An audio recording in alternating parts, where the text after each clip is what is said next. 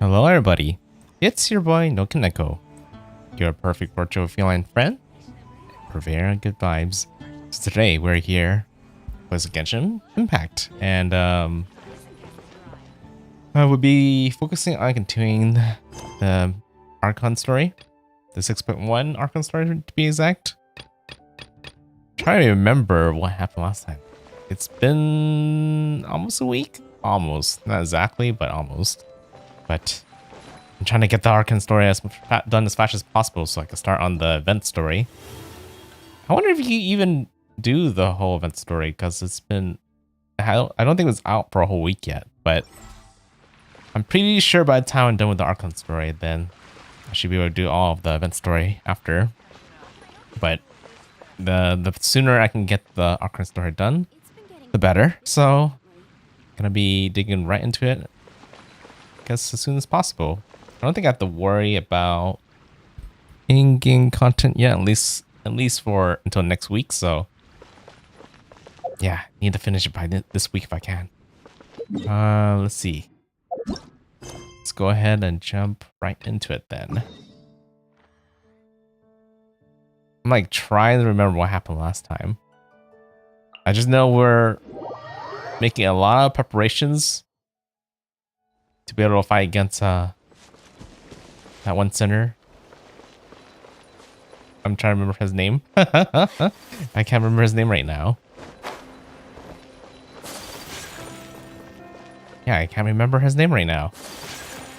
But we're gonna go in a secret hideout and we're gonna have a meeting.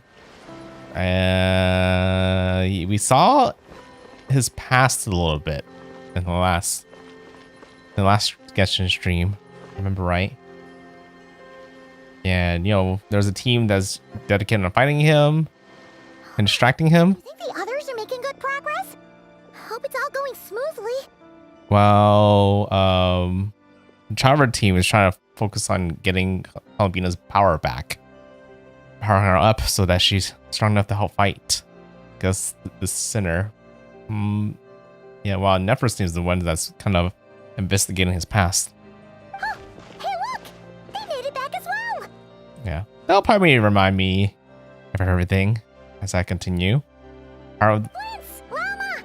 How did it all go? It's kind of part of how the whole meetings go, right? All is well, thank you. Nefer and Yehoda had to stay at the curatorium to wrap things up, so they won't be joining us for now. I ran into Miss Anefa and Miss Aino on the way back. Their work is still in progress, so I suspect they won't be back for a while either. You seem rather cheerful today, Mr. Flint's. I certainly am.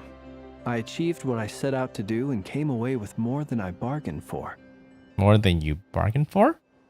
Fighting alone can get quite tedious, but I had the good fortune to run into a pair of brave young warriors. Oh, new characters.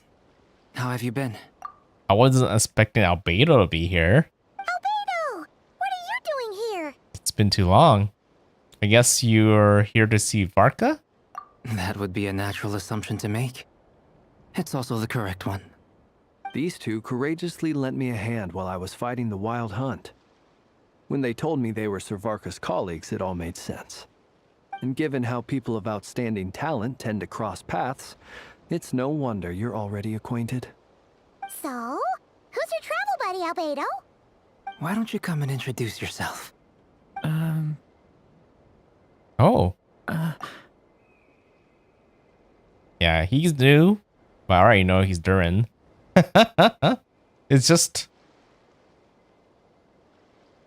He didn't really take human form the last time we saw him, right? I think he was like a teeny little dragon from the event quest. A gentleman of few words, I see. And a rather stern countenance. I presumed you were acquainted with him. Is Wait. that not the case? Those horns. You must be... It's nice to meet you. Again, we've technically met before. Yeah, and if I'm right, I think he's coming soon as a character that is playable, right? They've been rolled for. Wait a sec! You're Mini Durin! That's right. It's me. I'm glad to see you again. By the way, he says it's okay if you drop the mini. Yeah, I'm not as mini as I used to be. Definitely not. Definitely taller now. Interesting, isn't it? The first step towards blending into human society appears to be reflecting on whether one's name really reflects who they are. Wow! You look so different! In a good way, of course. It's great to see you looking so healthy. How is he able to transform? Is it maybe because of alchemy? Thank you, Paimon. And although you're as mini as ever, I understand that diminutives don't always convey endearment. I'll be sure to simply call you Paimon as a sign of my great respect for you. Wow! You're such a smooth talker now. Paimon could get used to this. From now on, you may refer to her as your esteemed guide, Paimon. I actually think a diminutive is warranted to hear. Little Paimon is pretty tiny after all. Personally, I think our little Paimon is the perfect size. When people call her Little Paimon, it's just because she's so adorable that they can't help themselves. If that's not a sign of endearment, what is? You're absolutely right, Miss Lauma.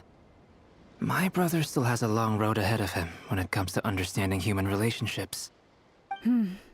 Anyway, speaking of long journeys, didn't Columbina, leave with you? How come she isn't back yet? She's been catching up with old friends.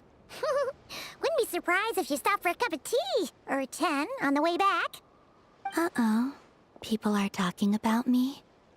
Hope it's nothing negative.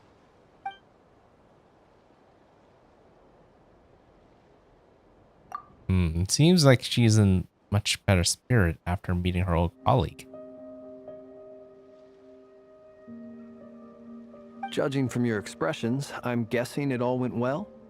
It's getting crowded here. I'll go grab some chairs. No need. This is a job for an alchemist. I'll whip some up momentarily.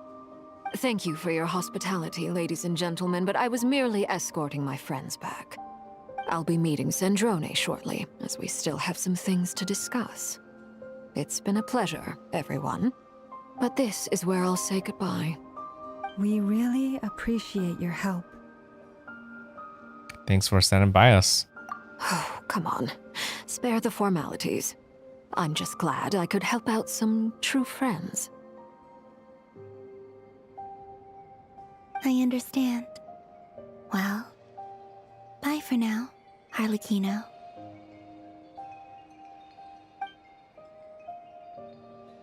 Oh, this place is hopping. It's probably a good thing one of us left. Otherwise, we might not fit all these people in. Kind of wonder how much more stronger Arlequin we got getting that that moon thingy, the moon marrow. Are you saying we're about to run out of chairs? As a matter of fact, I am. Come on in and see for yourself. Oh, has things changed? Analogy for the faded moonlight. I think I was told I was only like 4% of the way through the story, so it might take 2 more streams.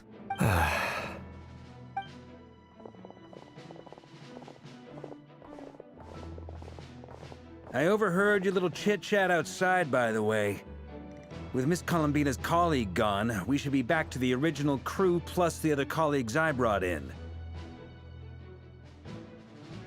Though, it looks like we have another new face. Someone else managed to rope in a colleague too? Sorry. It's probably here for us. Yeah, I wasn't expecting... Well, I should have expected Sleep to be here. I'm actually wondering if, that sinner, I was going to react to see him here. Frankly, you and Paimon are the only people I know here. This here is Deanslip, colleague of Tibet's greatest guide, Paimon, and greatest adventurer, the Traveler. Well, not exactly colleagues, more sort of friends. When someone else jumps in to do the announcing, you know you're speaking to someone important. Let's hear what he has to say. Note to self. Once Paimon knows your name, the rest of the world will soon follow. Yeah, Paimon likes to tell everybody, but he's probably gonna be a really big help, right? Knowing that he knows a sinner up close and personal in the past. Surprised I didn't even think about that, actually, ahead of time. When he comes looking for us, it's usually something important. Paimon's guessing you've heard about the Wild Hunt, then. From the looks of it, you're about to hold a meeting. If I were to say that the Wild Hunt is our mutual enemy, would that earn me a seat at the table? As the saying goes, the enemy of my enemy is my friend. Mr. Dainsleif, there's a seat with your name on it. Though, I can't promise the same for everyone else. Hey, Albedo, think you can rustle up a couple more chairs? After all this time apart, Grandmaster Varka's first order is to rustle up a couple more chairs. I've missed this. Is he being sarcastic? Hey, he's your brother. Why are you asking us? I've still got a lot to learn about the nuances of human conversation. Trying to decipher Albedo's way of speaking has been like jumping in at the deep end. Oh, good point. Paimon gets you now. Don't sweat it. There are people who go their whole lives without getting the hang of it. You're ahead of the game already. That's true. Look at you, Paimon. Expert in the art of encouragement. What, that had like tears in my eyes. Taking for so long. Perhaps you should go and check in with her. If anyone can hurry her along, it's you. I just got back from the curatorium. Besides, aren't you curious to see what's taking her so long?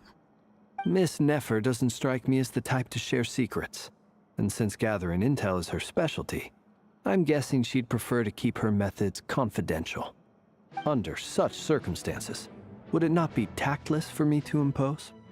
Oh, but it's fine for me to impose. What can I say? You have an unrivaled ability to garner people's affection, Miss Moonchanter. Besides, you have far more in common with her than I do. It's true. All right, then. Impressive. She barely fought back at all.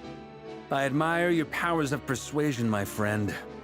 As I'm sure Miss Lauma will realize soon enough, the trick in life is to always pitch in with other people's responsibilities so that you can be selective with your own.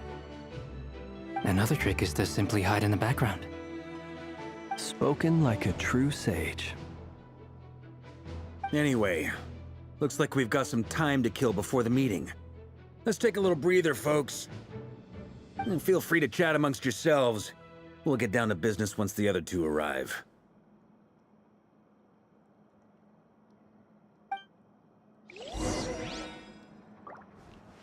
Chat with everybody while you're waiting. Oh. Start with, I guess, Pina. You're both awfully quiet. Why don't I start us off with an icebreaker? Much obliged. Have either of you ever had your portrait painted? If not, I'd be glad to help. That sounds like a lovely idea. You know how to paint, then? I dabble occasionally. He's an excellent painter. Tables, chairs, people, dragons, you name it. He'll paint it for you. I'm flattered. If I ever get the chance, I'd like to give it a try myself. I'll bear that in mind. Anyway, how about you, Durin? What sort of portrait would you prefer? Oh, I'd be fine with anything. Whatever style feels best to you. Very well. Then I'll play it by ear. You can replicate any style I want? I can try. If you show me a sample, I'll do my best to match it. Thank you.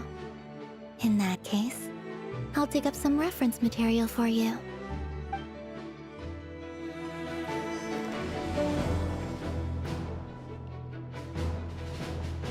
You know, I'm still not quite sure what Albina is. She feels like a kind of like a god, like a moon goddess, but technically she just kind of is a vessel for a moon goddess, right? But Durin, on the other hand, is very straightforward. He's just a dragon. I guess he's kind of like a fictional dragon that came to life and absorbed the real dragon, so I guess that makes him into a real dragon. That can also turn to a human. Okay. Things like I haven't talked to you for a long time. Is there something you'd like to say to me? Yeah! For starters, why'd you just show up here without even giving us a heads up? I'm just surprised we didn't think about finding him in the first place. If you think back to our previous interactions, you may recall that that's hardly out of character for me. You do have a point there. Sorted out your accommodations yet? Oh yeah! You'll need to find somewhere to stay the night too, right? Wanna tag along with us? You never know. We might get a group discount. Sure, let's do that. Great! Paimon will handle it! And in return, we can get Dainslift to be our very own personal bodyguard. Paimon, you're thinking out loud again. If that's what you had in mind, you should have said so sooner. I'd be happy to help. Oh, okay then. Paimon was only kidding, but good to know. Anyway, since we're all here together, we might as well watch each other's backs. That's just what friends do, right? Indeed. Thank you.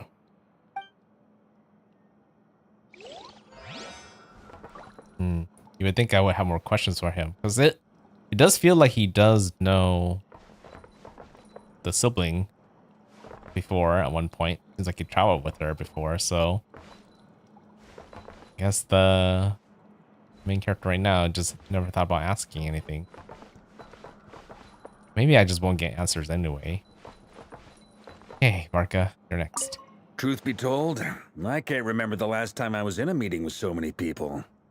You're not alone there, my friend. The Lightkeepers also struggle to bring everyone together for a serious discussion. I don't doubt that. I've only ever met two Ratniki, one being you, and the other being that young guy, Itlua. Itlua is a good apple. I'll give him that. He's kind, honest, and regularly delivers supplies to my lighthouse. A true Ratnik to the core. In that sense, he puts me to shame. So you're what? A fake Ratnik?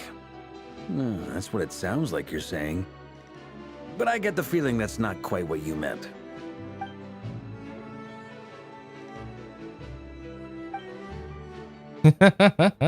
Come on, why the awkward silence? Sorry. I'm not even gonna bother trying to hide it. You've known all along, haven't you, my friend?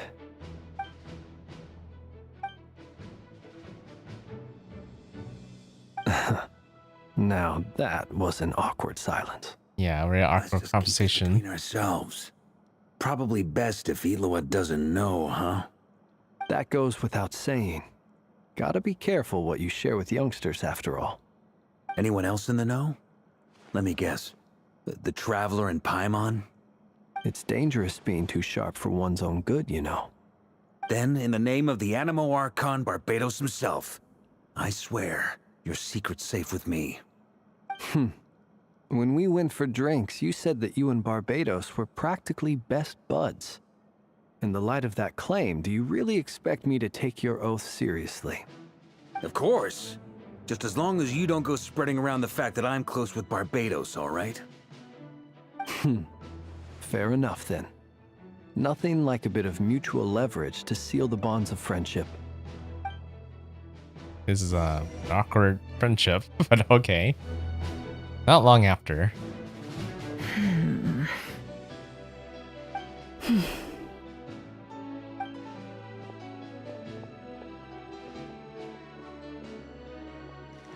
Ah, Miss Nefer. You made it after all. Not happy to be here, apparently. But what about Yehoda? I'm here to give you an update on how things are going on our end. Once this is over, I'll be heading straight back to continue my work. I left Yehoda back at the curatorium to watch over things while I'm gone. Huh. So much for just this once.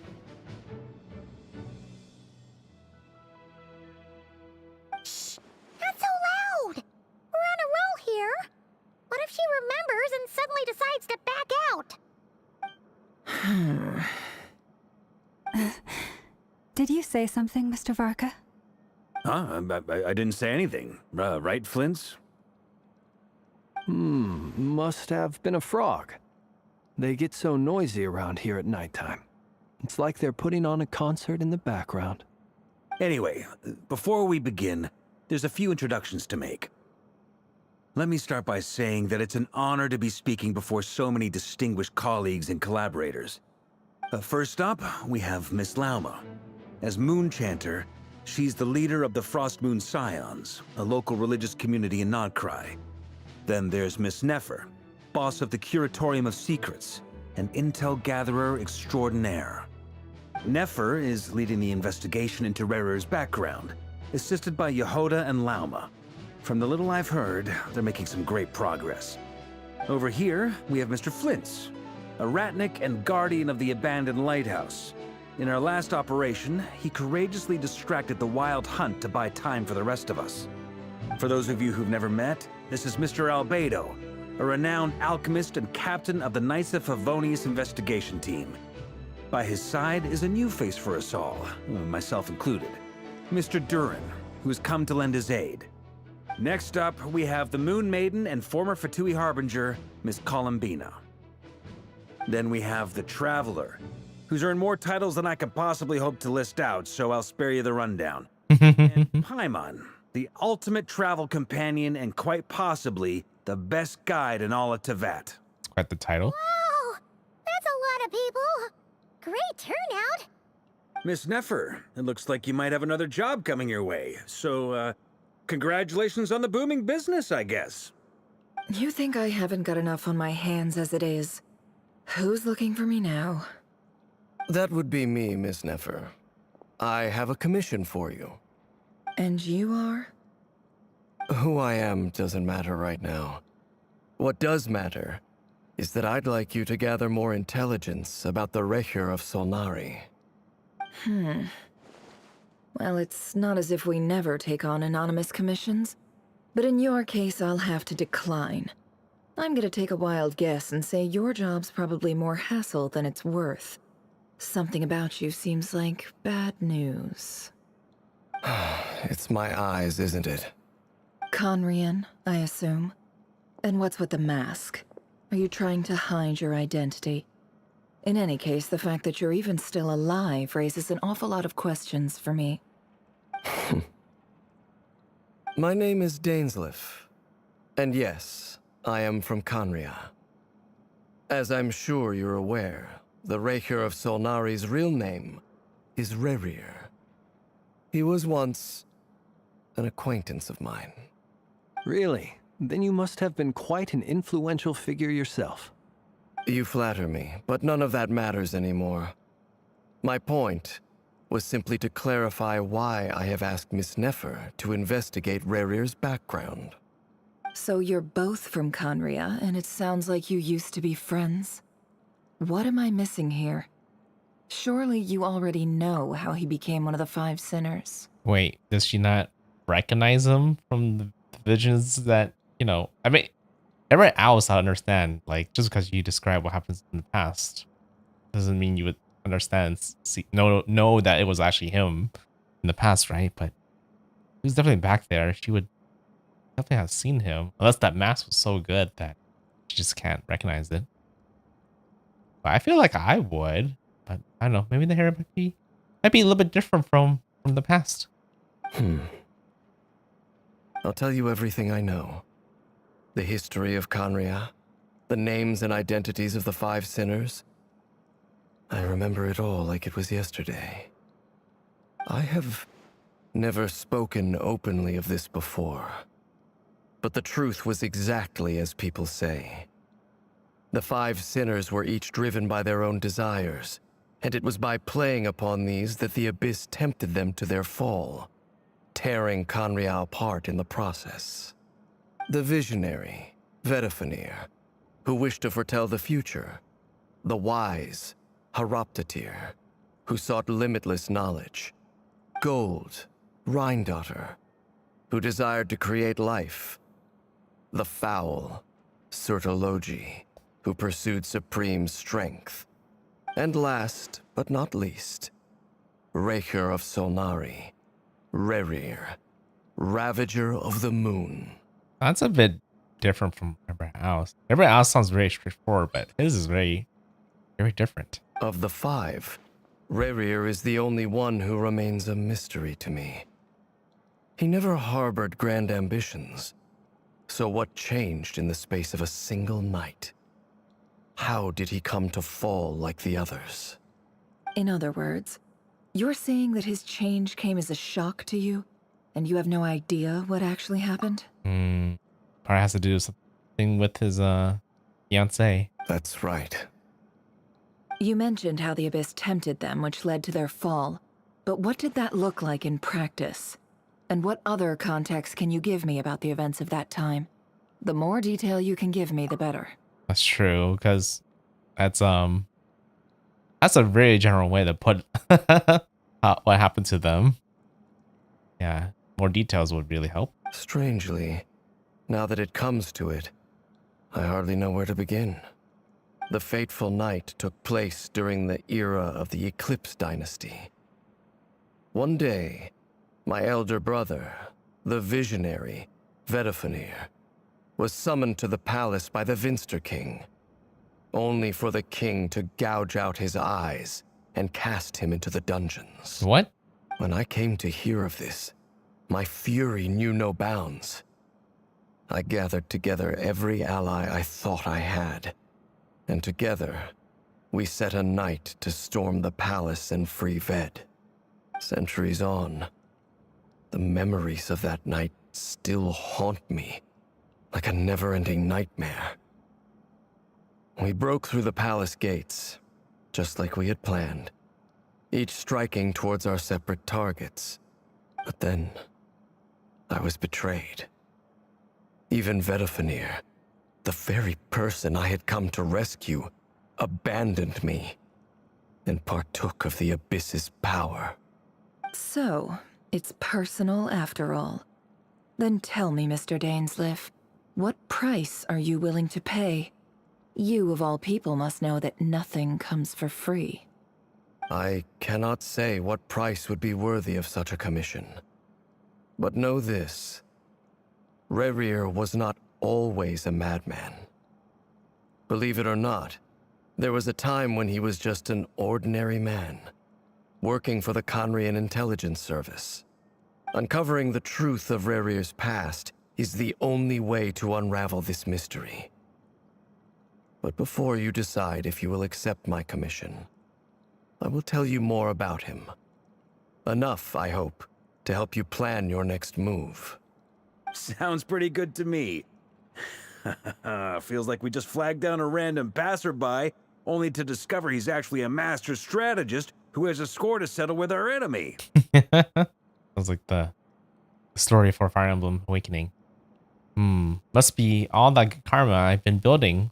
Who knew having a Conrayan friend would come this handy? Again, I just didn't think about it sooner. Can I borrow your halo? It could be useful in the lighthouse. Hey, enough with the wisecracks! Besides, isn't that lamp of yours bright enough already? Relax. It was meant to be a compliment.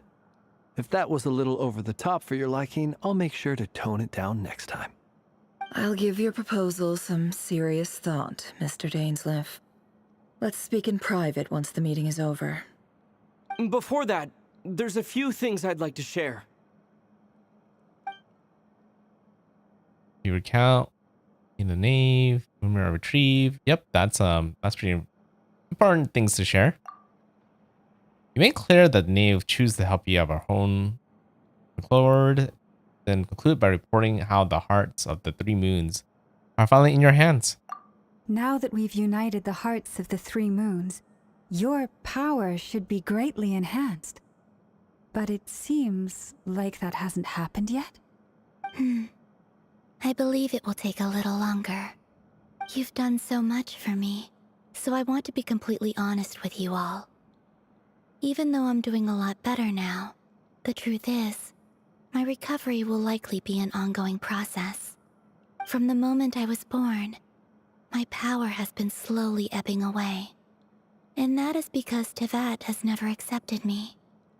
Even with the moons united as one, it seems my rejection cannot be undone. That part I never fully understood what it means by Tevat doesn't accept her. What do you have to do to get accepted? So far, I have yet to find a solution. It may turn out to be a problem that will plague me until the day I finally leave this place behind. Even so, I will do everything in my power to help you drive out the Rayhir of Solnari. As Arlecchino put it, this is not about chasing the spoils of victory. It's just a gesture of heartfelt gratitude. Kutar. She seems a lot more energetic and positive than she did when we first met. It's true. Defeating the Rayhir of Solnari will be no easy task. While my strength slowly recovers, we'll also need to gather more intel. Naturally. We should take all the help we can get if we hope to defeat him. We've considered several viable plans now, but our choice hinges on the answers to a few key questions. Is it even possible to kill Rerir? What experiences shaped the person or monster he became? And what's he really after? Given Albedo's expertise in alchemy, I think we should leave him to try and answer the first of these questions. Understood. As for the other two, I'm afraid we'll have to count on you again, Miss Nefer. Believe me when I say it's not my wish to burden you. But right now, relying on your skills is our only option. So you're placing all your hopes on me, huh? We can't thank you enough for agreeing to help us. Honestly, I can hardly believe how lucky we are. You sure have a talent for changing your tune, Miss Moonchanter.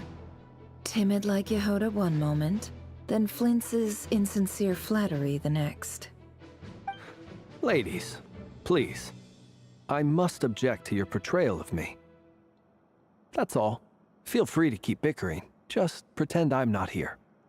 I almost don't want to leave this room. I'm curious to see how this plays out. I have faith in you, Miss Nefer. Something tells me you'll stand by us until the very end. Oh? And what makes you so sure of that? What if I suddenly decide that my compensation is insufficient? This isn't about the money. I can sense that you've got a deep-seated distaste for Rerir. And knowing you, that alone is motive enough. Look at them getting along so well. Like two peas in a pod. Yeah, she's curious herself, but she's also trying to get paid for her work. And I'm the one they accuse of insincere flattery. There is no justice. Miss Lauma, you have to understand something. Unlike you, I don't actually enjoy having everyone's hopes on my shoulders. It's true. It is a lot of kind of huge burden to take on. Is that right?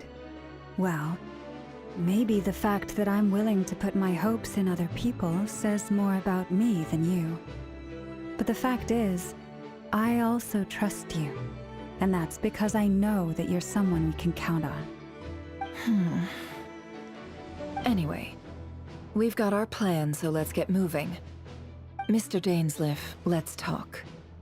And Traveler, once we're finished, if you've nothing else planned, I'd like you to come with me. This whole experience is teaching me a lot. For instance, I now know that when other issues come up in the future, I'll have far more luck getting Lauma to convince Miss Nefer than trying to do it myself.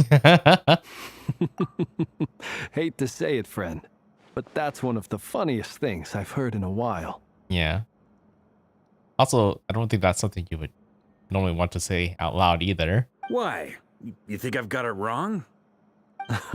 Quite the opposite. But what makes it so hilarious is how long it's taken you to realize. Nefer and Dainsleif talks for a quiet time. From the gravity of their expressions, you could tell how heavily the next stage of the plan weighs on the both. After a short chat, Albedo and Durin heads off with Varka on what they describe as a sample finding mission. Llama steps out for a while and comes back loaded with an emergency medicine.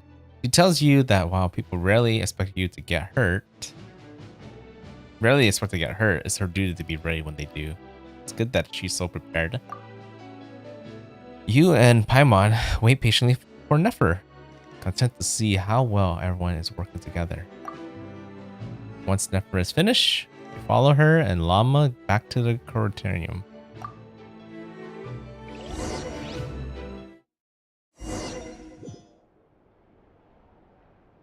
Oh, back here. Okay, wait. I need to be right back. I forgot that I was doing laundry and I need to make sure that it gets dried properly, so I'll be right back for a couple minutes.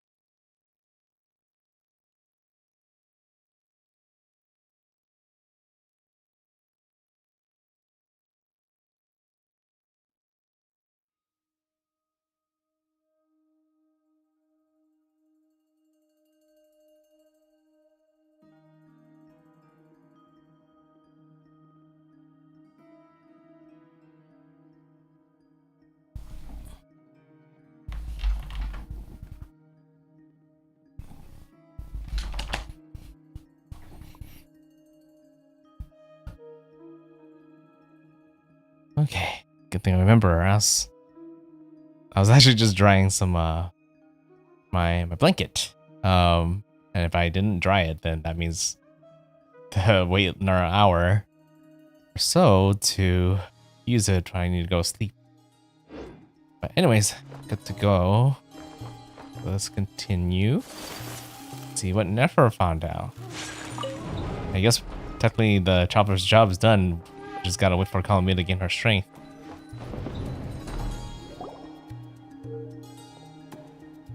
Thank you for waiting. It's okay. We actually used the time to help Dainsleif get a room at the hotel. That's very considerate of you. Now, I trust you share my curiosity about Rarier's past, and you seem fairly familiar with Mr. Dainsleif already.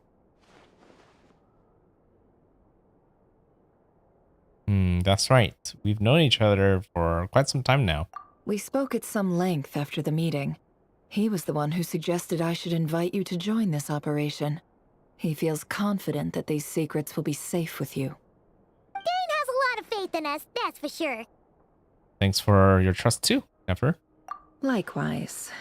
I appreciate that you got right on board without interrogating me about why I invited you. It shows that you trust me to explain everything in due course. That's because we know what you're capable of. We appreciate you too, Nefer. You might have been forced to help in the beginning, but this time, it was your choice. That's one way to put it. Another is this, that once a decision's been made, it's set in stone. After that, my only goal is to see it through. Alright, so here's how it is. I'm going to access Rarier's thoughts again using my confidential method. Now, I'm sure you've seen things like this before on your travels, so you're surely well aware of how dangerous it can be. The reason I've gathered you all here is to ensure my safety during the proceedings. I plan for us to enter the fragment of his consciousness together, and once inside, I will focus on searching for information. I've been wondering how dangerous this actually can be. Like, can she actually get hurt while she's in there, or is she more worried about what will happen outside when she's actually in there? Think of this as a diving expedition into someone's brain. If I'm the diver, you are my safety equipment, tasked with keeping me alive while I'm under the surface. Once the ceremony begins, we will all be spying on privileged information. But in the interests of safety, you must remain absolutely silent at all times. We will discuss our observations after the ceremony has concluded. Lastly, any individuals of a weaker constitution are advised not to partake in the ceremony. In any case, Paimon has her own job to do, which requires staying in the room but not joining the ceremony. Oh, probably got left out. Well, he is kind of gossipy. I wonder if Nefer knows that. Nefer conspicuously left out the details of her confidential method. I guess her brain diving techniques are trade secret. Well, good luck, everyone. Sounds like all Paimon can do is cross her fingers and root for you guys. There's a little more to it than that. I was being serious when I said you have a job to do. While the rest of us are inside Rarier's mind, it's imperative that we have a team member on the outside. In the event that something goes wrong, you will be our first responder. I don't anticipate any issues, but the extra level of safety will be greatly appreciated. How does Paimon tell us that something's bad happening outside though? How does that work? I second that. This is a dangerous operation here, and you're our whole rescue team. That's pretty much the most important job in the crew. So, Paimon's like the lifeguard? Yeah, that makes sense. All right, got it. Good. Please, take a seat. We'll get started momentarily.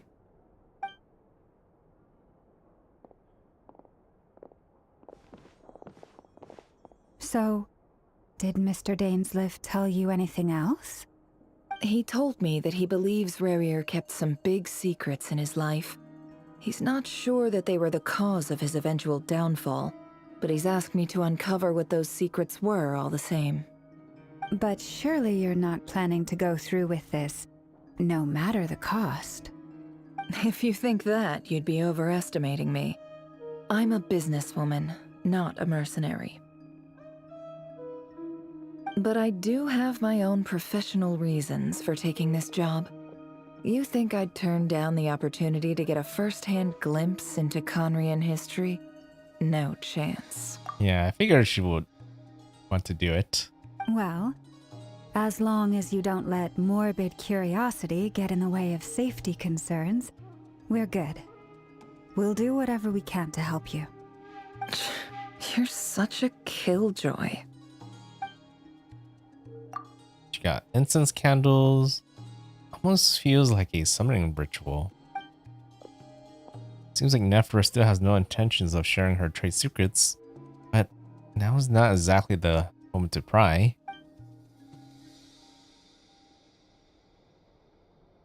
See, there's a chess set on the table.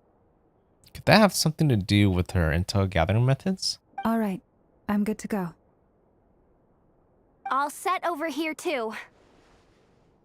I'm ready as well. Promise, Paimon, you'll be extra careful. Pinky promise. All right. Let your whole body relax. We're about to begin. Close your eyes.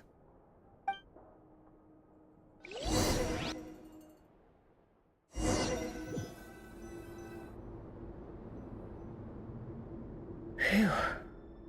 Could this be his office? Pretty standard setup. Bookshelves, paperwork, files. According to Dainsliff, Rarier used to be an intelligence operative. Chances are there's plenty of top secret intel stashed away in this room. Is this where you keep your secrets, Rarier? Can't say I'm not looking forward to this. I wonder if they can hear her thoughts. Probably not. Probably just seeing what she's seeing. A file tucked inside a folder. The title reads, Dear Breakfast Shop Owner. It's a list of names. But at this stage, I have no idea who any of them even are. That's probably not useful. Oh wait, what's here? A box containing a ring inlaid with a precious gem. Wedding ring? Must be for his girlfriend. Sounds important.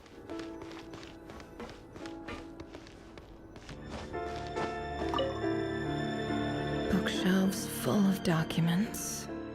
Looks like these are all files, packed with the personal details of individual Conrians. The Crimson Moon dynasty preceded the eclipse. Since Rarier worked as a secret agent during the latter, it stands to reason that he was tasked with purging remnants of the old dynasty. Yep, lines up exactly with what Dainsliff told me.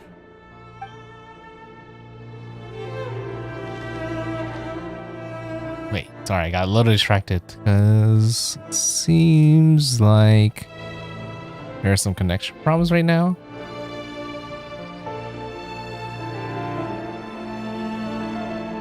Yeah, it might be kind of bumpy right now. It's not something I could fix, so just gotta, I guess, continue. Hope for the best. Let me look at this again. Bookshelves full of documents. Looks like these are all files, packed with the personal details of individual Conrians. His job. Crimson Moon dynasty preceded the eclipse. Since Rarier worked as a secret agent during the latter, it stands to reason that he was tasked with purging remnants of the old dynasty. Yep, lines up exactly with what Dainsliff told me.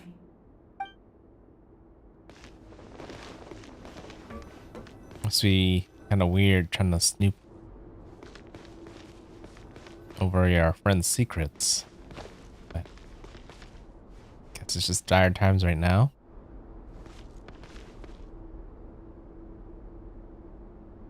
Especially if you don't know how, you know, your friend went down a very spiral path. Wonder what kind of encryption technique this is. Seems like it has to be inserted into that camouflage device nearby. Aha! It's an audio recording. Please, hear me out. I can't shake this feeling that someone's been spying on our house. No, I'm not being paranoid. It's true. I saw someone dressed in all black. It was a couple of days back, but that was on another street, not near my house.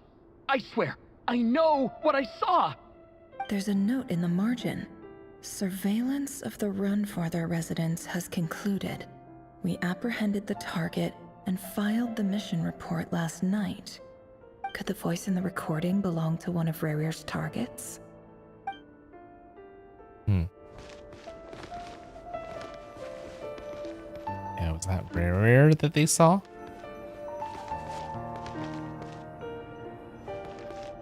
There's nothing in here.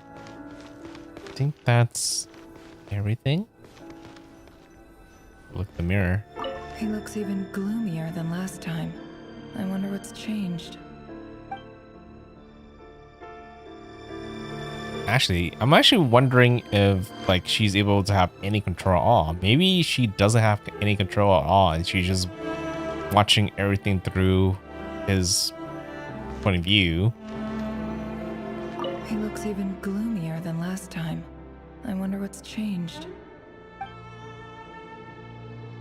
Wait, can't I sit?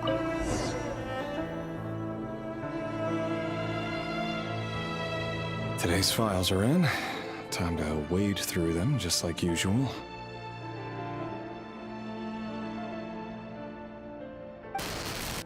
Male, 51. Occupation, cook. Confirmed Crimson Moon descendant. Has maintained frequent contact with other descendants over the past year. Poses a threat to the dynasty. Neutralized. Oh.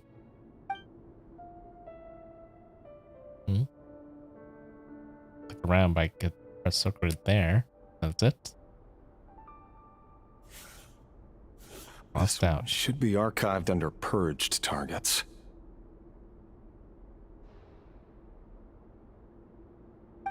Okay. Next one. Female, 23.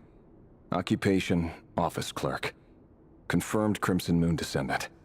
Has maintained frequent contact with other descendants over the past year. Poses a threat to the dynasty. Kind of the same kind of info. Okay. Neutralized. I don't know why that had to be blank. I'm like kind of wondering if we're like looking into his memory like lifetime, like whether these memories are like, you know, part of an item that she's using or whether we're actually like somehow looking directly into his head. Maybe that's the reason we have to be quiet. For purged targets.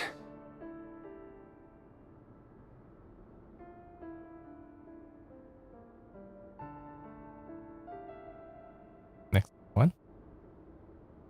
Sounds like she was that other man's daughter. Oh, his daughter. Never mind. What's it got to do with me? Next one. Is it gonna be any different? Male, 40. Occupation, teacher. Confirmed Crimson Moon descendant. Has been observed making contact with other descendants during the past year. Poses a threat to the dynasty. Neutralized on...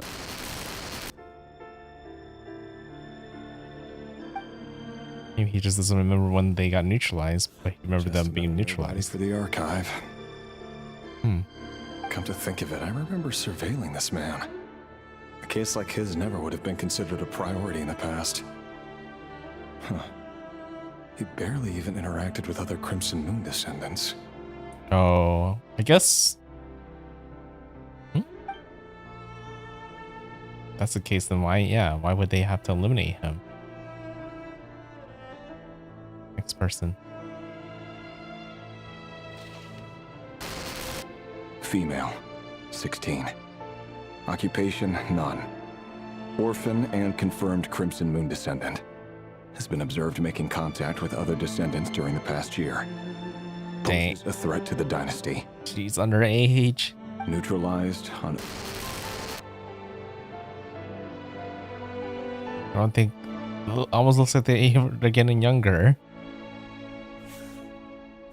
Filed. I have no recollection of this girl. None whatsoever.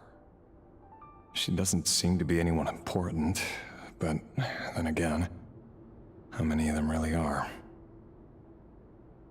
Must be very tiring work. Next. Female, 13. Occupation, none. Orphan and confirmed Crimson Moon descendant. Has been observed making contact with other descendants during the past year. Poses a threat to the dynasty. A 13-year-old? Really? Neutralized and...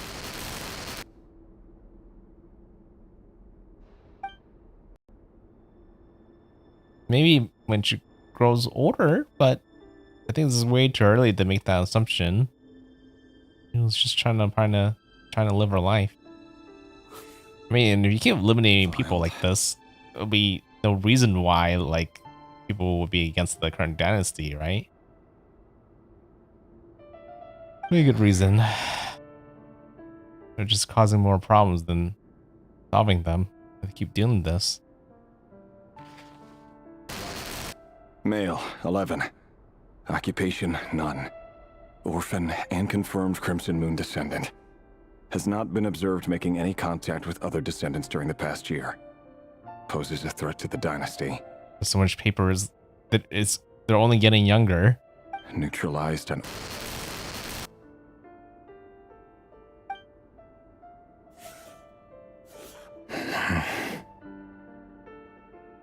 I don't like where this is going.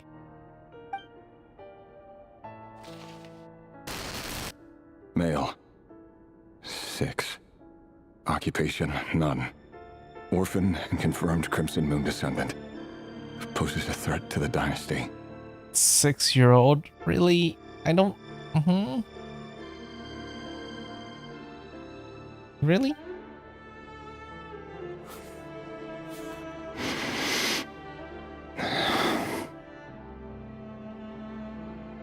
I mean... Did he do it himself? Did he execute them? It's funny, isn't it? Your job is becoming both harder and easier at the same time, depending on how you look at it. Sooner or later, the Crimson Moon descendants will be completely wiped out. But as their numbers dwindle, they become harder and harder to track down. That's not how it is. Fortunately, however, most of the able-bodied adults have already been taken care of. The remaining weaklings will be increasingly easy to deal with. Who's talked to him? The Abyss? No. My job is to ensure the survival of the Eclipse Dynasty. And the only way to do that is by eliminating any and all potential threats. It's a perfectly legitimate line of work. Every single one of my colleagues can attest to my fairness. And if my friends were aware of the facts, I know they'd back me up too. Assuming, of course, that they were aware of all the facts. Yeah. Oh no. I can't imagine how the fiance feels about all this.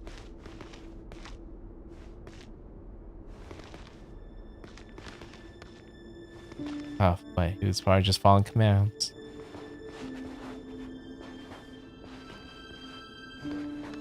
But, you know, sometimes you would... And you start questioning about whether you should follow those commands at all. And then you had the choice to obey it. How do I get out of there?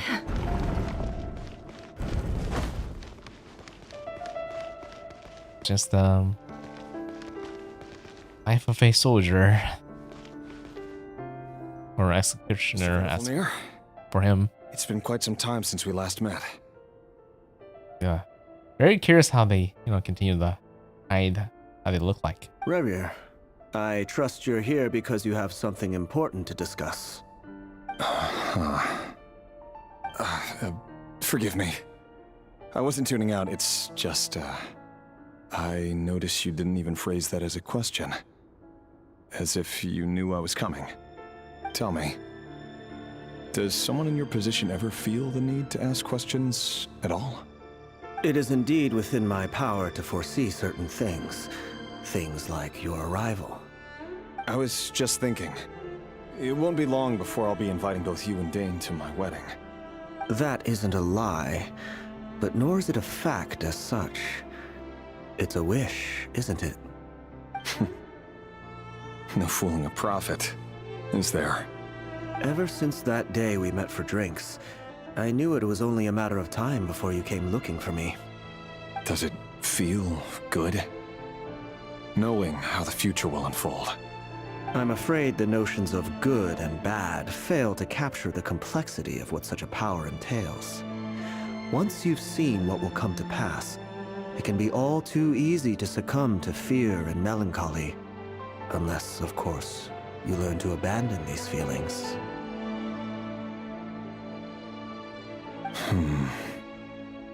You fear my silence, and long to hear the words I left unspoken that day. That's right. You must have noticed my reluctance to broach the subject, and the reason is simple. Because the truth could never have lived up to your hopes. For both our sakes, such words are better left unsaid.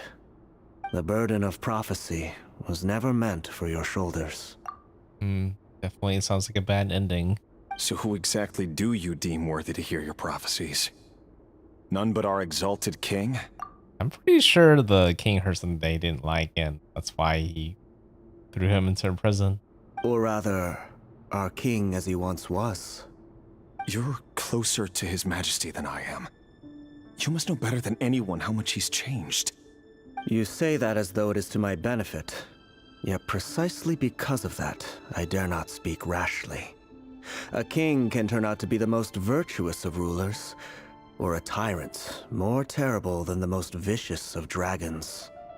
You are so wise and far-sighted, yet still you would have me live in fear of the unknown? You make a fair point. Especially given my silence alone was all it took to send you spiraling downwards. Very well then.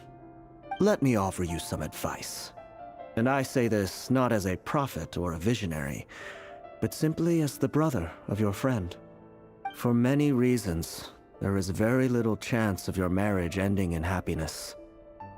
If happiness is what you seek, you should find another fiancé. Yeah. Alright, Sensei Tragedy. Hold on. There's that same black fog again. Could this memory belong to Thelindis? Sensei Tragedy's I better coming tread soon. carefully.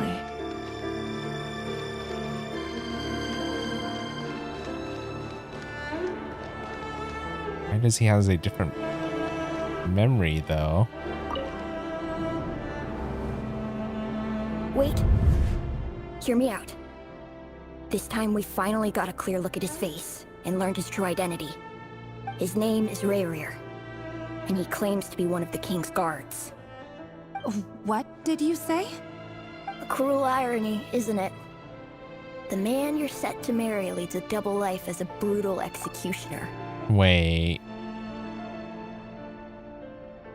Well, eventually, one of his targets have to be said to be her, just because he talked to her? Why are you telling me all of this now? Simple. It's because I want you to kill him. You are the only person he would never suspect. No, absolutely not. I would never dream of doing such a despicable thing. So you'll just stand by and watch him slaughter us to the last?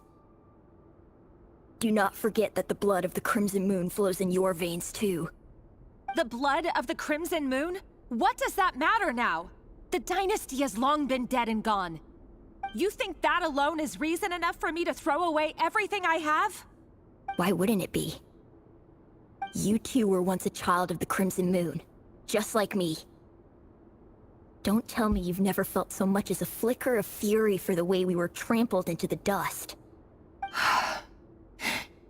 As long as you promise to abandon this pipe dream of restoring your dynasty, I can try to persuade him. Or have him persuade the Vinster King. Persuade the Vinster King? Do you even know why he's so obsessed with hunting us down? Why he keeps trying to force us to hand over our secrets? Over and over again? Or why we refuse to give up on restoring the dynasty? The Vinster King. A blind fool. His eyes clouded by powers from beyond this world. A petty little man with a miser's heart. And he dares to sit upon the throne? Mark my words. Sooner or later, Conria will fall. And it will be his doing.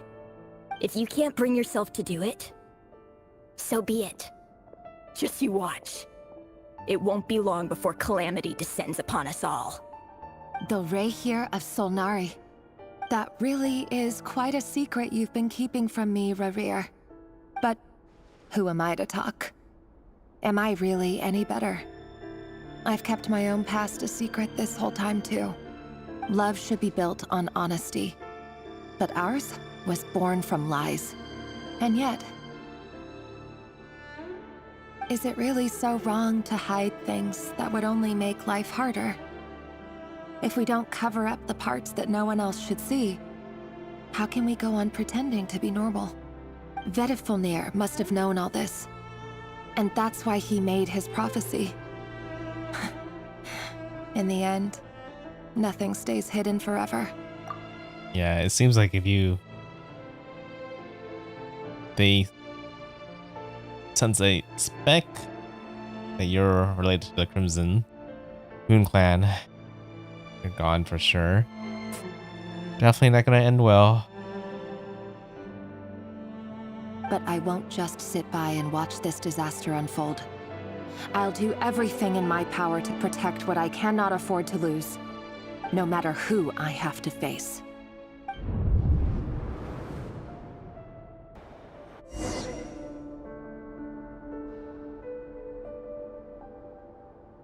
I mean, things have had those. Maybe he doesn't? Huh? Remember now. Rarir who just walked past the window. Doesn't it give you the chills that he still takes the same road to work every day? As if nothing ever happened. Those people at the deli. Enough already. They're clearly pretty taken by their own disguises, so just smile and play along. Pull the rug from under beasts like that, and you'll risk having your throat torn out. Deli? Oh. They're talking about those people from the opposition. Right. I'd almost forgotten they used to run a deli. People of no consequence always vanish so easily. And no one even remembers them.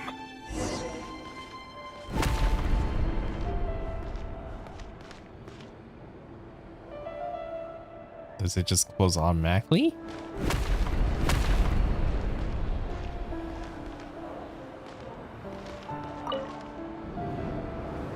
But surely you can see he's not the man he pretends to be! So many have died already, and they say that the king's madness grows with each passing day. We're not going to survive this, are we? But why does it have to be this way? Do we really deserve to die just because of the blood that runs through our veins? Felindis, are you even listening? Sorry, Freether. My mind was off wandering. I heard you, though. You're talking about what Rarir said. He's just following the king's orders. He's a secret agent, and it's his job to hunt down rebels and dissidents. By the time you first met him, he'd already taken lives. Maybe he was using you from the very beginning. No. Rerir has no idea I have anything to do with the Crimson Moon. My family are only distant relatives of the main lineage, and besides, my eyes are perfectly ordinary. Yeah, I feel like the eyes is what usually gives it away. Truth be told, apart from my teacher, pretty much no one knows I have any connection to any of it. It's been a long time since my family severed ties. But as Orlog said, who could possibly talk sense into that raving lunatic of a king? No one. I'll work something out. Trust me, I'm with you all. But for now, you need to keep yourselves hidden. Don't let anyone find you, anyone at all. Don't forget that Rerir is an Eclipse operative. You need to be extra careful when he's around. And when I am too. For now, don't come looking for me. And if anything happens to me, just act like we've never met. If even you can't escape this, what hope do the rest of us have? But after all this time together, surely he wouldn't lay a hand on you. I won't speak in his defense, nor can I give you a clear answer to that question. But I'll do everything I can to put an end to this. Here, hold on to this. If an opportunity to escape presents itself, take it. You'll be glad you took some spare change. You call that change? But what about you? I've got a job, and there's still money coming in. But you can't go anywhere right now. Please think about yourself for once. Must be a lot of money then.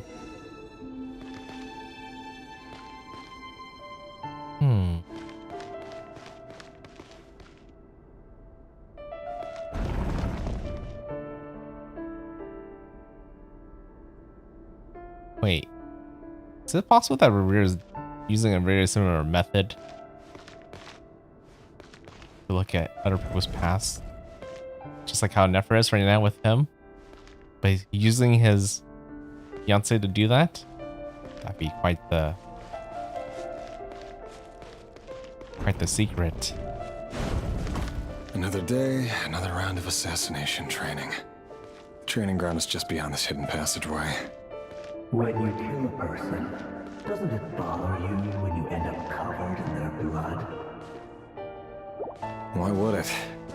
Aren't we all just walking blood bags? But not everyone is accustomed to hunting down others like prey. You've been a hunter for so long now, you seem to have forgotten that most people don't just go around killing one another. Leave me alone.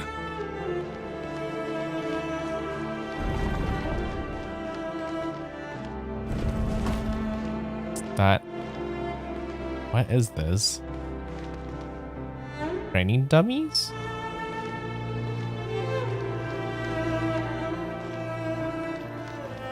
Oh. Make sure you have a firm grip on the handle. Then choose your angle well. Keep your movements light and brisk. And the prey won't sense a thing. I doubt that. I'll bet no one ever died a quiet death at your end. I work clean. No traces. This is how he trained. That's quite the training room. That doesn't make it open as far though. The king just happens to see you later. What if someday he does? That won't happen. You see, ever since you spun the cell of that power, he only had you take out a handful of those. The ones I don't want have always been guilty. And I've carried out my work flawlessly.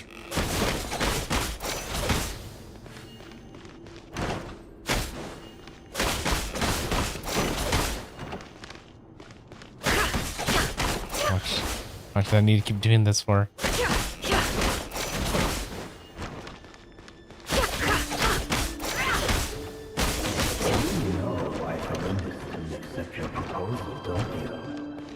Was it because she didn't trust you?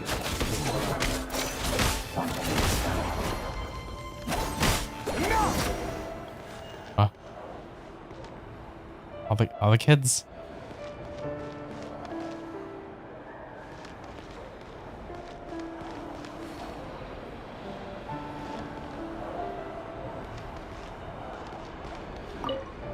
Did he just Delindis, all the kids? Do you still remember Orlog?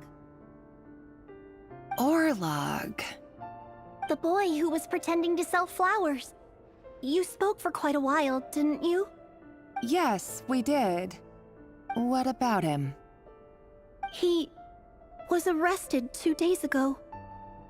Chances are he's already dead. He... I just don't get it! After everything he's done, why do you still stand by him? Or does it mean nothing to you that people keep dying? No, that's not... Just hear me out. I need to go now, Delindis. They're looking for us. You take care too.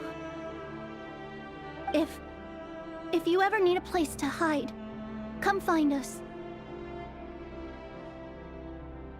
Does she even know where to find them?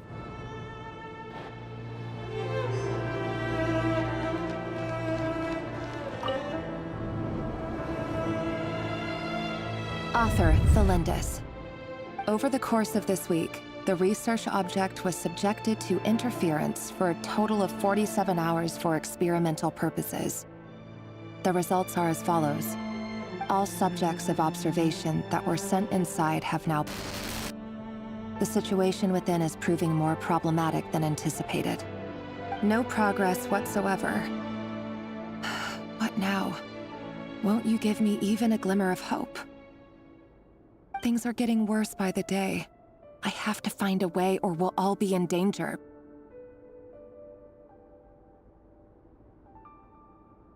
But I... If all this research comes to nothing, what then? Sooner or later, it'll be my neck on the line. But could he really bring himself to kill me? No. Surely he wouldn't have the heart. Ooh, fear slowly getting to her. Not that. And I don't think she's afraid, you know, to die herself, but because if I was in her shoes, I'd be like afraid of being betrayed. That would give her quite the heartbreak. Oh. Why won't you just let us go? We don't even know each other. All we want is to live ordinary, peaceful lives. You want to live? Of course. Why wouldn't they?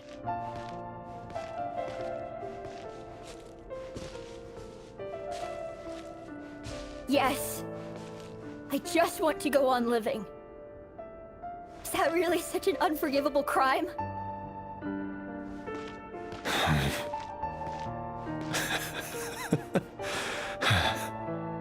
You want to go on living. I want you to keep living too. To keep living forever. That's why I have no choice but to continue on the path I'm on. If only some savior would suddenly swoop down and change the way the world is. Too bad that's not going to happen. Yeah, it's kind of true. I imagine if he kind of disobeys, then his life will be on the line as well. This is just one of those very tough world to be in. It's a dog world. If there really were such a person, you and I wouldn't be standing here like this, would we?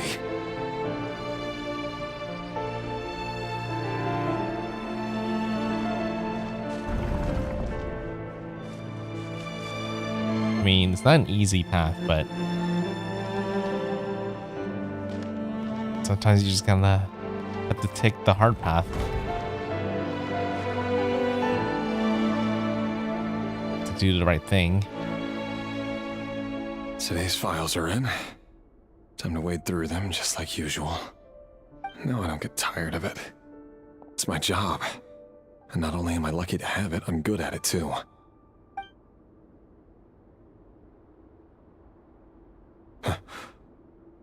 Wait. That's... Is it his wife? Thalindis? No. No. No! Why? But you bear no mark of the Crimson Moon. How could you possibly have anything to do with them? It cannot be! A diluted bloodline. Carefully concealed. I see it now. You've been living in the shadows just like me. What a fool I've been. Numbing myself with talk of justice. Even imagining my friends would back me up. But in the end, Irminsul. Finster King! How far are you going to take this? From the direct bloodline to secondary offshoots? And then what?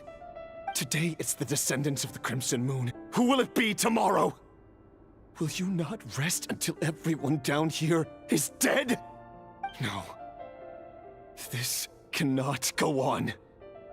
This is where it ends.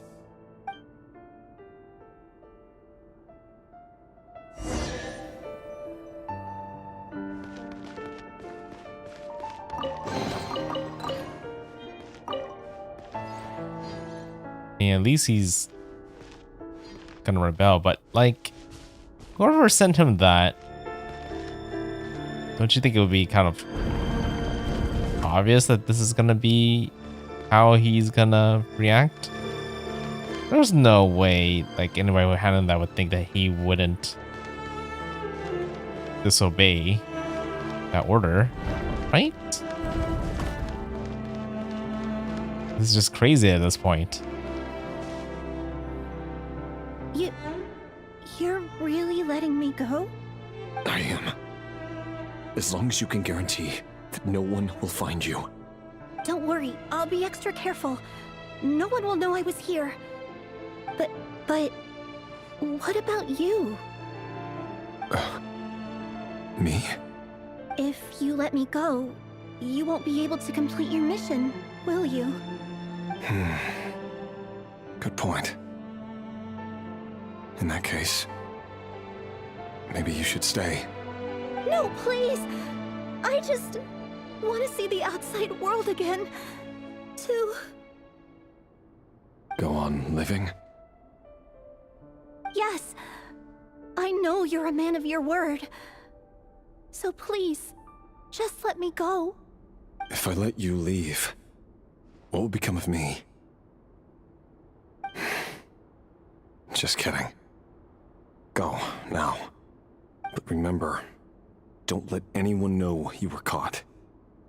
We'll be seeing each other again very soon if you do.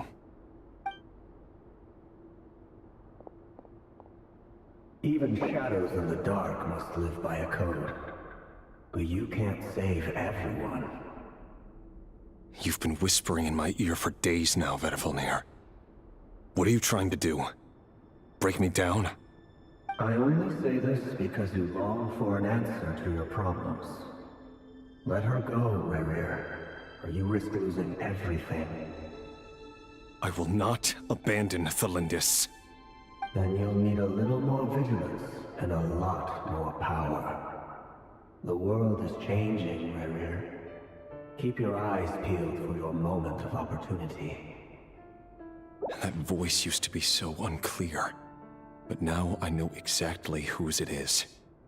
It's Vtuber. I actually wouldn't have guessed. But it makes sense that it's not just anybody whispering. It almost seems like the world pushing him to kill the king.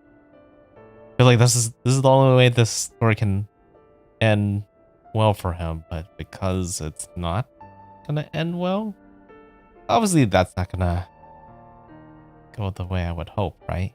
He won't tell me how to actually resolve any of this, but he keeps trying to manipulate me like a puppet.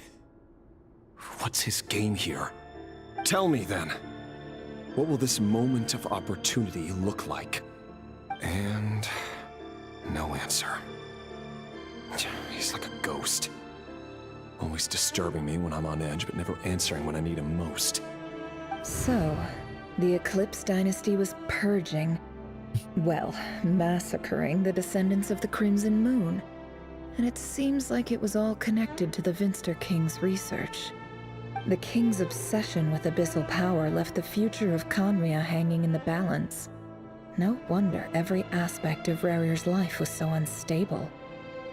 And it looks like this Thelindis, Rarir's would-be fiancée, herself belonged to a sub-branch of the Crimson Moon Dynasty's descendants. It almost defies belief that a couple like them could hide the truth from each other for so long. If the Vinster King hadn't intervened in such a drastic way, they might have gone on deceiving each other for the rest of their lives. I mean, they both know each other by now. Both know each other's secret. I don't know if they can resolve this somehow. And why does Vetterfenir, Daneslif's older brother, keep talking in Rarir's head? This guy kept more secrets than I ever imagined. The human mind is like a vast desert of shifting sands. When you follow the flow of someone's memories, you only ever see the parts they're willing to let surface. Time for something a bit more creative. We've been inside Rarir's mind this whole time, building up a picture of his psyche. There's already enough clues on the board to start reading between the lines and mapping out the rest. Now, we can finally begin to put the pieces together. Sure, it'll only be a reconstruction, part simulation, part reasoning, but it's usually pretty accurate. Once we've built up a cognitive profile, we just need to cross-check the logic behind his actions. And then we'll be able to take a sneak peek at whatever it is that Rarir has really been hiding. Oh, that sounds like a handy trick.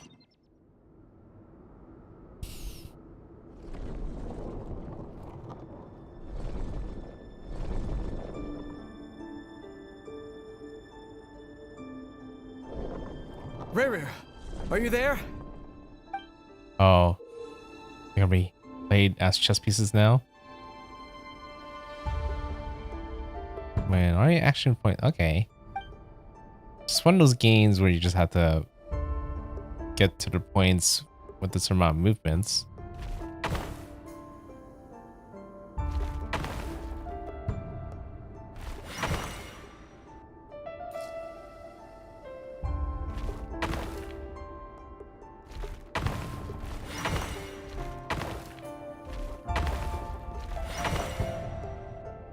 Hey, Rarir! Come out, it's urgent! Dane? What's wrong? Quick, come with me. I'll explain everything once we've met up with the others. Okay, I'll come. But the Lindis is still over at the Universitas. I'll need to leave her a note. All right then, but make it quick. I've never seen Dane so worked up before. Whatever this is, it must be big trouble. It's almost as if... yeah, like this rebellion's unavoidable.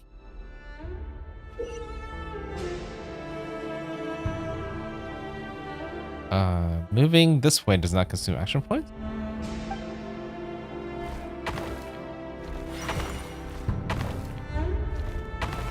Oh. Oh, I see like this. I need to be down there first. I didn't see it initially because of the wall.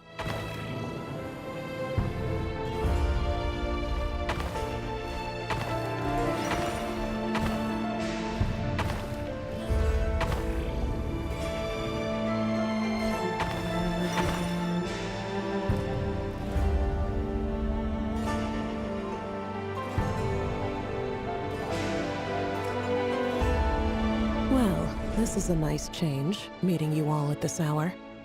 When men and women of ambition can speak face to face in broad daylight, I say that's a big step forward for our dear Conria. Don't be ridiculous. We do not fear the day.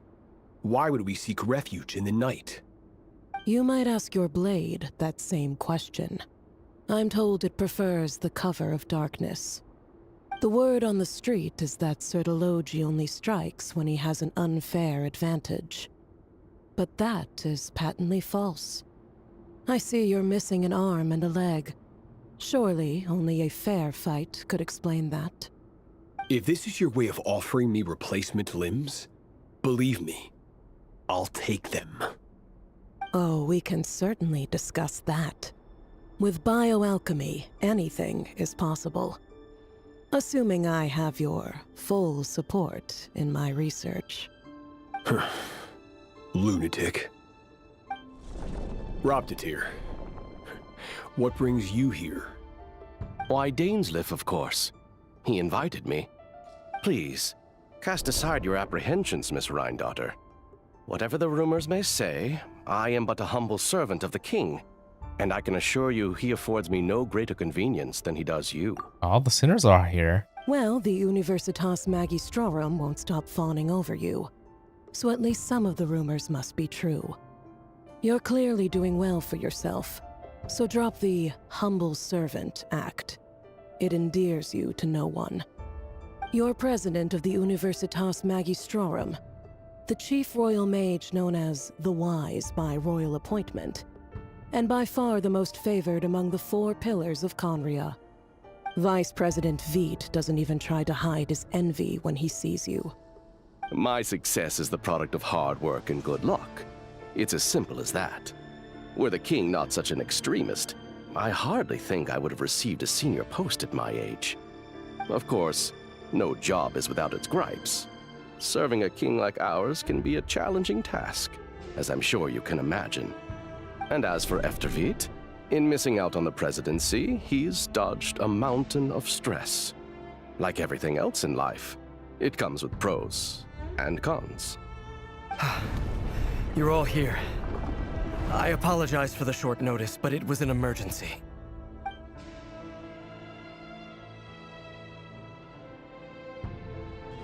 You must be Rarir. Mr. Sertologi. Yes, I handled your case file during your sentencing. Nothing personal, of course. I'm pleasantly surprised that you remember me. Yeah, I'm gonna guess this whole group is gonna rebel against the king. You're clearly a person of substance if you've been invited here. But Dainsleif, you'd better have a very good reason for convening this little gathering. It's my brother, Vtuber. After he spoke at the court this morning, the king was so infuriated by his words that he had him blinded in both eyes and thrown in prison. Vtuber in prison? Strange. I thought the king trusted him and Horoptatir more than anyone else in the world. Does this mean the king's circle of trust just got even smaller? It has nothing to do with trust. It's about what the king wants, which is as clear as day to anyone paying attention. Yeah, I'm pretty sure you told him that rebellion was coming and he can't stop it. King got mad, thrown in prison, but you know, that kind of also triggered the rebellion to happen in the first place. I simply appease him, because it's in the best interests of the Universitas Magistrorum. And also because you're slimy. Vtuber, perhaps less so. But still, a visionless visionary? It rather inclines me to think that qualifications are not what get you ahead in Conria. Do you honestly think this is an important discussion to be having right now? Dane, what are you planning to do? Rescue Vtuber, I assume. Correct. It will mean storming the palace by force. Tonight. I need all of you on my side. That's far too dangerous. And don't forget, Dainsleif, you're captain of the Royal Guard. You swore an oath to the throne. You've been planning this for a while, haven't you? I have no desire to commit treason. But whatever critique the king may have of Vtuber, disfiguring your most loyal subject for putting the best interests of his court and nation first. This is not the conduct of a wise ruler. My blade will force the king to see the error of his ways. So, Vedalfnir's prophecy enraged the king. I'm sure it wasn't what he wanted to hear, but if he won't take counsel even from the visionary, that is deeply troubling news. The extent of His Majesty's madness is now all too clear. The question is, how does a man like me get out of this situation unscathed? You have noble ambitions, Dane, but I'm afraid they don't do much for a guy like me. I'm not interested in saving the world. All I want is a letter of pardon. A letter of pardon? For whom? Thelindis? The chances of the Vinster King issuing a pardon for anyone connected to the Crimson Moon seem vanishingly slim. Yeah, probably not. Your only choice is to kill the king. That's just... There's no other way I could see besides doing that at this point for him. Something obviously didn't go well. This black fog over the board must have some connection to Thelindis. But why is it taking this form? Does it have something to do with Rarir's past? Another mystery I'll need to unravel. It's interesting that you soon the mark defeat your opponent's pieces. Okay, I just need more points.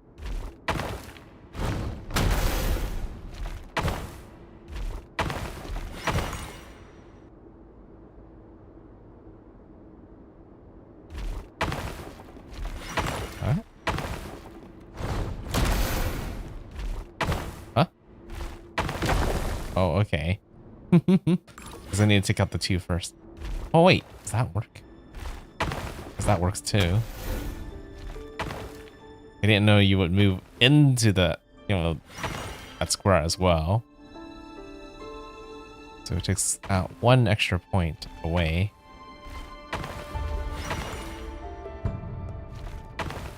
Oh, wrong way.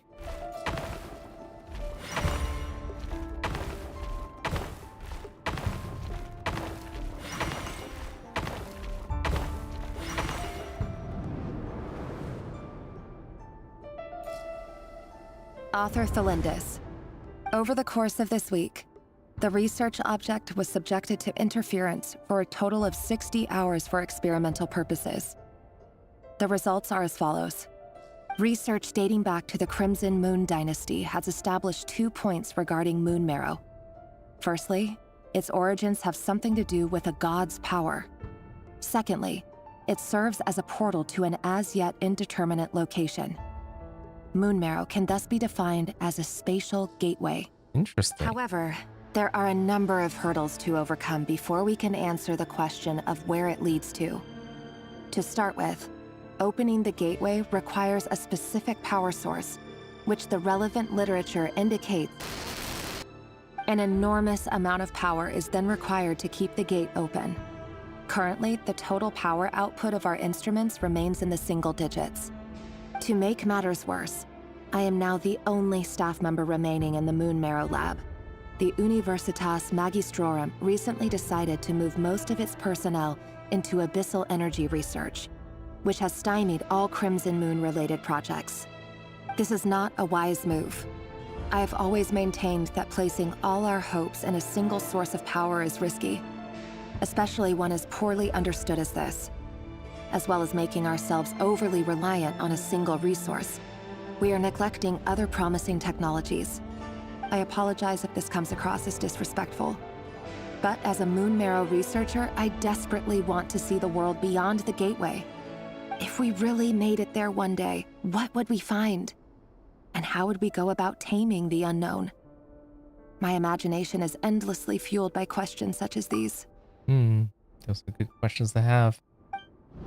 Yeah, I don't know what to expect behind the Moon Mirror as well. I did not even know, or wouldn't have suspected, it had to be used to open a portal.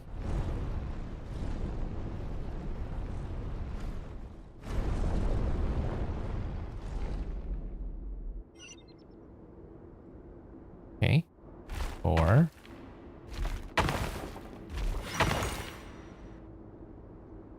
think I need to. Do I need to eliminate all of them? I take out 3. That move me back, right? Which is fine.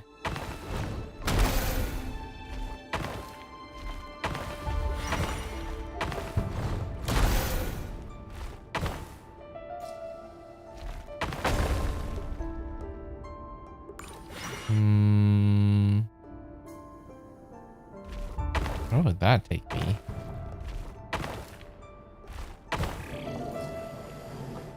Oh, not enough either way. Almost like that was a trap. Guess it just gives me a way to see what's up ahead.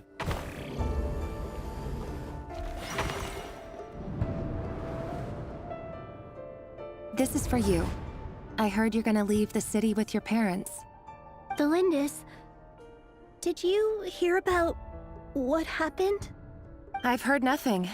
Rerir got back very late last Friday, and he was acting a little unusual, but he slept pretty well, so I'm guessing whatever he did was a good deed. You never saw him, and I don't know what he did. And this conversation never happened. You understand? What if he finds out that you pried into his secrets? Don't be silly. I don't know what secrets he does or doesn't have. All I know is he's just a normal guy who happens to run some errands for the king. Are you scared of him?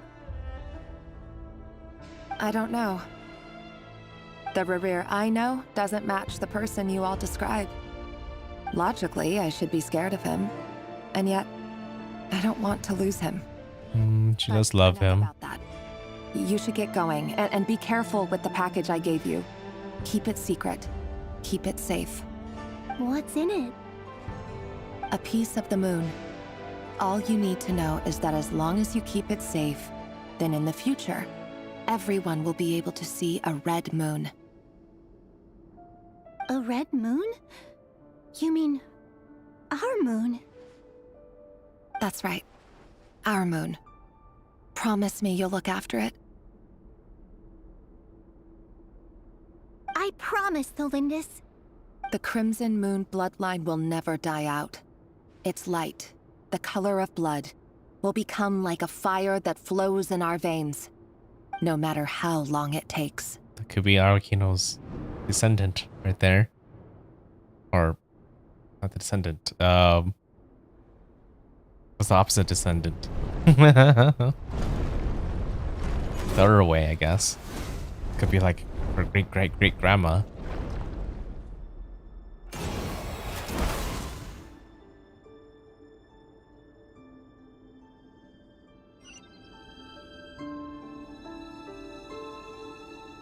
Technically, I just need to head to the past. This doesn't mean I actually need to fight them.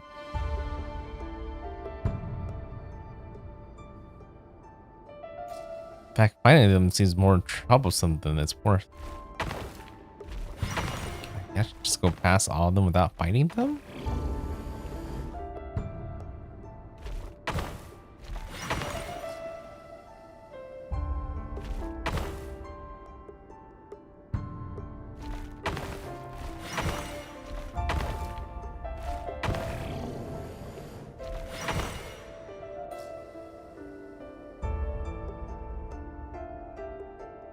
Oh, I don't know where to go from here. Wait, 1, 2, 3, 4. Does that work? No, definitely not. Just no matter what, I have to fight.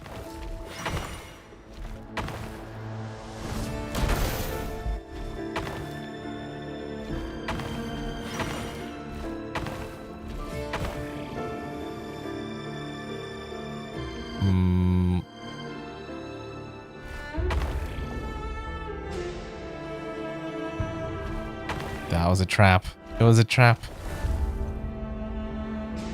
I just have to walk normally. Oh my god, I did not mean to do that.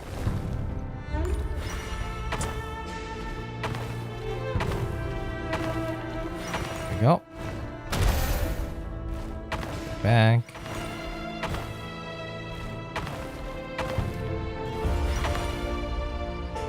Hurry, everyone, and stick to the plan. Sir Dainsleif, what are you? Is this treason? You know what happens to those who betray the throne. Please, don't do this! It is the king himself who has betrayed the throne. He has betrayed all of Conria. If you have any love left for justice in your heart, you should join me. It's showtime. Dane and his group will handle the troops in the palace. Then Hraptatyr and Rhindaughter will disarm the security measures. My job is to enter the prison and rescue Vedifalnir. Stay safe. Wish me luck. Look after my brother. Draw your blade. It is time for justice to prevail. Yeah, how is it he not? He's like, since he's part of this group, you would think he would become a sinner too, but it seems like he's the only one that didn't.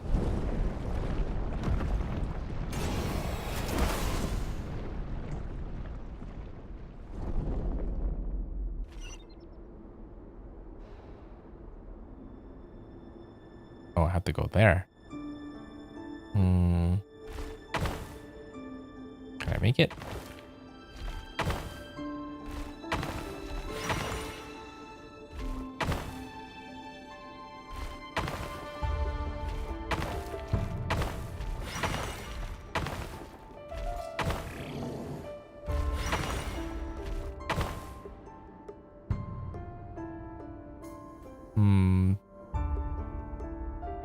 Seems like a trap. So won't be able to beat that guy right there.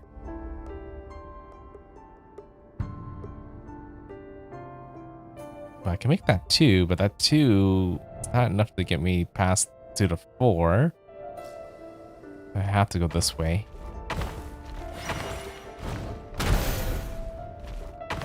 Back. That far enough?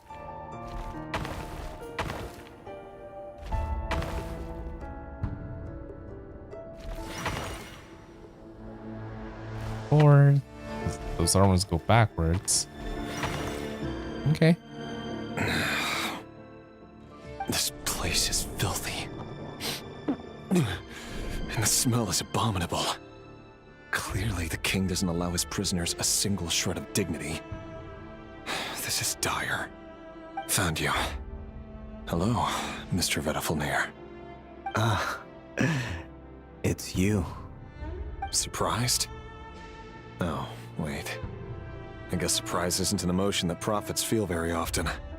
I certainly felt some surprise in the moment when I was blinded. Surprise at the king's sheer ignorance. Surprise at just how unfairly this world responds to words of earnest remonstration. I'm curious. What did you prophesize this time? It wasn't a prophecy. It was a word of warning. Someone had to say it. The king has forsaken all reason in pursuit of his obsessions. I simply told him that if he continues on this path, Conria will surely fall. But he didn't listen. Worse still, he stabbed you in both eyes and locked you away. Dane asked for my help. The court is in complete chaos now, but I'm sure you predicted that. Everything is transpiring as I foresaw, yet I am powerless to change it.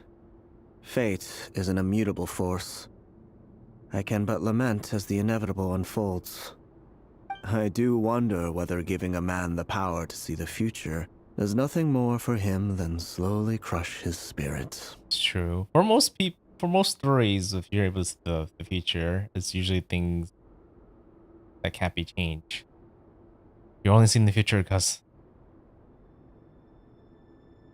it will help actually bring out the future to become true in the end. So, yeah. It's kind of silly to have a power that doesn't help you change the outcome at all, right? Forgive my curtness, Vedifalnir, but the king did not suddenly turn on you today. His suspicions have been brewing for a long time. You can't have wisdom beyond the reach of your fellow man without attracting his fear and suspicion. There are things the king does not want to see. So, he doesn't want you having visions of them either. He blinded you because he thought this would make the visions stop. He wasn't entirely wrong. I did indeed lose my power to see the future. Right up until... Until what? Just now. I believe I saw something new. Well, tonight could go a lot of different ways. 5 of us banded together to storm the palace, all so we could rescue you. This will go down as the most tumultuous day in Conrian history. I sense hatred in you, but also hope. A desperate hope that with the tyrant deposed, that will be the end of the story. But this is not the end. It is the beginning of a new chapter, in a whole new story. There are many men of honor and courage in this world, Rerir. But you are not one of them. You're not here for justice, are you? You're here for yourself. Is that a dagger? Interesting. Why not the polearm? It was always your weapon of choice. With your abilities, I don't doubt that you were able to recover some of your sight. But I also doubt that you want to make an enemy of me right now. Of course not. We're on the same side, aren't we? We could be. But I need you to be honest with me, Vtuber. At this point, you're my only hope for the future. You mean your future? With your beloved, Thalindis? Yes. And I know there are bigger things at stake here. A dynasty, a nation, maybe the entire world. But forgive me, I care first and foremost about myself. I can't abandon the one I love to save myself. I just can't do it. But you see a broader picture of the future than I. You see the solutions to the biggest problems of our age. So tell me, what is my solution? What's the answer? In matters of fate, answers are either right or wrong. What will be, and what will not. Maybe you are willing to pay a certain price in the pursuit of happiness, but unfortunately, fate does not negotiate. That is the cruelest thing about fate. It is unmoved by your sacrifices. That can't be true. I know it's your voice that I keep hearing in my head, urging me to see how the world is changing, to seek more power, so I can protect the things I love. You show me disaster, but you won't show me how to avoid it? Why? Why are you doing all this? My voice. In your head.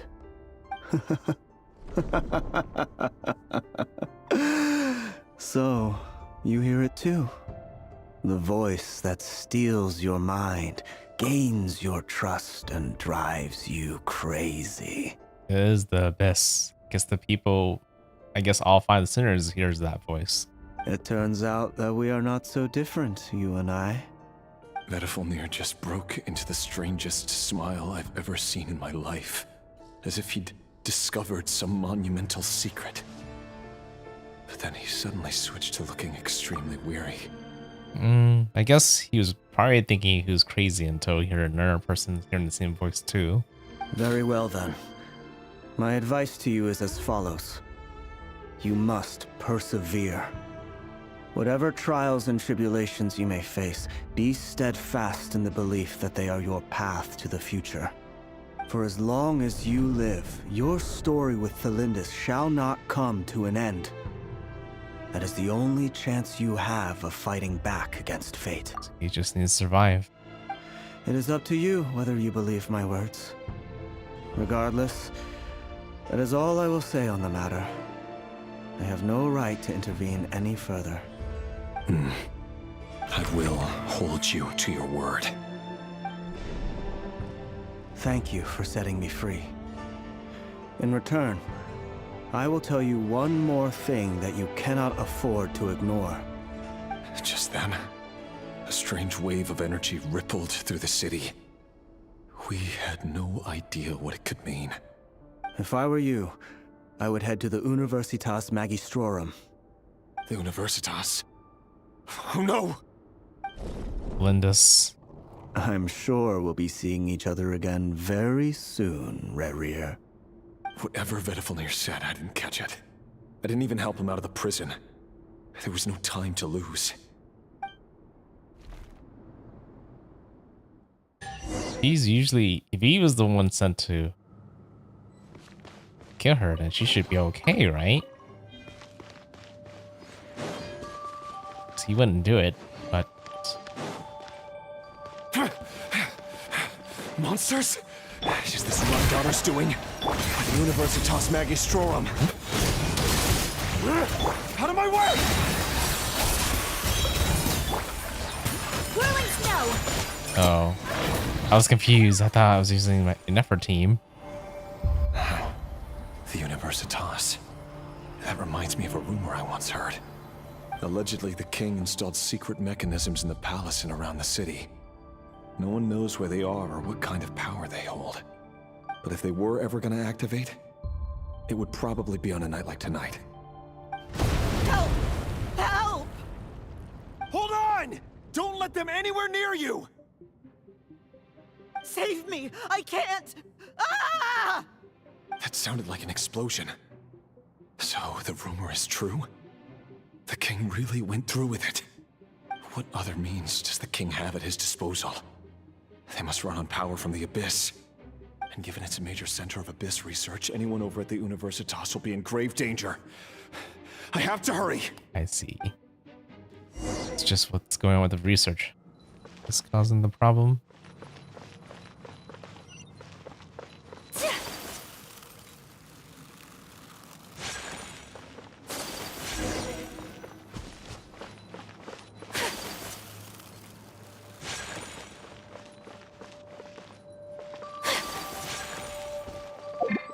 Change team, but it's okay. This Frost team should be fine. Imagine if you brought a bad team for this. It would be kind of annoying. Time to shine! Adaptive frosting! Goose on the loose! Take flight!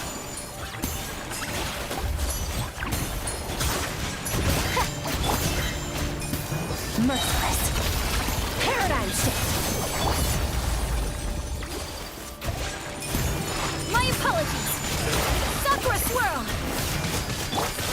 Yoo-hoo! Let the world come alive! A burst of flavor! Merciless!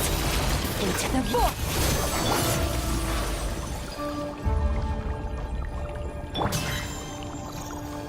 Fearless!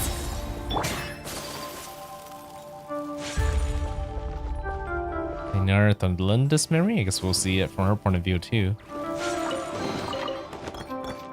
Oh wow, okay, ready. Well, luckily for us, they added this salvage feature, which makes it much easier to deal with.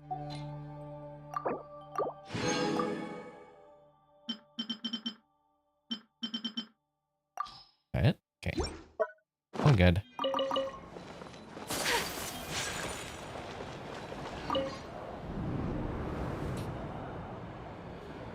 Monsters at the Universitas Magistrorum?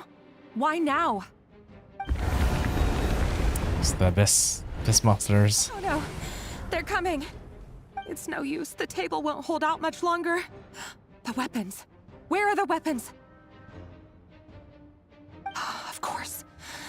All the lab equipment was upgraded after the inspection last week, but the new weapons haven't been allocated yet. I'm done for. Is anyone there? I need help! She able to fight?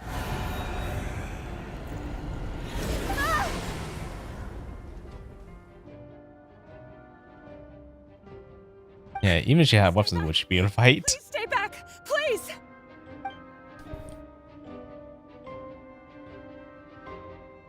Yeah, the Lindis.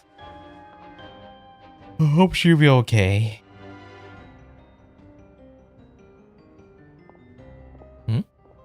It's pretty calm all of a sudden.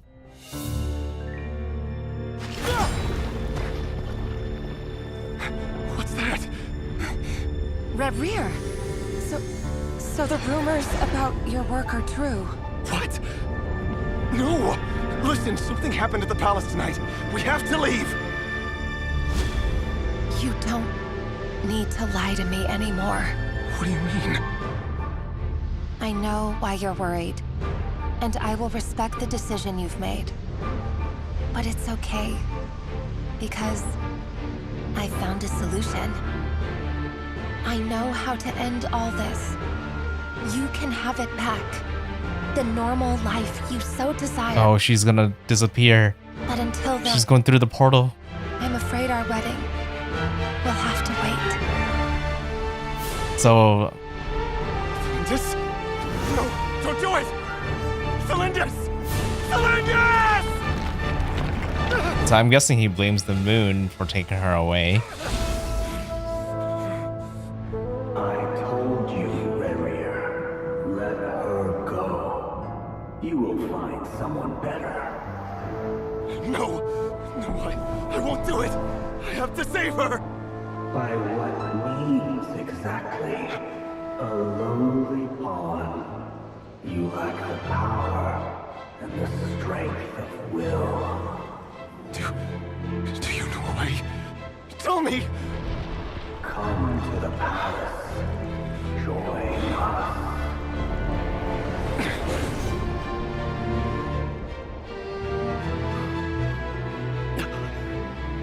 Reverie, thank goodness we...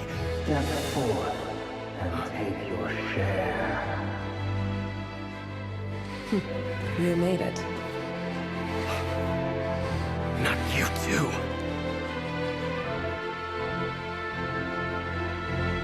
Hatred or grief, despair or desire. We all have our Oh, and that's how he got corrupted.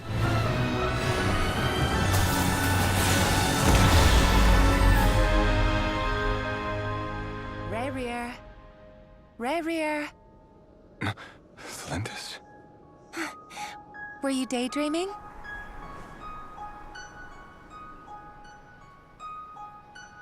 You still remember, Reverie? That question you asked me a couple of weeks ago? Oh.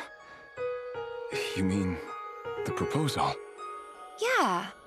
I'm wondering, where do you think would be a good place to discuss it? That's right, she never agreed, right? In the garden? Or were you thinking a fancy restaurant? It's your choice. We got torn apart.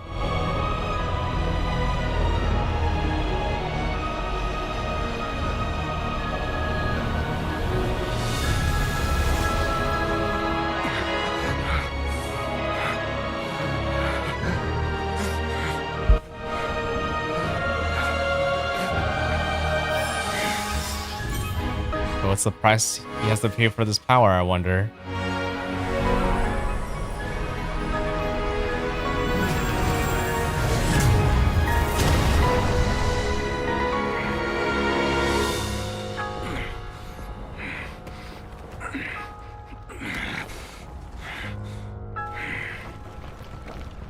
I will find you.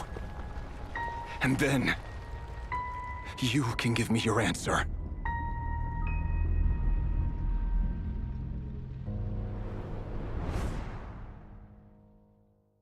Wait, he went through the portal.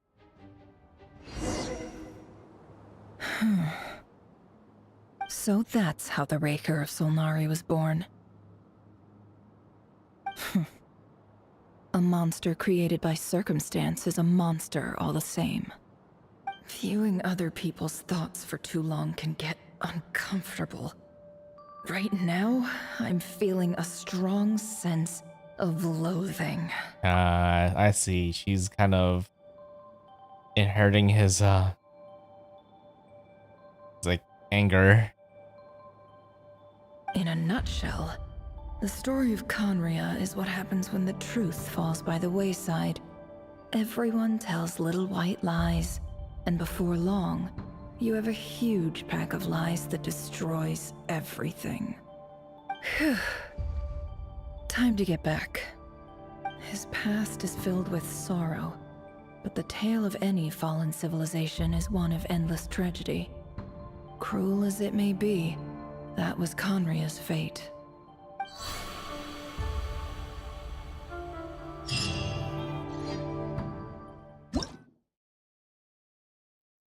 Oh, of course. Just reset it just recently.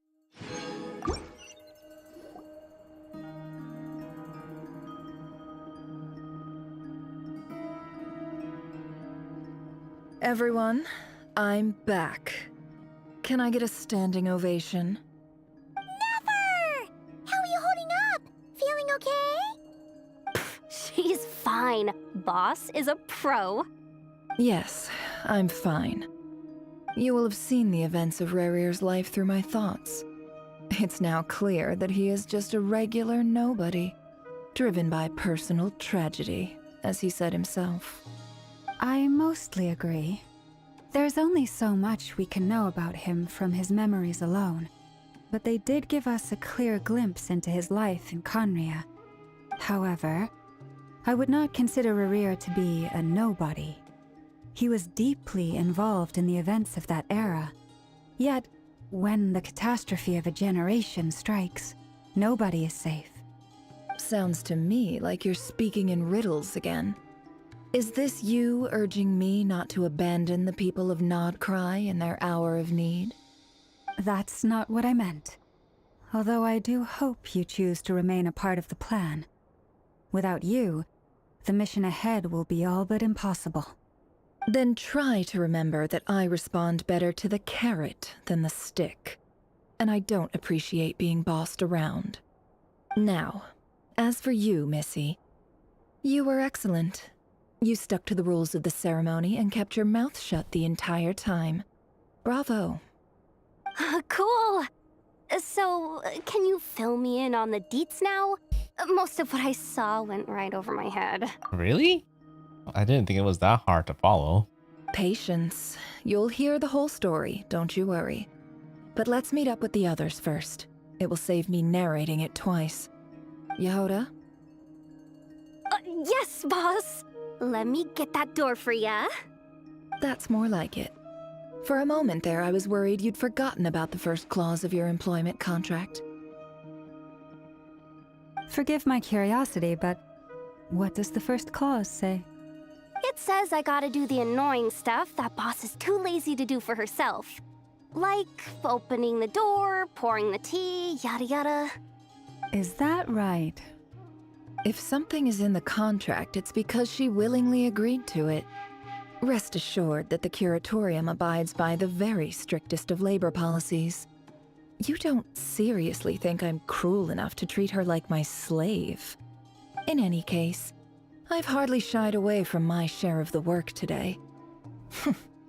Hope I don't catch Flintz and Varka lounging about in their chairs, enjoying a leisurely cup of tea. There's nothing I dislike more than other people enjoying themselves while I'm hard at work. I mean, she was probably enjoying the story as well. Oh no.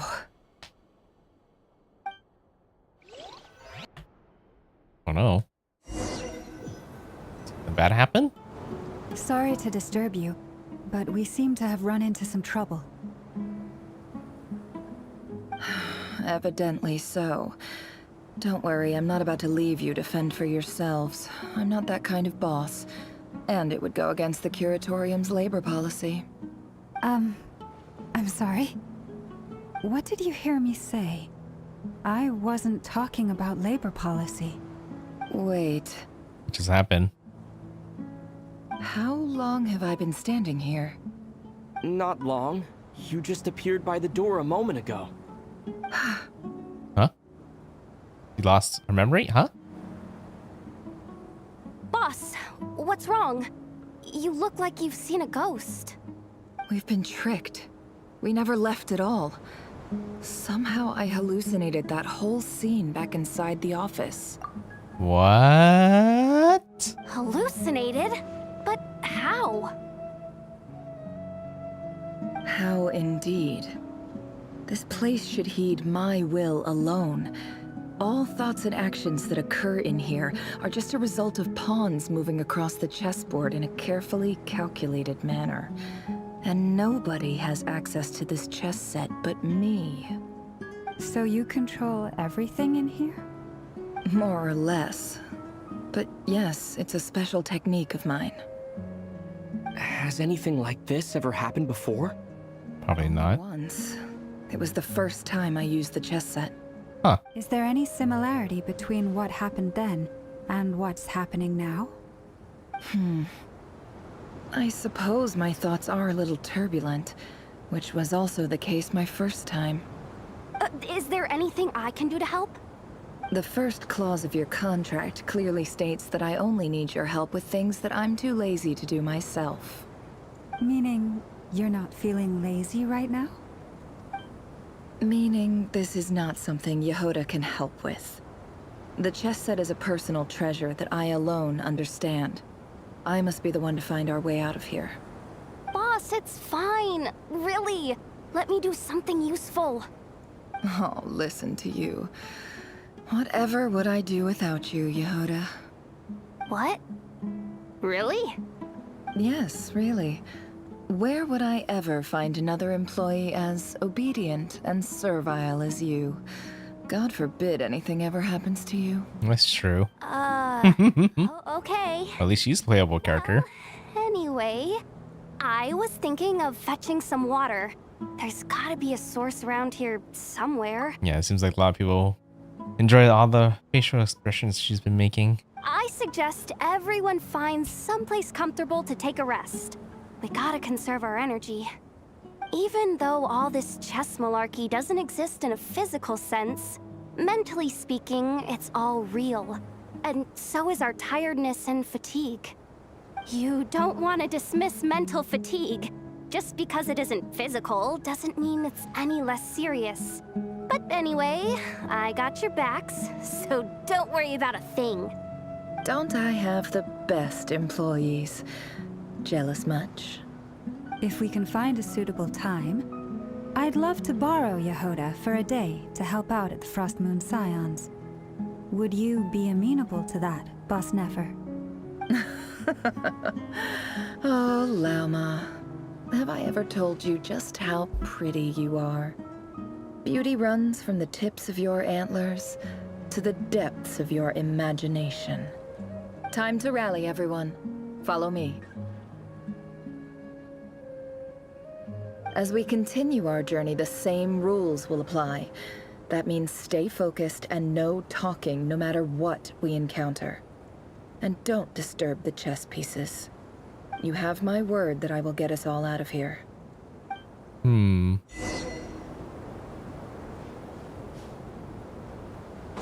still stuck. But I didn't know these chess pieces has a will of their own. Makes you wonder how it really works.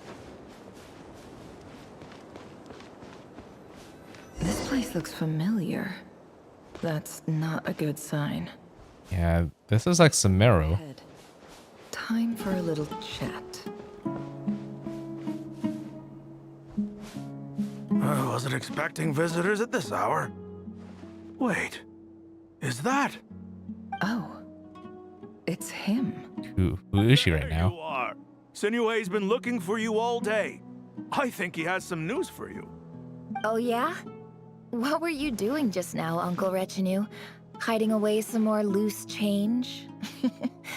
I know I saw some Mora.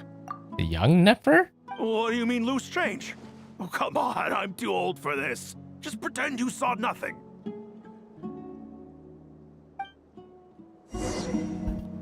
So we're seeing her memories. This is pretty random. So she's kind of giving away her own secrets because of this unexpected event. Hey, kid. Mind telling me what Sinuhe's been up to recently? I'm trying to get in his good books and I need a way in. Get in his good books?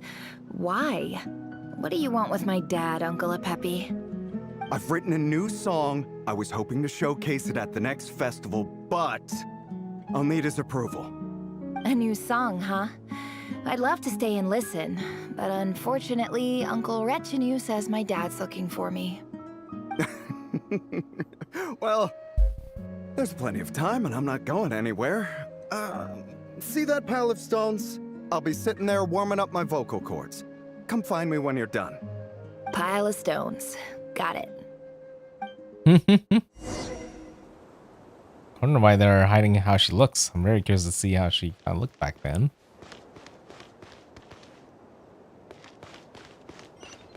Over there.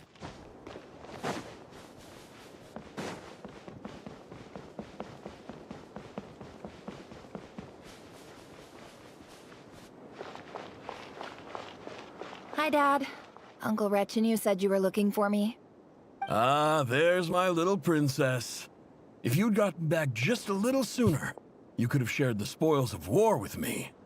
Spoils of war? Who were you fighting against, Dad? It was just a figure of speech. The aftermath of a sandstorm is no time to be waging war. I was talking about our war against thirst. I went out to fix our water supply problem, and now I'm back. Which means... We have a well again. That's right. I found a new one and brought back as much water as I could carry. It should last us for a good while.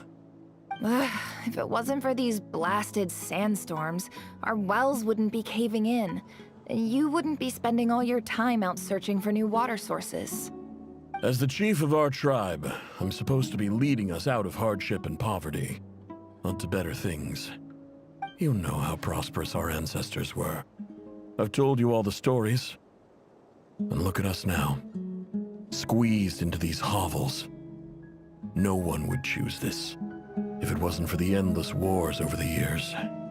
But things are looking up.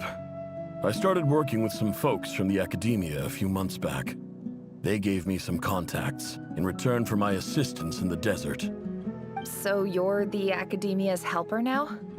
Special ambassador, they call it. Think of it as a partnership. It's nothing bad, okay? We've been isolated here in the desert for too long. Seeking opportunities elsewhere is the best thing for us, and the fastest way to progress. So, do you get anything good out of being a special ambassador? Of course. My luck's improving all the time. One day, I swear I'm gonna lead us out of this place. We'll find somewhere new. Somewhere better. Oh, I'm like trying to figure out why this is all relevant. What's just trying to show us? I guess when she doesn't concentrate well enough, then it, might veer into other people's memories instead of the one she's targeting.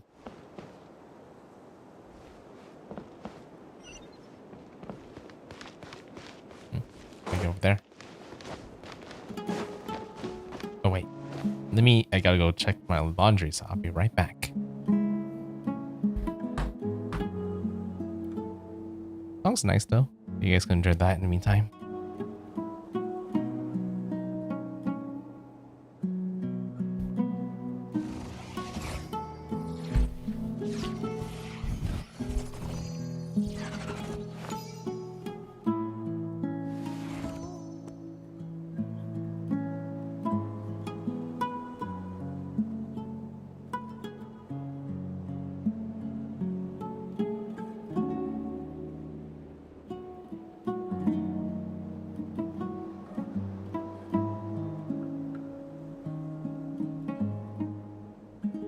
Emotions are like a raging torrent that surges through the mind. More often than not, if you try to hold them back, you'll be swept away by their unstoppable force. And if you try to ignore them entirely, you'll end up tearing yourself to pieces.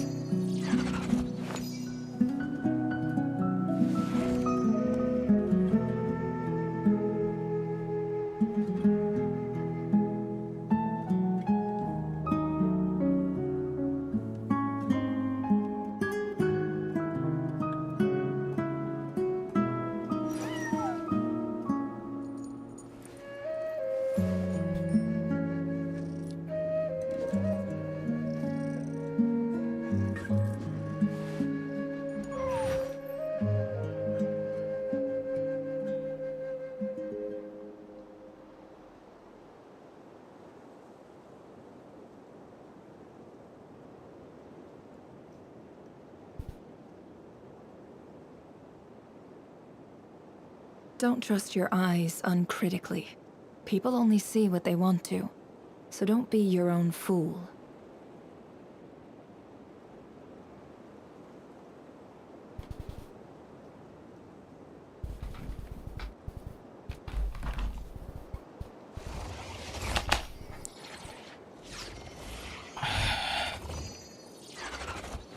Okay, I'm back. Let's go ahead and continue.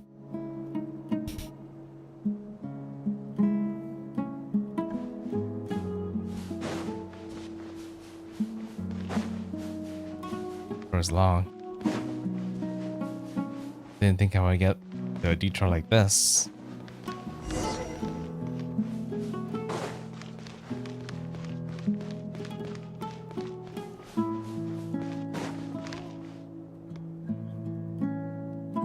That's our well, and you know it.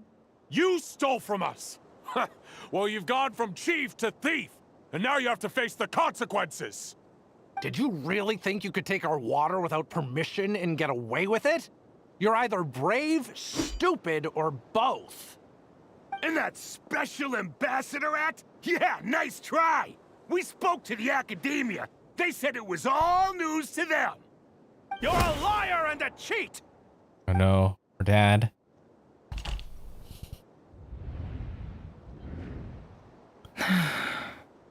I heard Yehuda gasp, but I don't blame her. Most people are terrified by the sight of blood. Corpses strewn across the ground. The wounds are clearly from scimitars and daggers. The desert dwellers' weapons of choice. There's a handwritten note on the ground. Let's see what it says. Halil, this is Sinuhe, chief of the Shimti tribe. Surely you remember me. I was the one who helped you and your colleagues avoid the quicksand in the desert. This is my second time writing to you. I assume my last letter must have gotten lost in the mail, as I didn't receive a reply. I hope this one makes it to you safely. I'm writing to you because I need some help.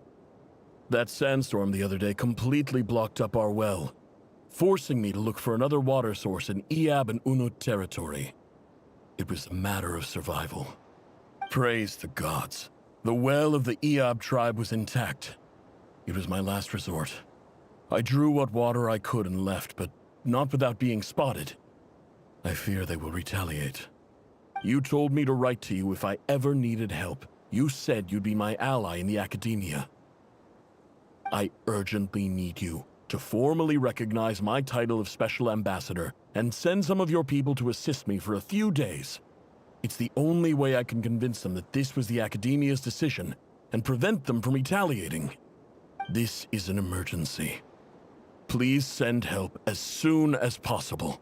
Guess that didn't happen. Looks like this letter never got sent.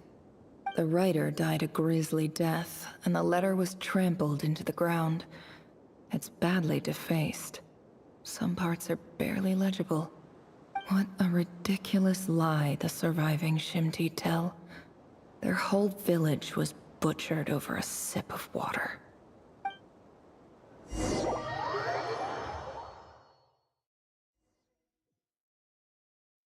Ah, officer. Welcome. Welcome to our humble village. I thought you would at least have the courtesy to provide some respectable libations. This is the finest wine Aru village has to offer. I promise.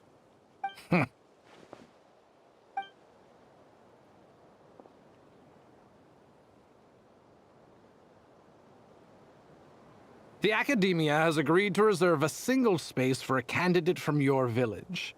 But I remain skeptical of this entire endeavor. I highly doubt anyone in this desert possesses serious academic potential. Oh, is this where Nefer appears? Please, have faith. If not in us, then in our god. The child we found shows great promise. I beg you, take her away from this place. Give her a chance. Don't let her talent go to waste. I don't recognize her. New arrival? She showed up here a few days ago and we took her in. She's a really bright kid. Please help. I'm begging you. So, where are you from? Nowhere special. Just a sand dune. What about the rest of your family? How many of you are there? Just the one. It's only you? Correct. So, no brothers, no sisters, no mother or father? Any who have slept on a bed of sand, I call my brothers and my sisters. Apart from that, I have no family. All right. Get over here. Sign your name on the form.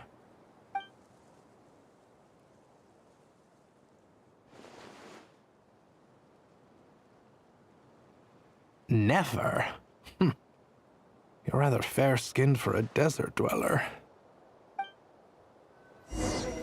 Yeah, usually desert dweller would be darker. Like Thea. Because it just means that she stayed away from the sun a lot. Either that, or maybe the sun doesn't actually tan her off.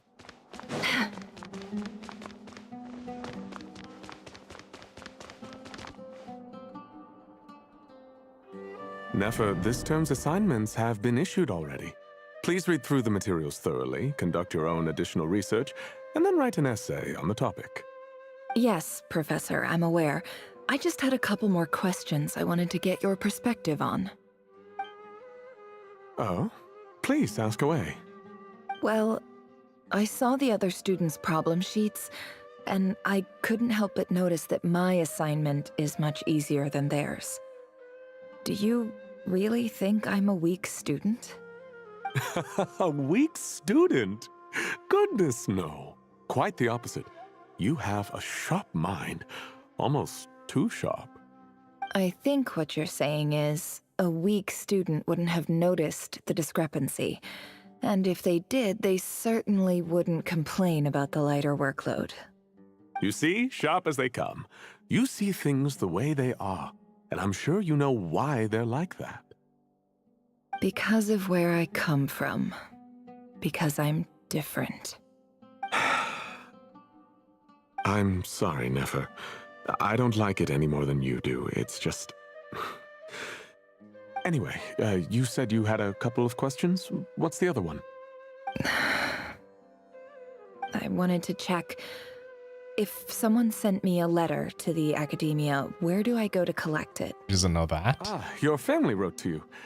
Well, as long as they put your name on the envelope, someone should hand it right to you. Not exactly. It's not even a recent letter. I was just curious where the mail would end up if no one collects it. Oh, she's wondering where her dad's letter went. The House of Dana, I expect. I know there's a box for unclaimed mail somewhere in there, probably sitting on a shelf. Whatever you're looking for, that'd be the place to start. Okay, got it. Thank you, Professor. Oh, don't mention it. Honestly, I feel like I failed you. I'm supposed to be your teacher, but I haven't taught you anything. Hey, don't say that. You're a great teacher, and you do your best for all your students. But the rules are the rules. You're not allowed to teach students like me. It's not just the academia either. The whole world bends over backwards for the successful, and leaves the losers to suffer and die. Oh, my dear child. Don't tell me you've given up on life already. I haven't. I just think that if you want to make it in this world, you have to find a way to become successful.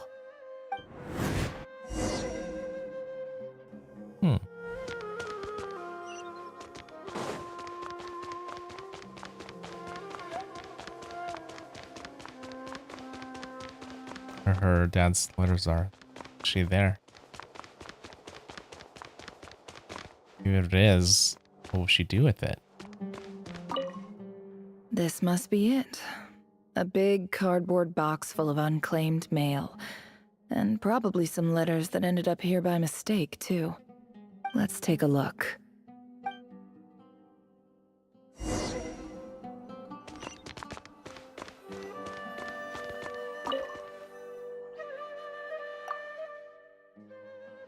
Oh, this again.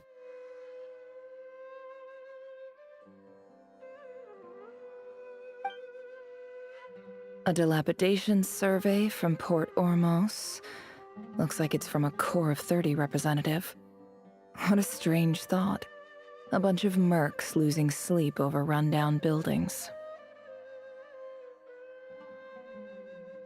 This one was never even opened. I guess the recipient didn't care what the Core of 30 had to say about anything. Who was it addressed to? I don't recognize the name, but it must have been a Kasharawar professor. It's crazy how much like people in the academia has power over in this country. This one is addressed to the Immorta Sage. The title is Changes Observed in Satyavada Life Symptoms. Why do all these letters read like full-blown dissertations?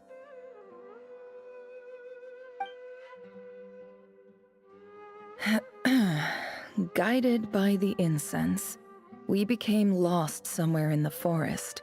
All the barriers between levels of consciousness disappeared as our minds soared around in circles, looking for a branch to seek refuge on. In clinical terms, these symptoms fit the description of incense poisoning. The Immorta Darshan strictly prohibits the use of hallucinogenic substances, but I believe there are still people getting away with it. For example, my neighbor who always breaks out into song and dance after using incense. At least that sounds kind of harmless. This seems like something the academia would want to know about. Why wasn't it collected? Good question. Wait, what's this written on the back? It's so small. The note says, the sender authored this letter while under the influence of mushrooms. I would send it back, but no return address was provided. Stamped by the Grand Conservator of the House of Dana.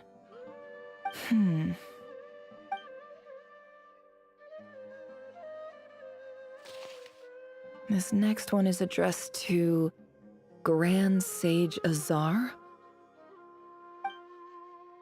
A few words of protest regarding recent changes in Sumeru's educational policy. In recent years, the academia has taken on a small number of students from the desert region, as per the policy to this effect. Okay.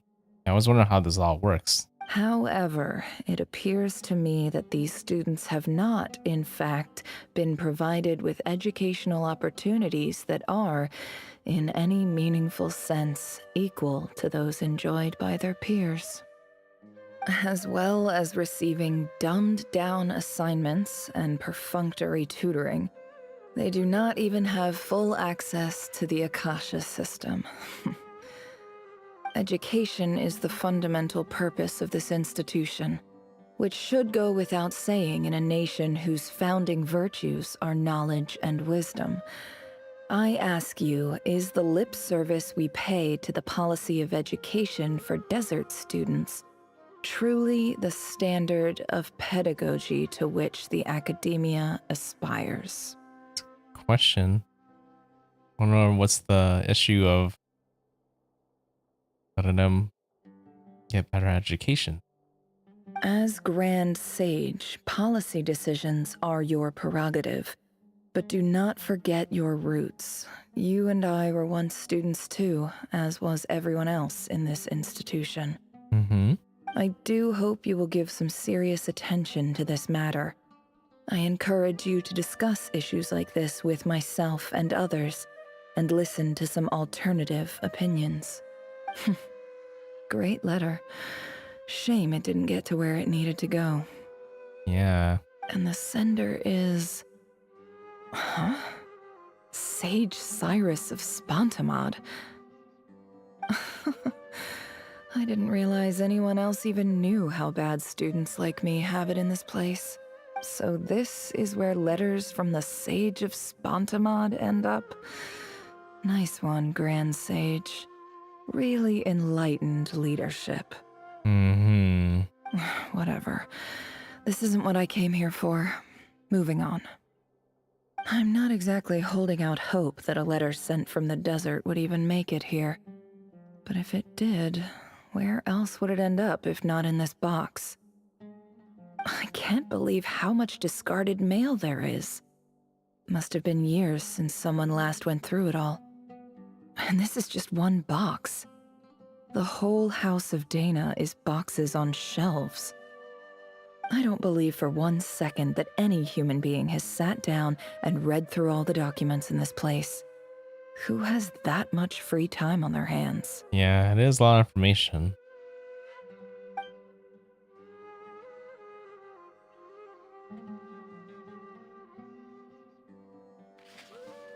Wait, could this be it? Did she find it already? Least fancy envelope box, written in a crude quality paper. And of course, it would be the right at the bottom of the pile. Clear no one gave this letter so much as a first glance, let alone a second. Handwriting on the envelope looks very familiar. Greetings, Halil. My name is Sinuhe, chief of the Shimti tribe. I was the one who came to you and your colleague's aid when you ran into trouble in the Great Red Sand. You know, I'm kind of wondering, like, isn't this all knowledge that Nefer already knows? Or did she somehow kind of lost it? I don't know how well you remember it now, but I brought you to safety and gave you some water and other supplies. You seemed very pleased and told me your name. In my tribe, learning a person's true name is serious business, and I therefore see you all as friends. You were kind enough to leave your contact details so we could stay in touch. The Shimti tribe lives a harsh, nomadic existence in the desert. You were sympathetic towards my plight, promising to make me a special ambassador of the academia and help us find a way to make a better living. This brings me to my reason for writing. Our tribe has fallen on particularly hard times, and I would like to ask for your assistance.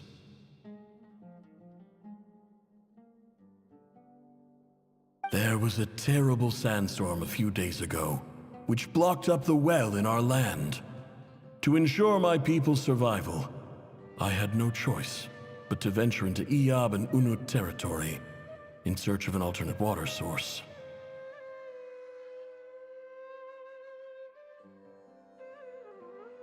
The Iyab and Unut are descended from the Thamudians, while we trace our ancestry to Tulatala. We worship the Lord of Flowers and have had relatively good relations with our fellow tribes up until now. I found a well belonging to the Iyab tribe. They declined to help us, but I really had no other option. So I took some water to keep me and my tribe alive. My actions are certain to incur their wrath. When we met, you assured me that you would be my ally in the academia. I would like to take you up on that offer, because I really need your help. I wonder if you could send an academia representative to meet with me. That aside, the last time you were here, you mentioned that the academia had started accepting students from the desert, and I told you a little about my daughter, Nefer. Definitely him. We have next to no resources here in the desert, and my power and influence are limited. Would you consider enrolling my daughter at the academia? She is a smart girl. I know she won't disappoint you. From the outset, the academia never took you seriously. Those things they promised were just empty words. I doubt they even remember the name Sinuhe. And you were so emphatic that your luck had finally changed for the better. You swore you'd lead us to a better place one day. You spoke with such conviction, like you were the most powerful chief in the whole desert. You liar. You lied about everything. You promised the world and delivered on none of it. So she's mad at her own father? And who fell for it? Just me, by the looks of it. Despite your best efforts. Which makes you a pathetic liar. You weren't even any good at it. I think I'll take over from here. Let me show you how it's done.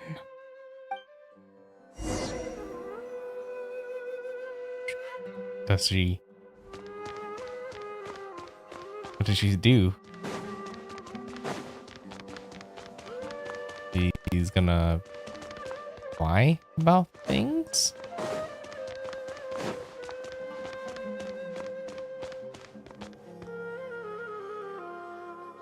I just came to say goodbye. Thanks for everything you've done for me in my time here.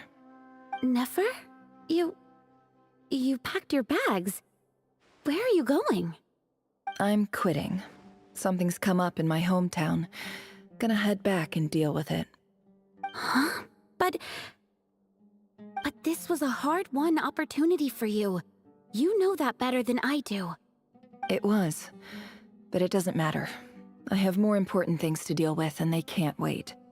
Oh, and I didn't want to overfill my bags, so I left some incense on your desk.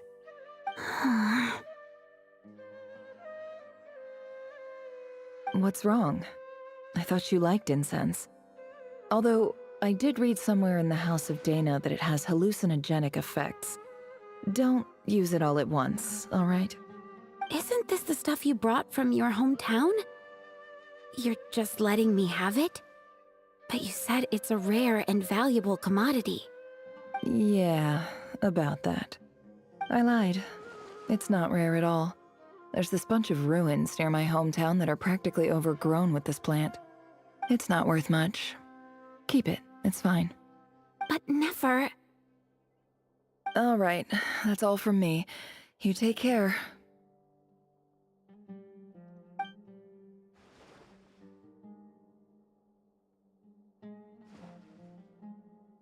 Don't forget me, okay? I mean, we're more than just classmates, right? We're friends. Yeah, I'll remember you. I lied again. That incense is worth a fortune, and it's a rare find even in those ruins.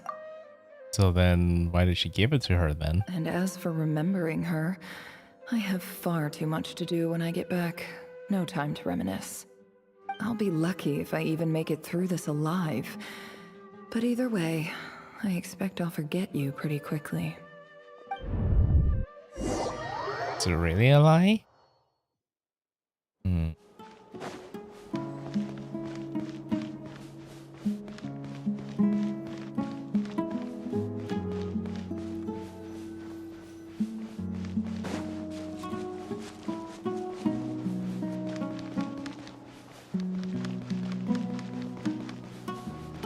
She going back to where her villager was?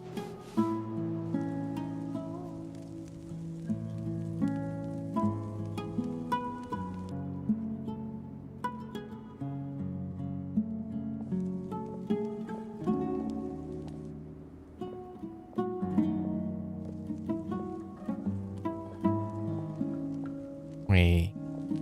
Are these the bandits? Pleasure to meet you, Mr. Arif. So, what does the Academia want?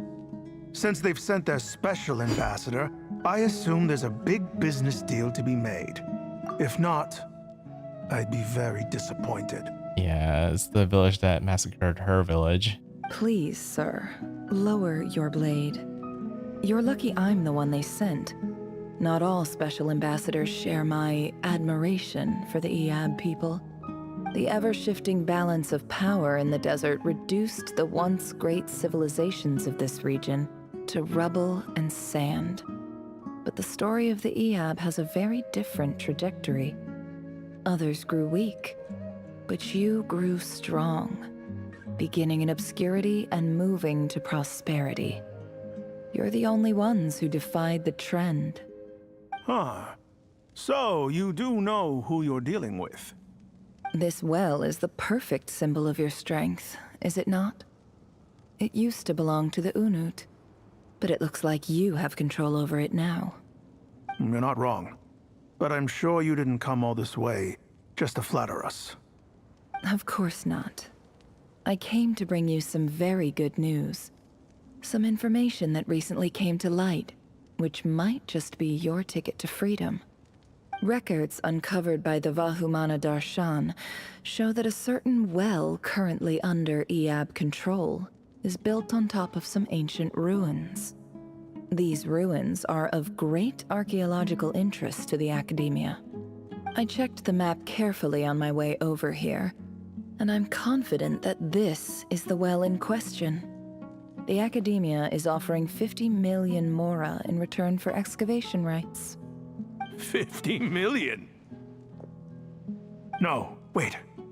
If these ruins are as important as you say, 50 million's a little low, don't you think? Dang, that sounds a lot. Okay. Don't get greedy, Iab. We know far more than you think. We know that you seized this well by force. Wasn't that the first step in your rise to power? To drive away the Unut and steal their water supply? So what if it was?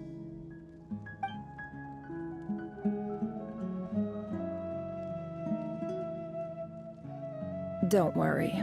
As unscrupulous as it was, it's something we're willing to overlook. The Academia is only interested in dealing with the de facto power holders in the region. I hope I am making myself clear. And I hope your words are the truth. If I find out the Academia is trying to play me, I'll hunt down every one of your people and make you watch as I cut their heads off one by one. I assure you, Chief, that would not be in your long-term interests. You don't want to make an enemy of the Academia. You see how I'm dressed, don't you? I appreciate that you've never been to the rainforest, but surely even you recognize an ambassador's attire when you see it. And what does a barbarian like you have to lose anyway? You really think the Sumeru Academia would bother to come all this way just to lie to you? We have more important things to worry about. All right, I take your point. The Academia is the highest authority in the land. I'm sure you're trustworthy people. In that case, we have a deal. We will sell you the excavation rights. I'd like to thank you, Ambassador. This is good news indeed. Excellent news. In fact, it calls for a celebration. Would you do us the honor of staying a while and enjoying some Iab hospitality? Gladly. I am partial to wine myself, and I trust you are as well. So let's indulge in a few drinks together, in celebration of this momentous occasion.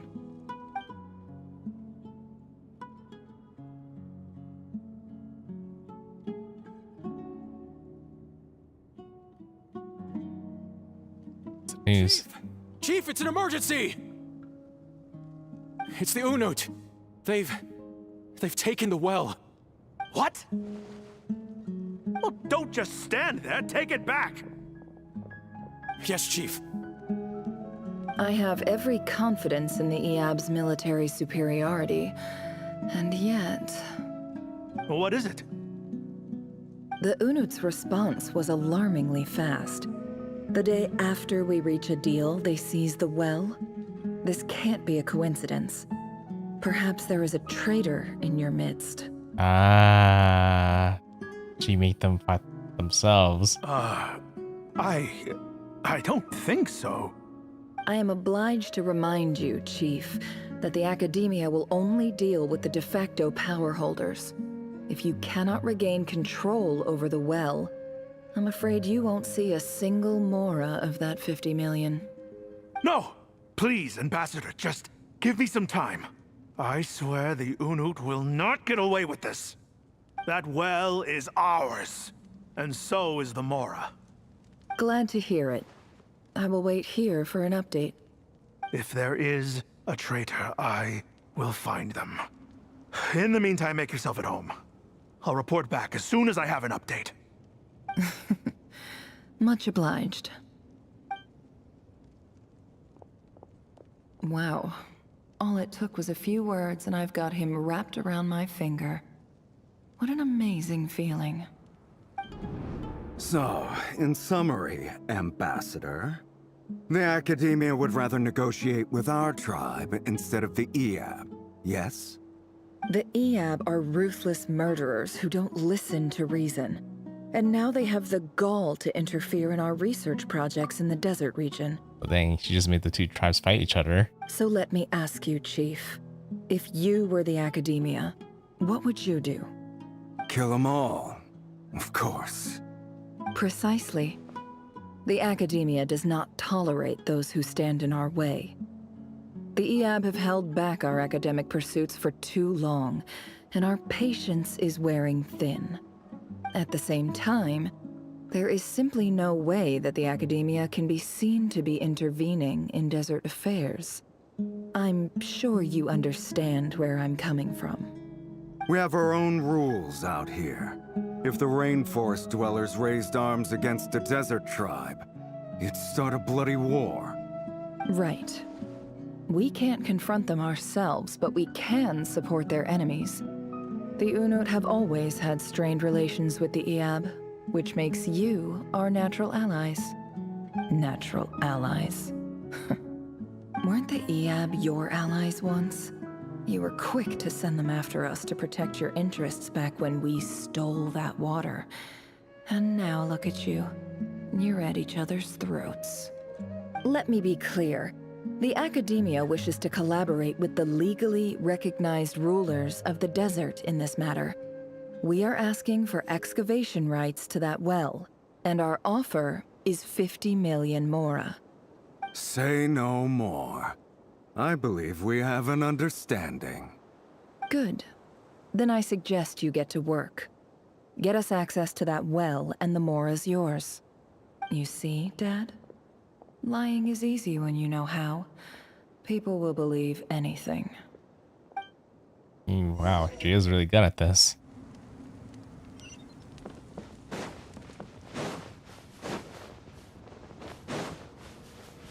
Very scary. All it takes is just some lies. Causes all the destruction she wants to cause. Just for revenge.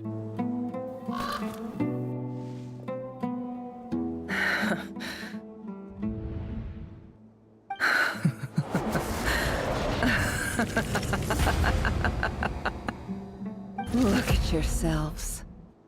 You may be vile, savage monsters, but your butchered bodies bleed like any others. You're no different. You're nothing special at all. The monsters who destroyed my home, they're just ordinary, petty human beings. What a joke. Is this really Nefer? I think we're even now. Maybe I've even done the desert a favor. It's a better place without all these people around. Oh, Sinuhe, my gullible fool of a father. Perhaps if you'd been as ruthless as I was today, our tribespeople would still be alive. In this dog-eat-dog world, a chief needs to be tough to survive. But you couldn't do what had to be done. So I did it for you. Nefer, it's okay. All of this is in the past now. I believe I remember you promising to remain silent. Yeah, but even so... Yehoda, is there anything you can do to ease the tension? We're just speaking with our minds now. You got this, Yehoda. It's your time to shine. Alright, time for a sharp turn onto a completely different topic. So, anyway, that's enough of that. When are we getting out of this place? Feels like we've been walking forever. I'm getting pretty tired. Oh, Alma, you tired? Yes, if we can find somewhere to sit down, I could certainly do with a rest. It's not far now. There should be a temple just up ahead. Is this situation about to reach a conclusion? Yes. Really? A temple? That's where this story ends? I guess that's how things go in the desert. I've been to similar places with a friend from the desert before. Desert dwellers can never escape their destiny. Or so everyone says. I never wanted to believe it, but looking back now, I'm as desert as they come. You mentioned a temple. What's waiting for us there? My biggest trade secret of all. Ah. Then I'm guessing it's where you got your power from. The power to peer into other people's minds. I didn't know you were clued up on any other religions. I'm no expert in the history of Sumeru, but since you come from the desert, I would imagine it has something to do with King Deshret. Oh. Yeah, I forgot all about that. And the 7 pillars who served him, they are major figures in the desert belief system too. Sounds impressive. I have some friends with connections to this stuff. Specifically with Ramamnibus. Oh, I know who you mean. General Mahamatra Sino. The spirit of Hermanubis dwells within him. That's Boss Neff for ya. She knows everything. Sino's hardly a figure of obscurity, but I know about Sethos too. What about him? Is he a big deal or something? Well, he's not a small deal, let's put it that way. Sure know your stuff. Please, this is the bare bone basics. Save the flattery. Thanks for your patience, everyone. I'm sure it's been a lot to take in. With any luck, that's our exit just up ahead.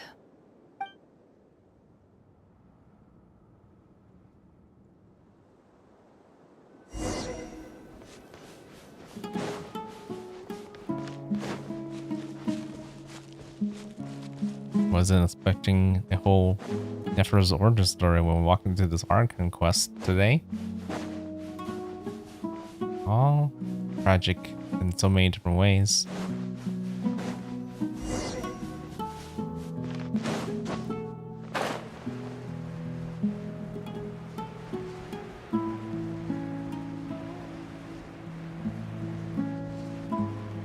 I guess that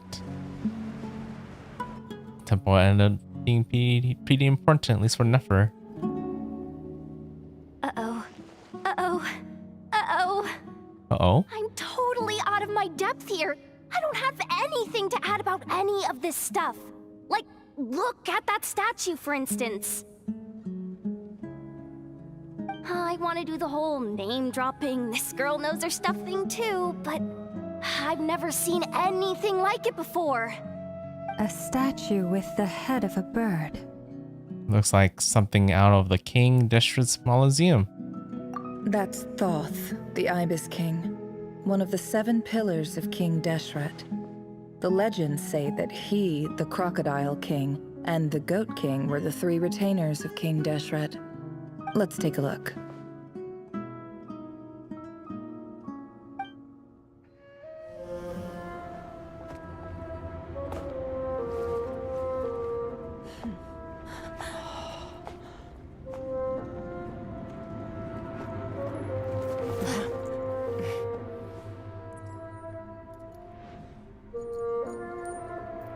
Cat?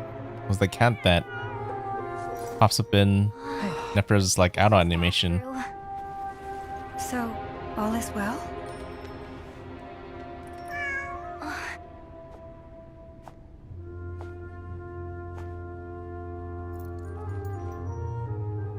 How did it survive by itself? Typically speaking, at this point, the world disintegrates. Then we find ourselves back in the outside world. Besides, these are my memories. There's nothing to fear. You're sure? Of course, it's almost over. Oh. That part didn't happen before.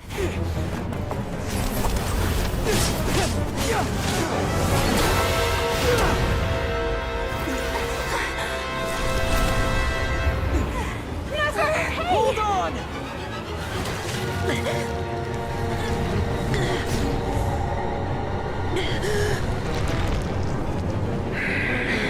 Wait, is that the sinner? Knowing too much is always a death sentence. I didn't think he would appear like this. Yourself.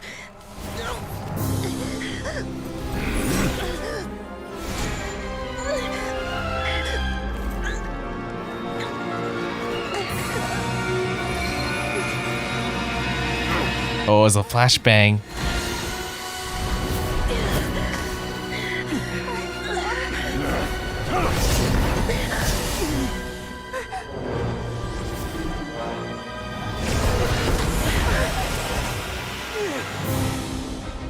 How repulsive.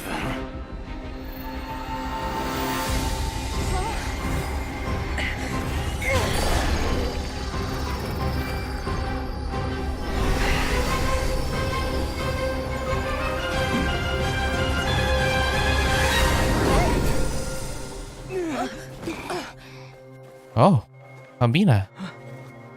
And Dainsleif?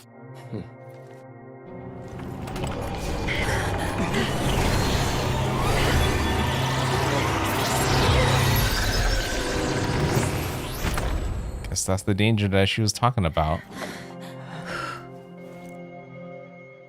But how was he able to do that?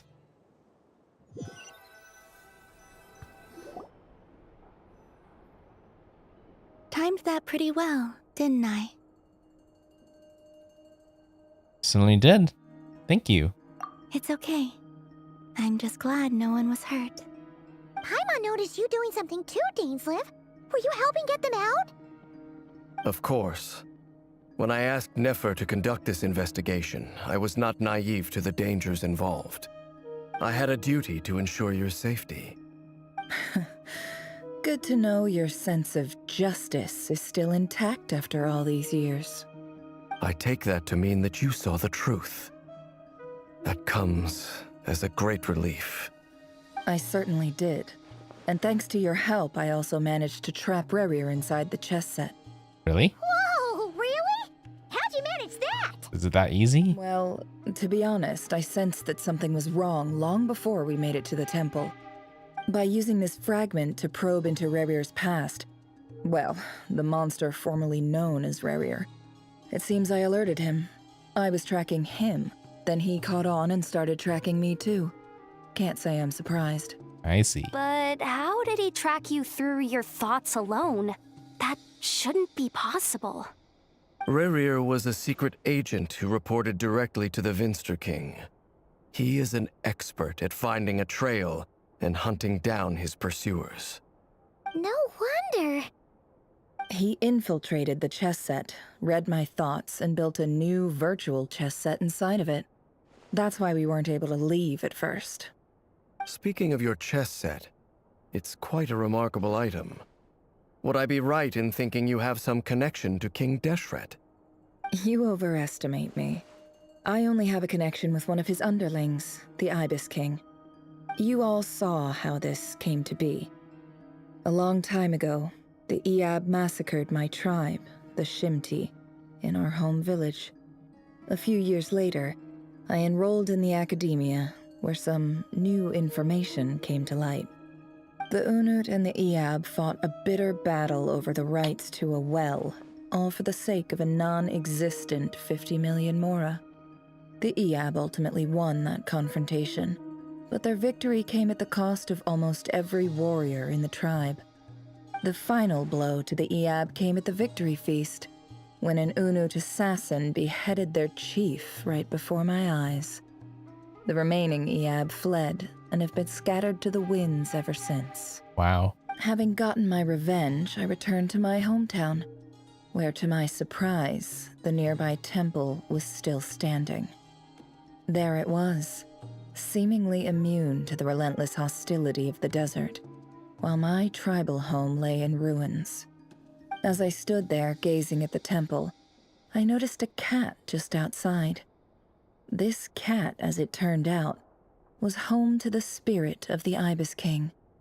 He led me to a gate deep inside the temple, and there he made a deal with me. Oh. This chess set is my gift from the Ibis King. The chessboard within is made to the same specifications as the one in the mausoleum of King Deshret, and represents his power of piercing analysis. With this chessboard in its container, I gained a certain ability to perceive hidden secrets. Now, you could conclude that the Ibis King simply wanted to give the people of this world the power to seek the truth, but I don't believe that's the full story. Every god plays favorites. Their hearts are as fickle as any human's, full of secrets, perversions, egotistical tendencies. But precious few gods are willing to admit this. It is the same with all powerful forces, including fate itself. Their gaze falls preferentially upon a select few. As you rightly point out, this is an act of favoritism. If you're alluding to the Abyss, then yes, I agree. Gather the others. It's time to share everything I've learned.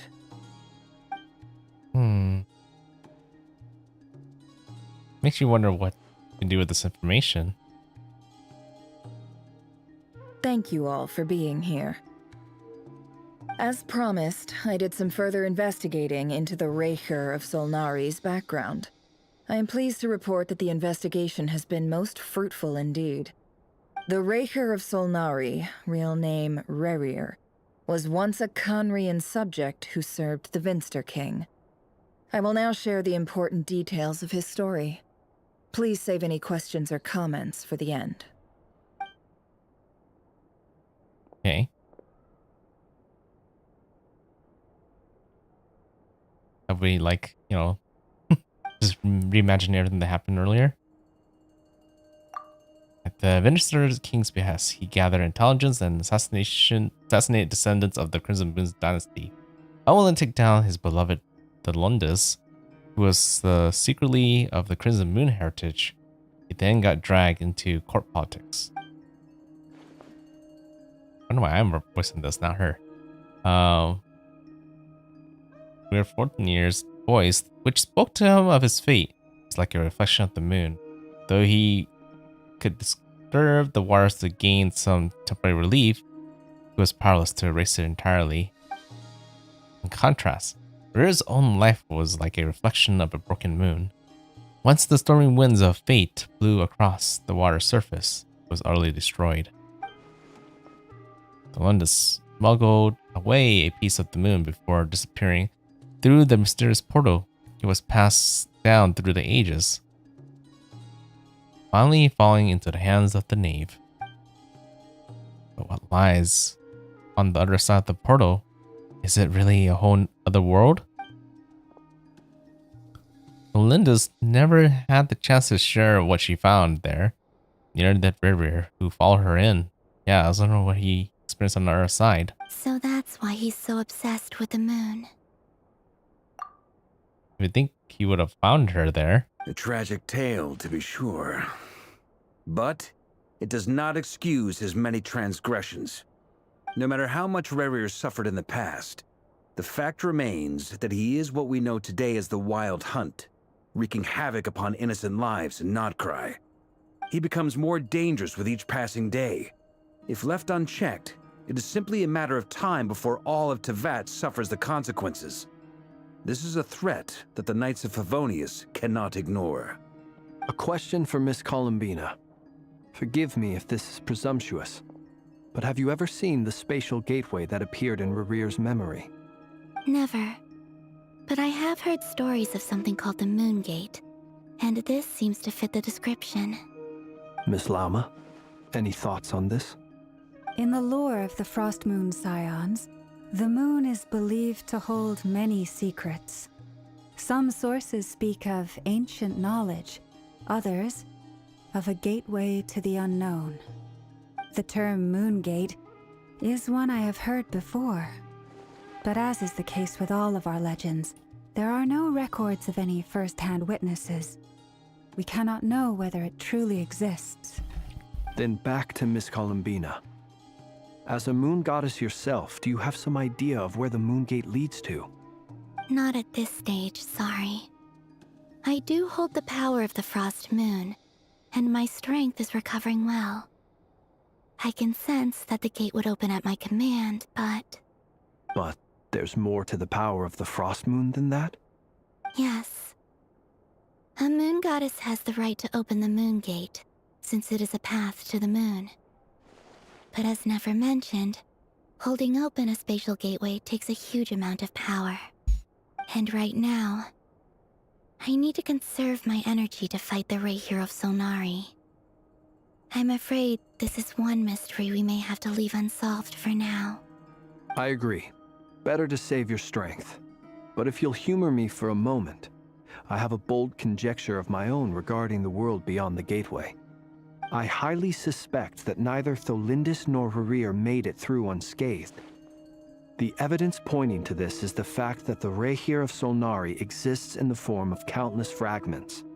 With the abyssal power he wields, no ordinary foe can touch him, let alone tear him to shreds. And yet, the wild hunt proliferates wherever his scattered fragments lie, drawing hordes of monsters to many different locations across the land. So your theory is that Rarir was physically torn to shreds by some powerful force? Hence, why the Wild Hunt is a distributed phenomenon, rather than a unified one? Makes sense to me. Explains why the Wild Hunt is so pervasive, and why he's been trying to piece himself back together. He was whole to begin with, and he wants to be whole again. Without the power of the Abyss on his side, he almost certainly would have perished the moment he was torn apart. But the Abyss, much like a curse, has kept him alive. I could not agree more. The power of the Abyss is most surely a curse. It is a compelling explanation, and one that accords with my present understanding of Abyss creatures. Whether the life form in question is primitive or advanced, if a curse has extended its lifespan unnaturally, it will continue to survive in spite of everything. This raises some interesting questions. I will run some experiments and see if there is any validity to my suspicions. That being said, regardless of whether my research bears fruit, I would like to thank Miss Nefer for conducting such a thorough investigation. Already, it has greatly enriched my understanding of the entity we face. My pleasure, Mr. Albedo. I too hope that the information I have shared today proves useful as we look to formulate the next stage of our plan. Hey! What is it, Dainsleif? You look really upset! It's just... when I think of the man I once knew as Rarir, I struggle to understand why things had to turn out like this. The two of you used to be friends, didn't you?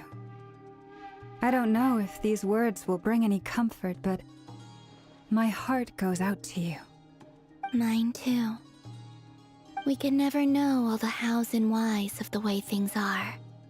The moon and stars are full of untold secrets and lies, and the skies are host to many more mysteries than these alone. Yet, none of that can begin to compare with the complexity of human life. Those are the first comforting words I've heard in a long time. Thank you, both.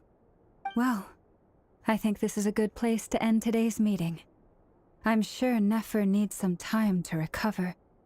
She's been through an awful lot today. That's very thoughtful of you, Lama. Of course. Sounds good to me. Take some time to rest and digest before we reconvene to nail down a plan. Back in the hotel, sit for Paimon for a while and discuss what lies ahead. Hey, is this a bad time? Hope I didn't kill the conversation. It's fine. Come on in. No need. Come on, let's talk outside.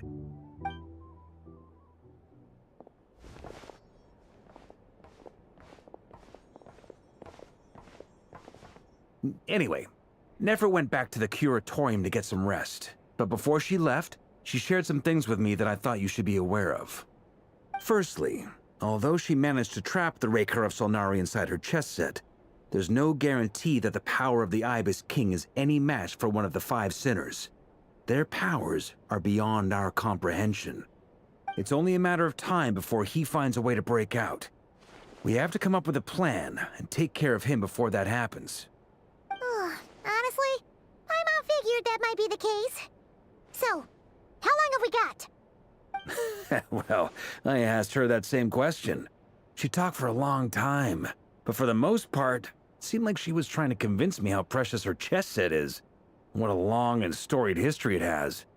It felt like some kind of sales pitch, you know? The kind where you end up handing over Mora against your will.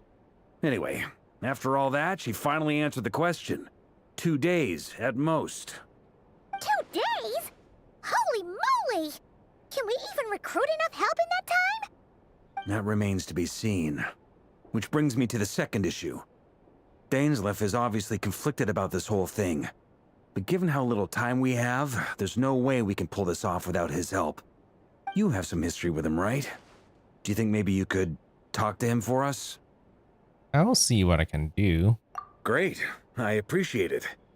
All right, on to item 3. So, Albedo, Durin, and I put our heads together and came up with a plan.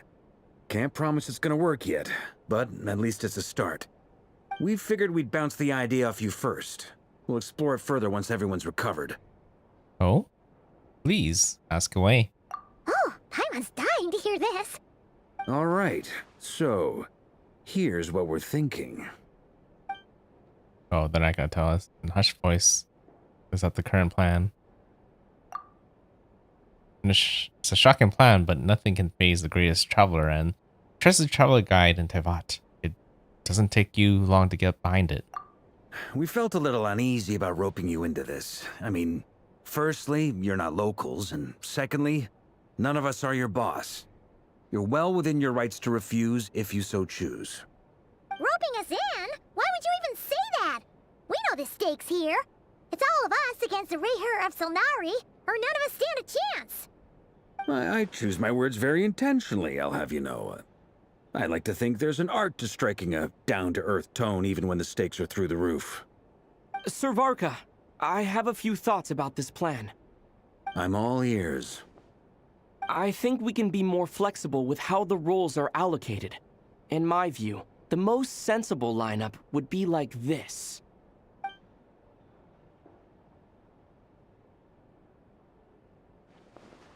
I see your point, yeah. But if that's how we're going to approach this, you'd better make sure you're ready. To be clear, I don't doubt your abilities. Far from it. I just want to make sure. Are you really willing to take all this on? I see. He's gonna be some kind of decoy or like tank for all this. I want to do everything within my power. The Rayher of Solnari is a truly fearsome opponent, and if I do my part, it'll greatly reduce the risk for everyone else involved. Well, that tracks with what I've heard. Jean's mentioned in her letters that you're so diligent it's almost abnormal. As in, most people weigh up the risks and rewards in situations like this. But you seem to just march towards danger without a moment's hesitation. Of course, everyone appreciates a fearless pioneer. But all that aside, I'm the Grand Master of the Knights of Favonius, and you're our honorary knight. I want to make sure your courage doesn't come at the expense of your safety. It's called plot armor. Thank you, Sir Varka. I should be the one thanking you. It means a lot to have you on board.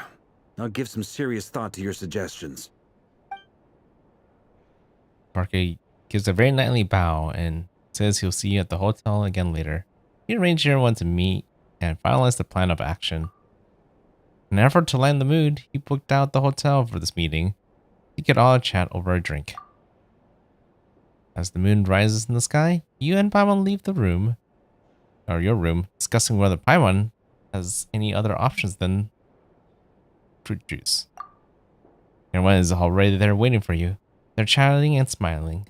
Clearly, the rest has done them good, as well as the existing crew. Some unexpected help has arrived. Oh, who?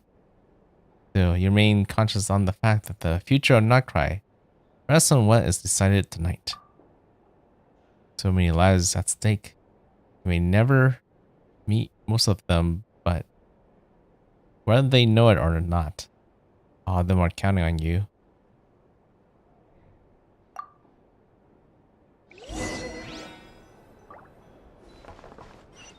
Discuss the plan, everyone. I still haven't got the chapter done yet.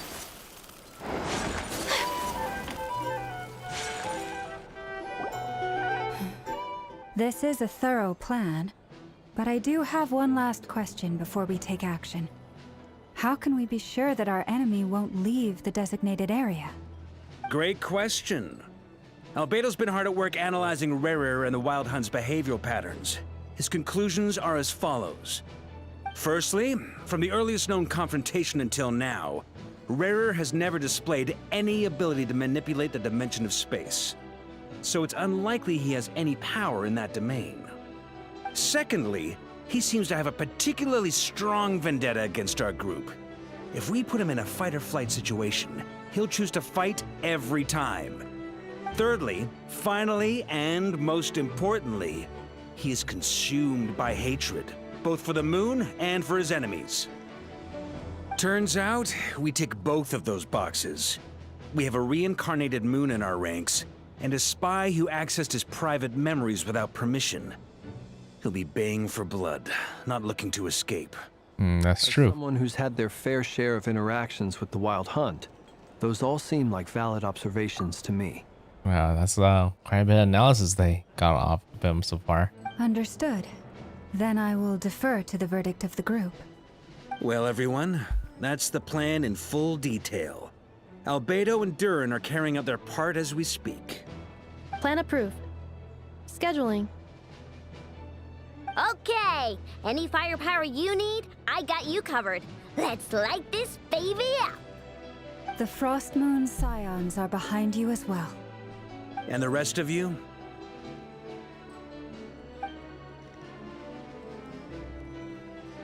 No objections? All right, then it's settled. This is the plan we're going with. Next up, an old tradition of mine. Anyone who wants to back out, now's your chance. Oh, Dory's here. We can still back out of this? Everyone says things they regret, right? I don't want anyone feeling trapped because their mouth said yes before their brain had time to think things through. A very people-first approach. I hear that's common practice in the Knights of Favonius. Well, it's better than them jumping ship when you're counting on them at the moment. Who'd you hear it from? D-Luke? Shh. We don't use people's real names at work. This contact will be known only as Owl, please and thank you. This plan can only work if everyone does their part. Flint's and I will absolutely support it. We shall indeed. You'll be glad you accepted our help. Also, you are the last person I expected to see here, Miss Dory. It's not often I get called Dory in a work context. My peers usually call me Lord Sangamabe. So, the longer your name, the higher your net worth. Is that the idea here? In that case, Mr. Flint's here must be worth a fortune. That's right, I know your full name. It's... What's his full name? I'd appreciate you keeping that a secret. Okay, fine. I'm actually only here as a favor for someone else. Do you have any idea how much it would cost to hire me otherwise? Oh, does this mean someone out there actually has the power to boss Dory around? It most certainly does not. We have a long-standing and mutually beneficial business partnership. She's actually the mom of a friend of yours. Said mom supplied me with a great little trinket, but now that lady's ruined everything. If I don't start building a little goodwill now, my whole business in Notcry is gonna go down the drain! Okay, so what exactly is so special about this pendant? It's a lucky charm that a great mage made for me. We have a business relationship, and she was worried that something bad might happen to me. So, She wanted me to have something that can store power to protect myself with. I finally got it all fully charged up with Kuvaki, and then never went and used it all up at once. Never lost so big in my life. You're right. It was all my fault. I didn't mean to drain all the Kuvaki in the pendant, but I'll make it up to you. You will? Well, in that case, how about you give me your chess set, and we call it even? That's a definite no. I knew you'd say that. Well, it's yours if you want it. In fact, take it now, and I'll even throw in a free Raker of Solnari. Deal? I don't think she wants to deal with that. You're putting me in a difficult position here. It's a very useful thing to have around, but I have a funny feeling it won't be around much longer. I guess we'll see in a couple of days. Looks like bankruptcy for me. It's true. It's probably gonna get destroyed when he gets out of there. Hey, don't be so pessimistic. See this through and you never know. You might find a new business opportunity on the other side. The action in place. Everyone chats. You and Paimon decide to check in and see how each of the stage is going. Guess we're talking to everybody before the very final battle.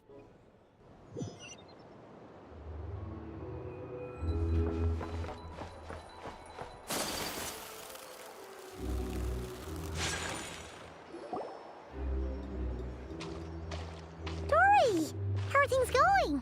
Feeling ready? Oh, I was born ready. We only have 2 days. You think Lord Sangamabe would let an opportunity like this slip by? Don't forget, when something's in high demand, the people with the goods on hand get to charge the highest price of all, even higher than the sellers taking advance orders. Ta-da! See? It's right here. Oh, it's so pretty. Did you make it? I had no idea you were so skilled with your hands. No, I have a supplier. We go way back, so he made me a very attractive offer. Aha! No wonder you were talking about Lucky Charms at the meeting. You've been getting Kave to make them for you. Oh. That's not the full story. It actually started a while back as a project between me and the Dendro Archon. Mage Alice once warned me that this world won't stay safe forever. There may come a day when everyone faces a great crisis. I passed this on to the Dendro Archon, and she secretly brought together a research team made up of Sumeru's top scholars to invent a technology that could keep people safe. I won't go into the details because it's all very complicated, but if you want to know more, you can ask the Dendro Archon about it sometime. Oh. Anyway, point being, it was the Dendro Archon who asked Kave to build this little contraption. As one of the top Kasharu War talents, he was the obvious choice. Wouldn't have guessed. Long enough. He stressed over it for ages. Must have gone through at least a dozen designs before producing a final product. But that's Kave for you. Marak delivered it to me a couple of days ago, along with a letter from Kave. Could I ask why I'm sending this technology to you? What's your proposed use case? Has it been approved by the relevant authorities? So nosy. My fault for sending him the research permit to begin with. Surely Nahida must have told him you were involved in this project. He was probably just nervous because you're always so secretive about your business. Could be. Anyway, I just replied, let's hope there never has to be a use case, because it would involve grave danger. Fair enough. But it sounds like he was just being cautious. He probably felt responsible as the one who made it. Or maybe he was asking as a favor for his housemate. He's done that before. Not sure why, though. His housemate doesn't seem to really care that much about this kind of stuff. Either way, all's well that ends well. I'm just glad to finally have my hands on the product. I wouldn't want to be without it, given the potential dangers that lie ahead. They didn't explain what it actually does yet, What right? does that look mean? Paimon's just super surprised. This must be the first time we've ever seen you actually get serious about something. This is not the Lord Sangamo Bay we're used to. Well, a long time ago, I made a promise to myself. I promised that I was gonna live every day of my life with a big beaming smile. Obviously, Mora plays a big part in that. But there are always gonna be times in life when you have to give something back. That could mean paying back a debt, returning a favor, or showing some kindness. Alice has been a huge help to me over the years. She was the first investor I ever had. And I want my investors to know that Lord Sangamabe is the best in the business. And more than that, no one knows what the future will bring. Whatever happens, I want to make sure the Dendro Archon and all of Sumeru is prepared to face whatever comes. Didn't know she has such a heart. So back to the pendant. You never intended to ask for it back, did you? Oh, that? I was just making sure Nefer and I are square. Don't be thinking it was some sort of benevolent act. I'm no saint, so don't treat me like something I'm not. My priority is doing the business that I want to do, so long as my conscience lets me, but it usually does. That's the Lord Sangama Bay business model. All right, if you say so. I do say so, and that's the whole point. I'm a businesswoman. Don't go trying to figure out what kind of person I am. You'll exhaust yourself. Much easier for everyone involved if you just take my word for it. Oh, and could you two help me get this stuff where it needs to be? Thanks so much. You're my favorite assistants.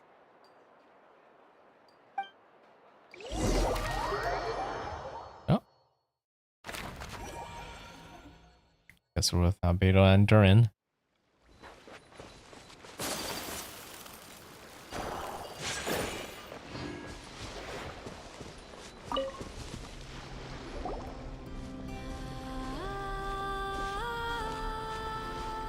Traveler, Paimon, it's good to see you.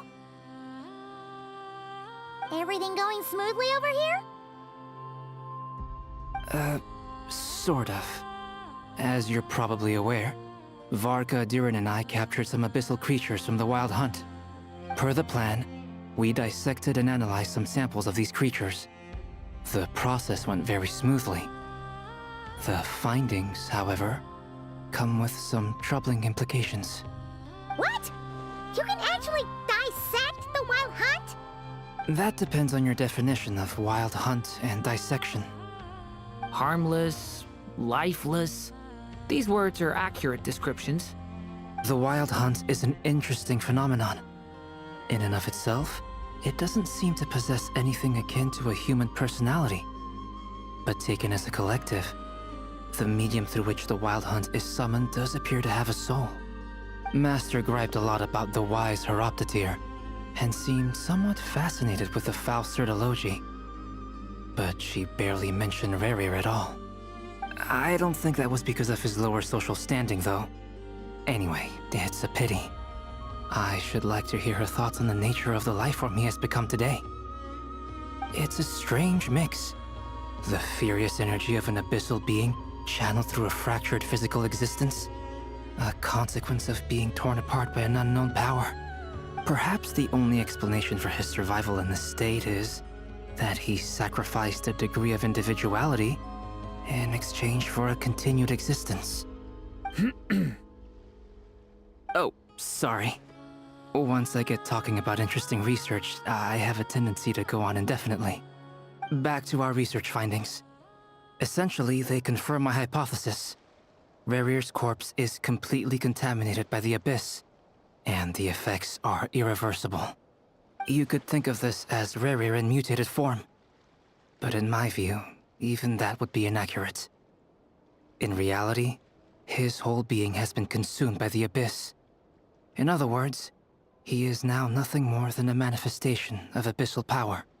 Unfortunately, at present, we have no means of completely eradicating abyssal power. Hence, we cannot fundamentally destroy the Reihir of Solnari either. Oh, that's terrible news. So, that's it? We can't defeat him? Not even if we get the power of the 3 moons? Miss Columbina's situation is a difficult one. She can never achieve wholeness when the world does not accept her presence. It's as if her creator banished her to a place she can never be accepted. It means she spends most of her energy just on her own survival. Given the circumstances, it's only natural to despair. But we must see this plan through to the end. Time to kick off the backup plan. Oh, Paimon almost forgot! This is for you. Dory asked us to bring it. Ah, how wonderful. Well, thank you for making the trip. Durin and I will be heading off shortly. I'm sorry I won't be there to protect you in person this time. Please be careful. We will. All right then. Stay safe.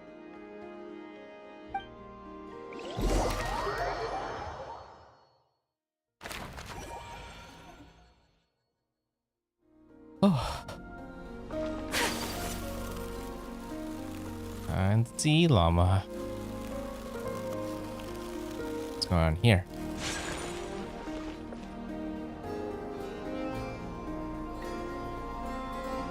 Miss Lauma, is everyone here?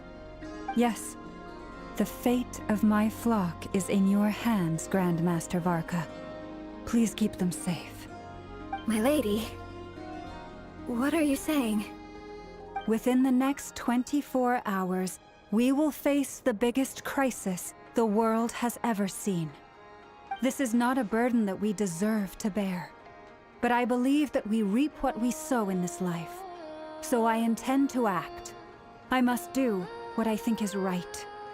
For me, that means fighting for the future of Nodcry. This gentleman is the Grand Master of the Knights of Favonius, Varka, Knight of Boreas. In my absence, please follow his lead. Hey, everyone. Guess I should introduce myself. Well, to start with, I know my way around a battlefield. Biggest strengths are honesty and hard-workingness. Anyway, point is, I don't intend to let Lauma down. I'm gonna do everything in my power to keep every last one of you safe and sound. Guess the battlefield's gonna be around there then. Okay.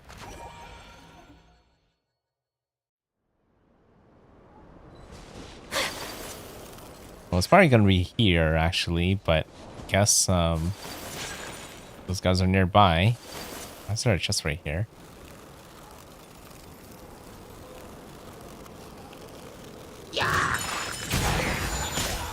Oh wait, was it? Was the slime the hereditary bonding? Sorry.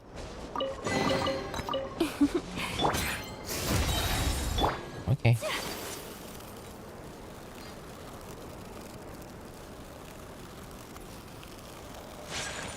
Imagine this is the last group.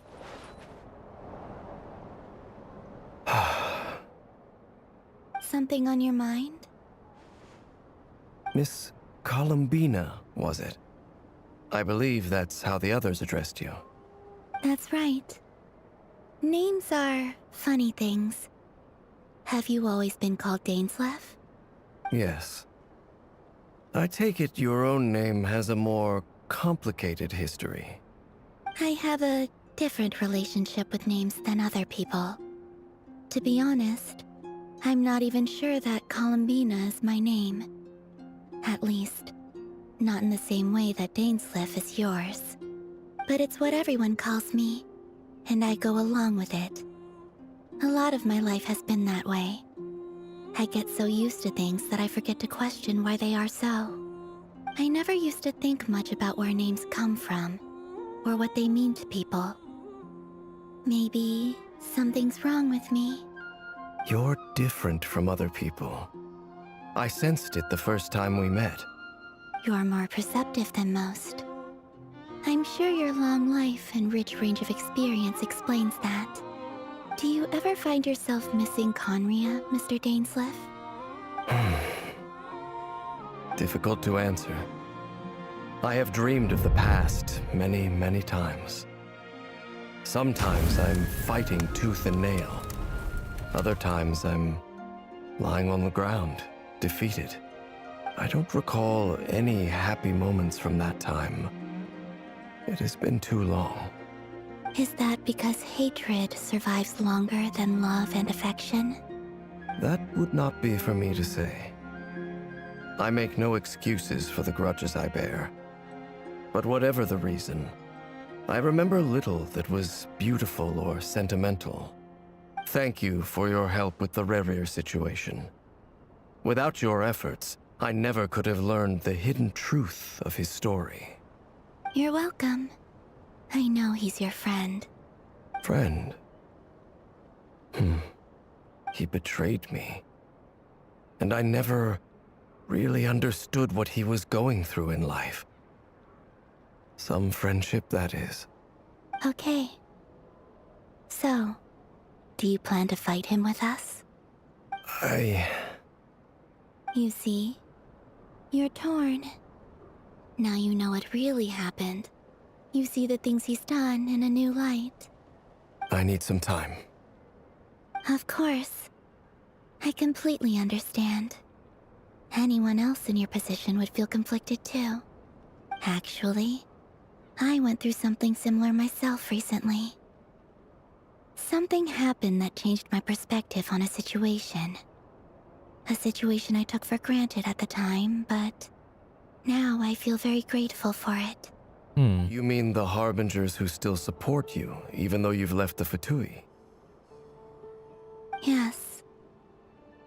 I always thought they were only helping me because Harbingers are forced to work together. But then I abandoned them. A warrant was even put out for my arrest. And even now, they still support me. Which means I was wrong about them all along. Clearly, they view you as a friend. I feel a little guilty now.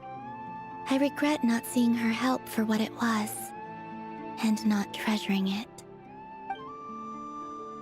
I see the guilt that you're feeling now, because I feel it too. Hopefully, talking about it will do us both some good. Have you noticed that the Traveler and Paimon are over there? I think they've been listening. She knows. Huh. Shall we say hello? Sure.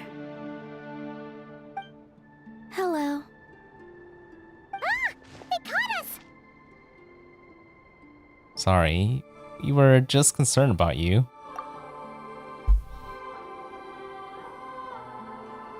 I apologize for making you worry. No doubt you wish to know where I stand on the plan to take down the Recher of Solnari.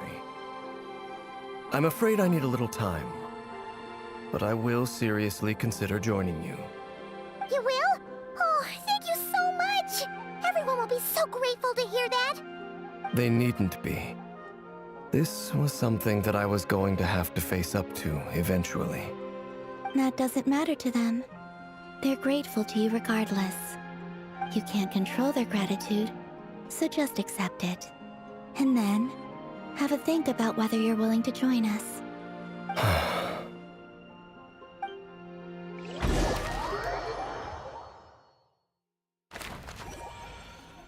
Oh. It's nearly showtime! Let's go rendezvous with the others. You know the place. Seems like this is the big final battle.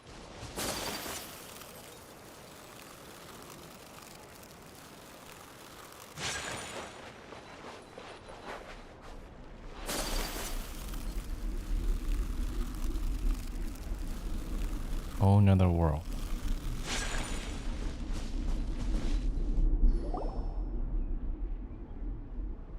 Ah, you're earlier than I expected. Hey, Flint's! Been waiting here long? Not too long. I came a little early so I'd have some time to think. Are you nervous about the battle? Quite the opposite. I'm reminiscing on my past battles. When I was awakened by the Ratniki, I had not touched a weapon in many years. I felt like the battlefield was not where I belonged. But after waging war against the Wild Hunt for so long, I came to realize something. A life of absolute peace is simply not a possibility for me. My restless flame indicates that somewhere inside of me, there is a deep yearning to root out the evil in this world. Oh, that doesn't sound like such a bad thing. I agree. Well, in the past, when I was a Fae whose primary concern was hibernation, it was hardly ideal. But it certainly serves me well here in the present. And I am delighted to be able to join forces with you in this endeavor. Looks like I'm not the first to arrive. Ah, Miss Lauma. Did you sleep okay last night? I struggled to settle down at first, because of the nerves. But don't worry. I got enough sleep in the end. I'll be just fine. Thanks for everything. Please, I'm just doing my part. Never! Over here! Goods have been delivered, and the backup plan is underway. Aino asked me to relay a message. She said Anefa will be on high alert and keep a close watch over all secondary districts where defense is required, providing support as necessary. Meanwhile, Aino herself will provide range support to us directly, using her latest invention. Excellent. My thanks to all involved. The chess set's looking a little unstable.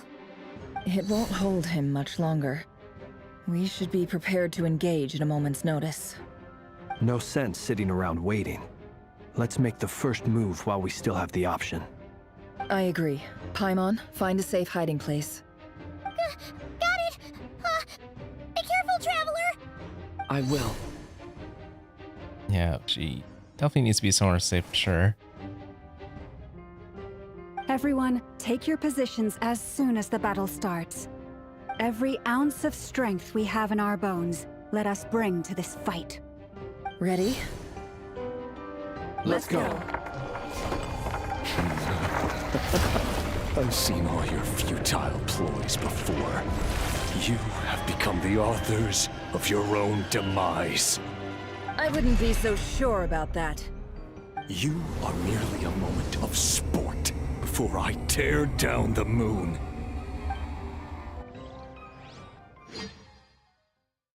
Here we go. Oh, actually into the battle. Stay on your toes. Yep, you too. Me. Close your eyes. Okay, I don't know how to use them, so wait. The moon. Let me help you guys. Oh, okay, that's useful.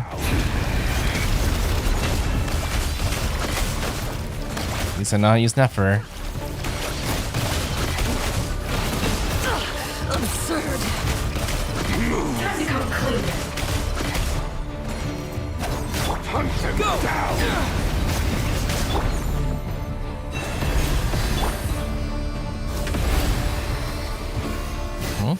Oh.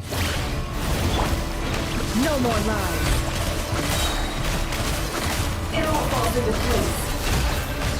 It all adds up. It all falls into place. It began with the moon, and so shall it end. The moon will protect you. Follow Mama's Heim.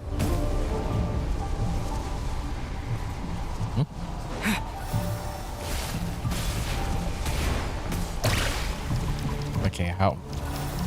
The moonlight betrays you.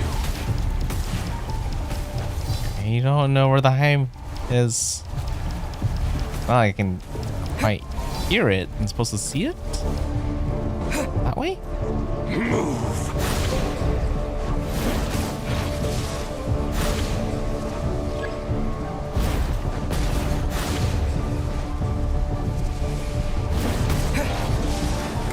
Wait, I'm supposed to use something. Leave this place. It's very brief. I didn't quite catch it. Do you see now?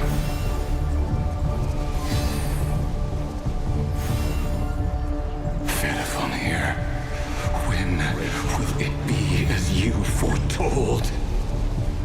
Oh, okay. I wasn't told whether that's my deer or...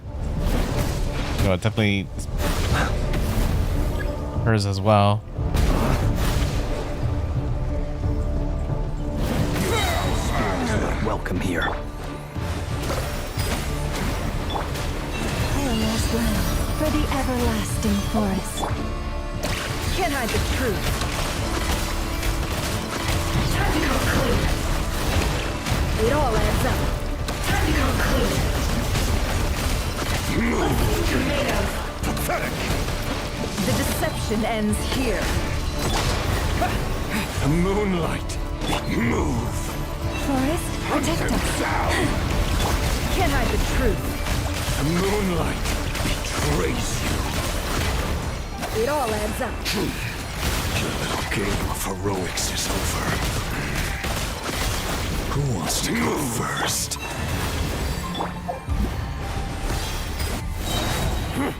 What? Get out of my sight! I guess this is round 2.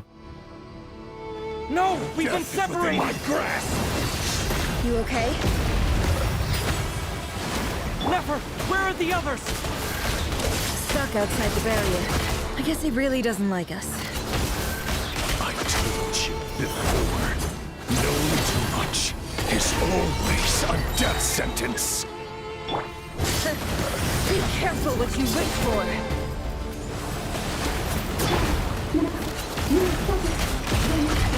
Mama! Can you hear me? Silence. The voices are Well, we're not doing much damage. but at least I know they're still there. I need to focus. Stick to the plan. Remember my most important task. Keep stalling. If I can stall him for long enough, the moment will come. It all adds up. Sounds like we just need to survive. I don't think we even need to do damage. The deception ends here. Go!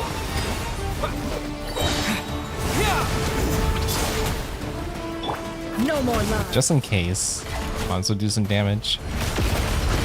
It all falls into place. The mystery. That can't be good. How many do I need to grab? I've got this.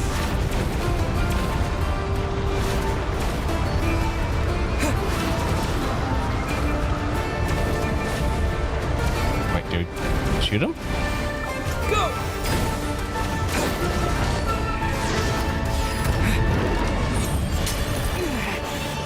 Shield's broken.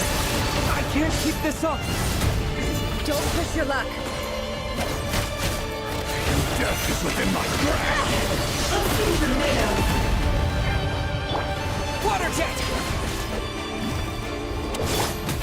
Shameless.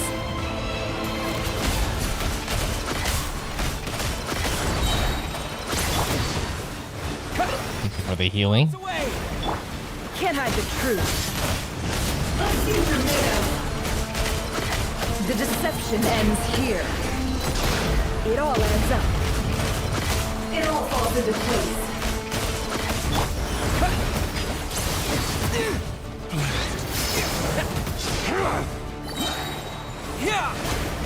Can't hide the truth. Seek within.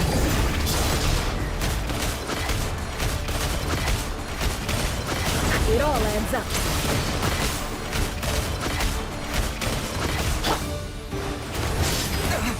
Man, I can't imagine how much harder this battle would be if people did not know how to play Nefer.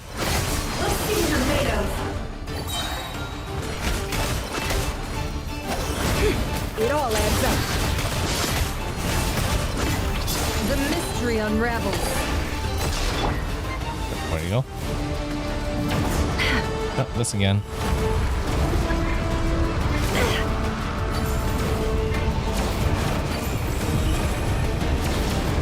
There's no other way. Oh, they're forcing me to use Nefer.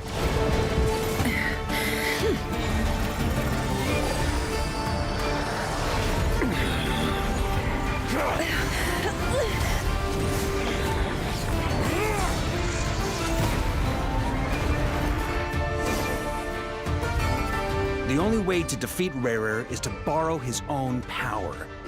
That means Columbina will have to disappear while you two bear the brunt of his attacks. You have to hold on. Find a way to keep him focused on killing the two of you. Okay, that makes sense.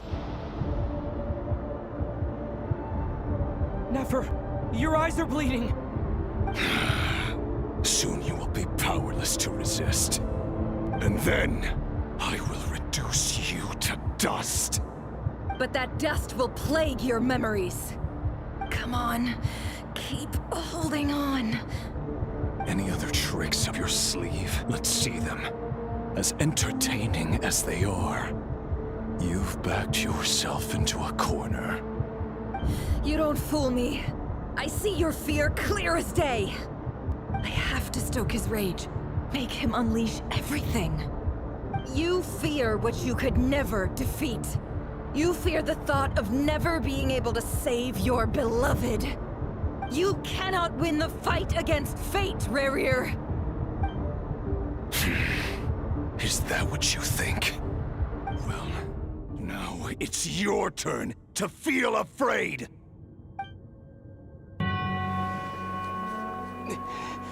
You fear the sound of your own name? Is it us you hate? Or is it what you've become?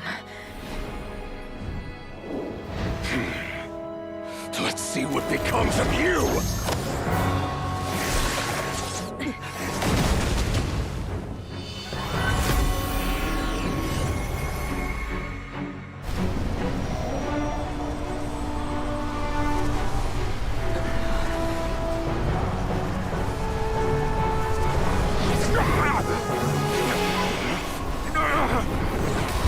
What's happening?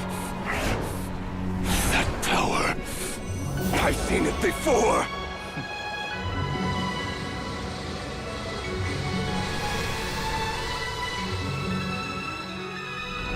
His power is on another level. We'll need to use an alchemical array to convert his power into a usable form. Then quickly channel it into Columbina. Rendering her powerful enough to compete with him. Transfer his power to her, huh? I'll join you. I can help. That's the plan. If I release enough abyssal energy into a confined space, it'll create a potential difference, allowing us to extract a huge amount of elemental energy. Next, I'll synchronize with everyone's minds using Pyro, then give you temporary access to their abilities and fields of view.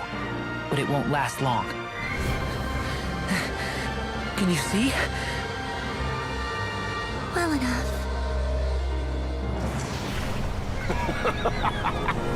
So, we have a student of Gold Rhine-Daughter in our midst. How about that?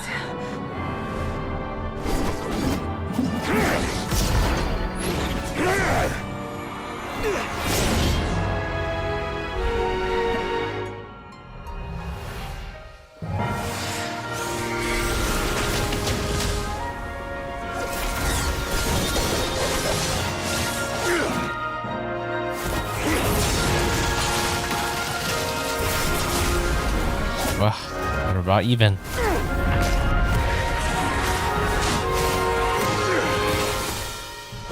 You use my own power against me? Just like how you stole Kuvaki. Look familiar?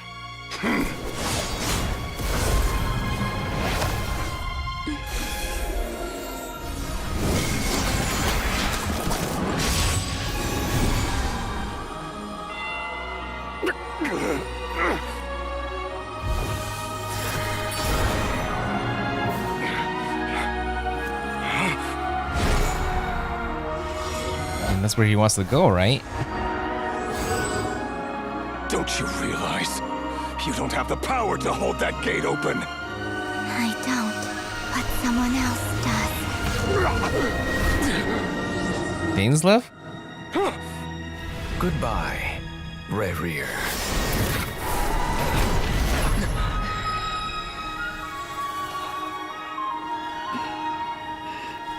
We won.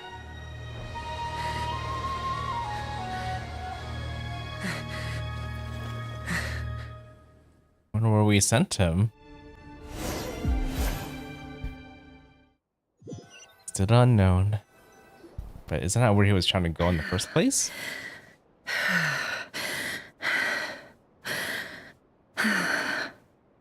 Nefer, how are your eyes? They're fine. Apart from the blindness, of course. It's not too late. Let me handle it.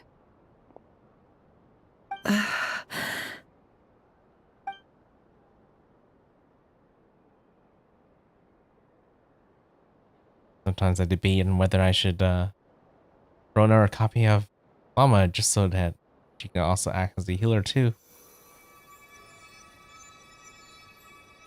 Miss Nefer, it's not like you to lose your composure. That was the most reckless thing I've ever seen you do. Reckless how? The situation was critical. Our lives were at stake. We had to do something. Even so. Okay. I guess you're right.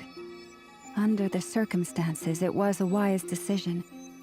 You traded your eyes for an incredible victory. In business terms, I suppose that's a huge return on investment. I'd be hard-pressed to argue otherwise. Still, I don't like this outcome, and I don't want you to lose your sight for good. People suffer when they make sacrifices they shouldn't have to make, whether that means faith, strength, or in this case, your ability to even see. I had hoped you could win without sacrificing so much as a single hair on your head. Thank you. Really. All done. Don't try and open your eyes just yet. We'll see how you're doing in a couple of days. Until then, please follow your recovery plan to the letter. I'll send full details through Yehoda. For now, just get yourself home, relax, and rest. My dear friends, we have fought bravely and achieved a spectacular victory. A dark cloud has been lifted from the skies of Nodcry. All in this land will be grateful for what you have done. The moon will remember this day. Thank you both.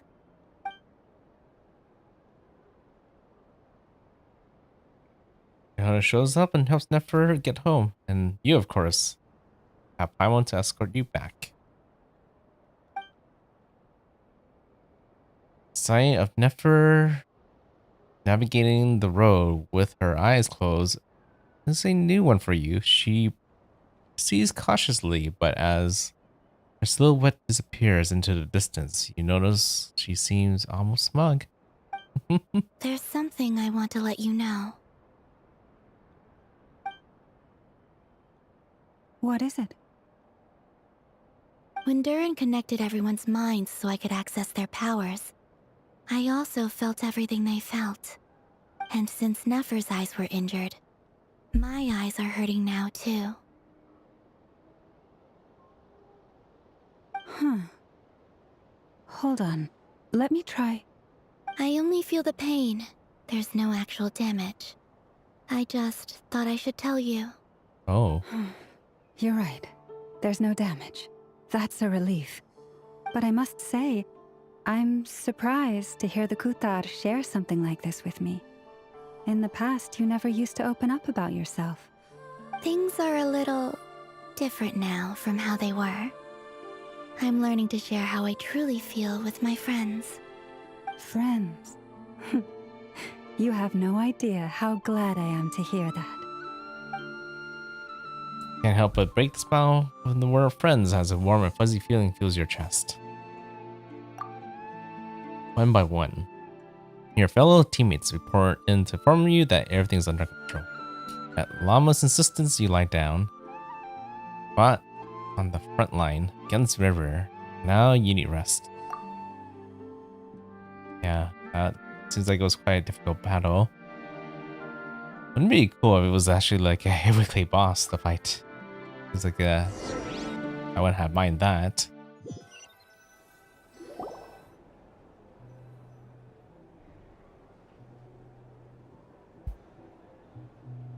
Yay! You're awake! How are you feeling? Any aches and pains? Did you sleep well? I'm doing all right, Paimon. No need to worry about me. Phew! Well, that's good. Paimon's been sitting on the edge of the bed worrying about you for ages. You slept a whole day and night. Poor Paimon had to eat all by her lonesome.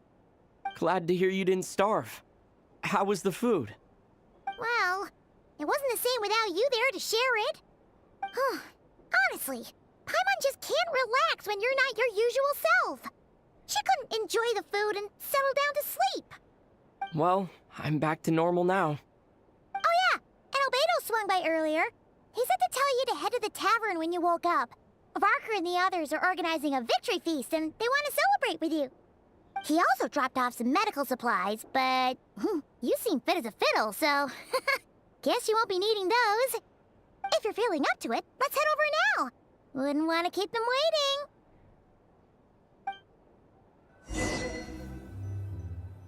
waiting. Wow, that was a really long dialogue and cutscene. Yeah, someone asked me about what's the current banner right now, but I couldn't obviously go to what the look the banners if stuck in dialogue, right? I don't know you're still there, but Arlecchino and Zhongli are the two that are available right now. Yeah, I definitely felt like Arlecchino was a very good character. Not as strong as Movica, but before Movica came out, she definitely was the strongest Pyro character when she arrived.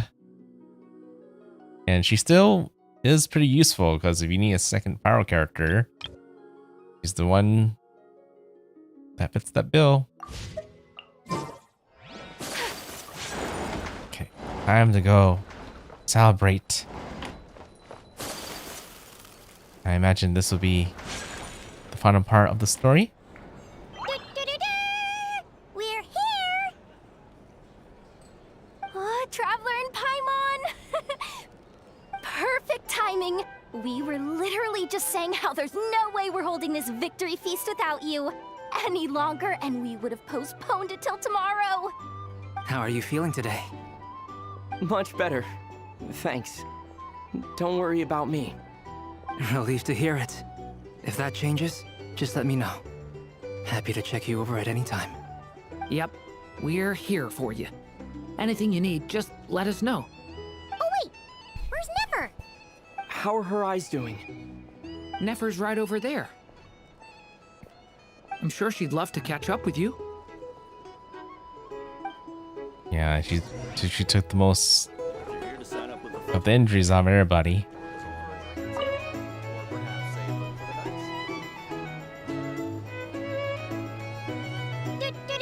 Oh, it's the same thing. I was wondering if it's any different. Traveler and Paimon. And I can't skip it either. Perfect time. How are you? Much better. Relieved to hear. Yep. Oh wait, where's Nefer? How are her eyes? Nefer's right over. I'm sure she'd love to. Okay, I guess careful. We're talking to everybody. Hello, you. Recovered from the battle? Mostly recovered, thanks. Touch that you ask? Come on, what do you mean? Of course I'm gonna ask. I care about my friend's well-being. And we are friends, aren't we? I guess we are. Get yourself a drink. You've more than earned it. In fact, today, your drinks are on me. Lord Sangama Base got you covered. Wow, really? What about Paimon? Has she earned it too? Has she? Please? Well, you haven't been through quite as much as the Traveler, but... what the heck, sure. Yay! Wow! Drinks on Dory! What a historic day. Hey, keep your voice down, or everyone else is gonna want in too. Have you heard anything I've been saying recently? Doing business in Nodcry has been an absolute nightmare. If I'm buying for everyone, oh... Okay. Paimon will speak more quietly. Jeez. That's more like it. Don't you forget, Lord Sangama Bay doesn't just go around buying drinks for anyone and everyone. Oh, that's nice of her. Okay. Nefer. Danzer's right there. Very curious to see what he is thinking. I see you've recovered. You bet. Snooze his way to a full recovery. Doing much better. Thanks for checking on me. Glad to hear it. A healthy body is paramount. Nothing else in life is possible without it. So take it slow. You can't afford an injury. I'm so grateful that you decided to help us out, Nan. Paimon too! You really saved the day when you swooped in to open that gateway. I came to accept that although Rerir was my friend in the past, here and now, he was an enemy that must be defeated. Though I will never fully understand what happened between us, I could not let this crisis deepen any further. We fought a very necessary battle, and you played your part admirably. Thank you. I know it was hard, but you'll get through this. Yeah! And if you ever need to talk, just remember, we're always here. I'll do that.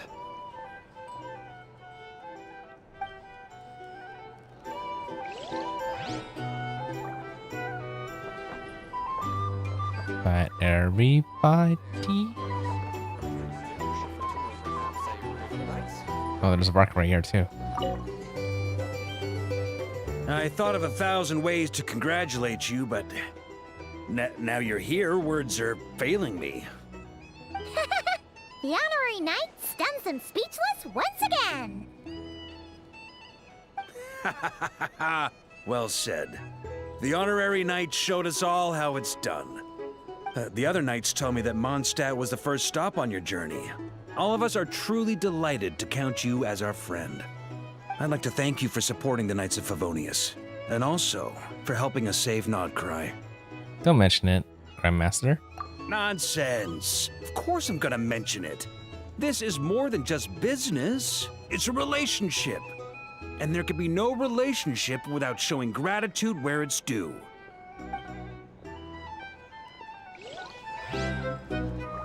Okay, finally, time for Nefer. Looks like she can see again. Traveler, Paimon, are you recovering well? Much better. Thanks to a good rest. You're looking well too. Turns out that moon chanter has some real talent after all. My eyes were mostly recovered after just a couple days rest. I can actually open them again now. Yeah, but you gotta be careful.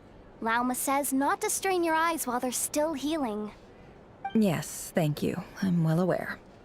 Yehoda, could I borrow you for a moment? I could do with an extra pair of hands. Oh, sure. Coming. Oh, give me some time. That. I gotta go help Lauma for a second. You guys chat among yourselves. I'll grab us some drinks on the way back. Paimon, you still like them sweet? You bet! Make it extra sweet, because Paimon's earned it. Sure thing!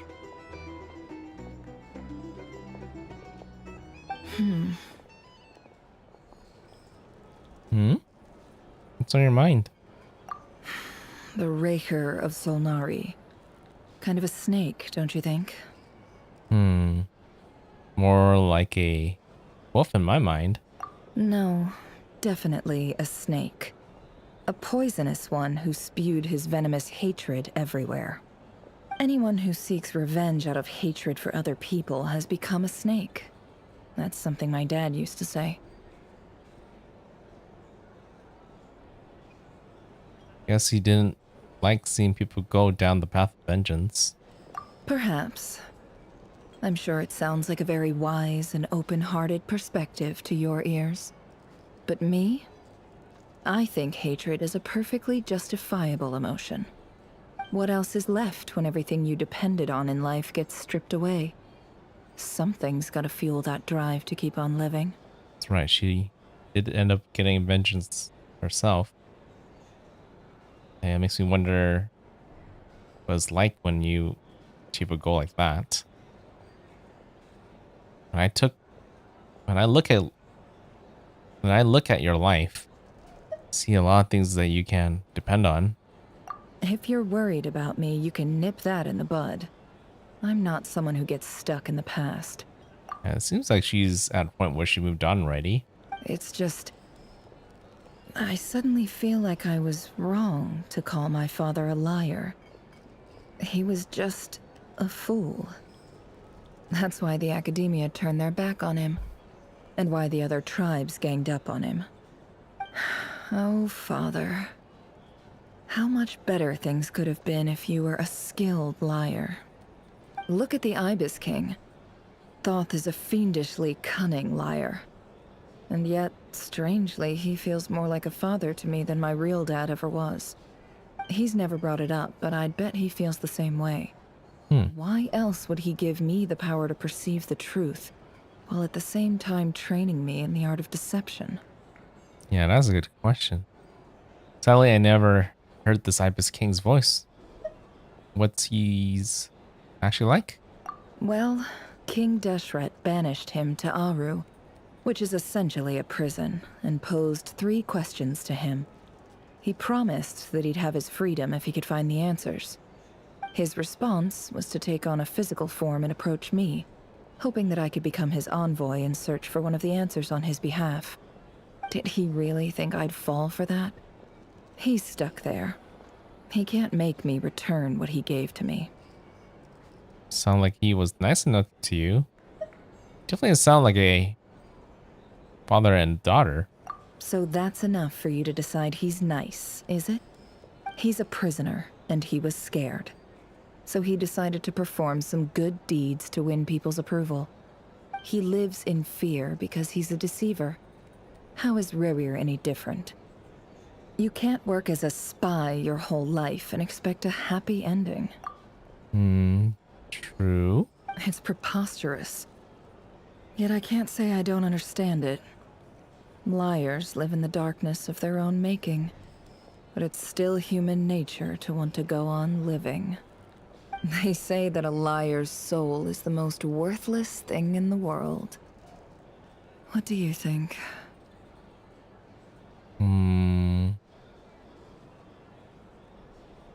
Guess it really depends on the reason for the lie.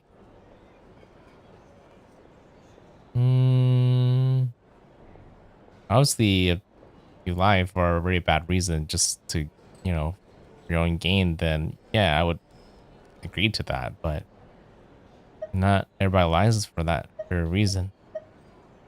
I think I have to disagree. Oh, really?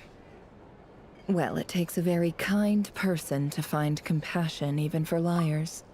Yeah, especially when Nefer herself considers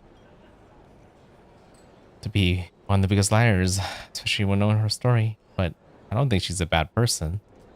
If you ask me, the soul of a liar really is worth nothing. Because all they care about is themselves. For example, when something good falls into my lap, I don't go sharing the news around. Stops other people trying to steal it from me. I have a feeling some people over there may have overheard that.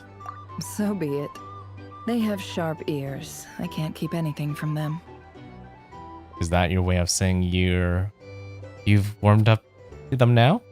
Oh, is that what it looks like? It looks like to me that, you know, Nefer and Llama are like almost like a couple right now.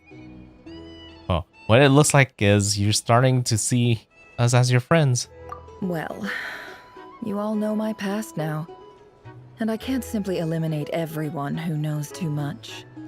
So I guess I just have to put up with you. For the foreseeable future, at least.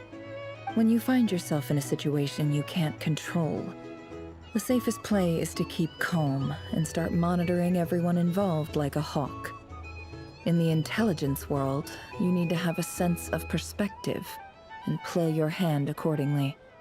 If you understand what's at stake, please ensure my secret is safe with you. I trust you'll respect my wishes as a friend. But don't forget, I will also be watching you like a hawk. You know, she really can. Sure. Very good. Oh, wait! Now that the panic's over and we've all calmed down, Paimon suddenly remembered something. What is it? After all that build-up, our mystery ally never showed up even once. Oh yeah, the people whoever showed us the books. Analogy for the faded moonlight. Guess we'll find that out next time. Noise coming from indoors. Huh? Am I imagining things?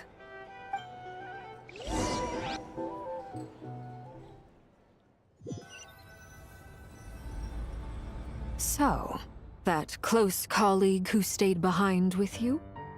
What's he been up to recently? Don't know, don't care. I get more normal human interaction from hanging out with Bosco 2 than him. Although, now you mention it, he hasn't bothered me in a while. I wonder if... If he's disappeared without a trace, it's the biggest gift he ever gave to the world. But I somehow doubt that's what's going on. He won't lie low forever. So we'd better stay on guard.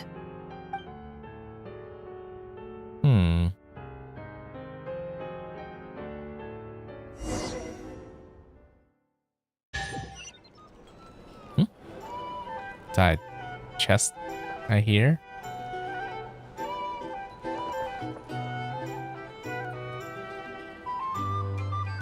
Where did Amma go? So it originally looked like she was near at the bar. Okay. Did you hear something earlier, Nefer?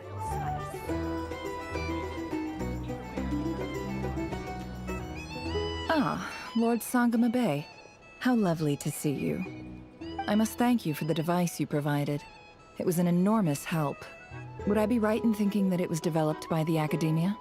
Why come and ask me when you clearly know already? I mostly came to thank you. That's more like it. A little gratitude goes a long way with Lord Sangama Bay. Play your cards right, and you might even stand a chance of becoming my long-term supplier. The chance to work with such a kind and charitable investor as yourself would be a great honor for the Curatorium. Huh? Charitable? Who said anything about charity? First time hearing about it. Let's see. The first plot of land you purchased in Nodcry, your desert interests, and...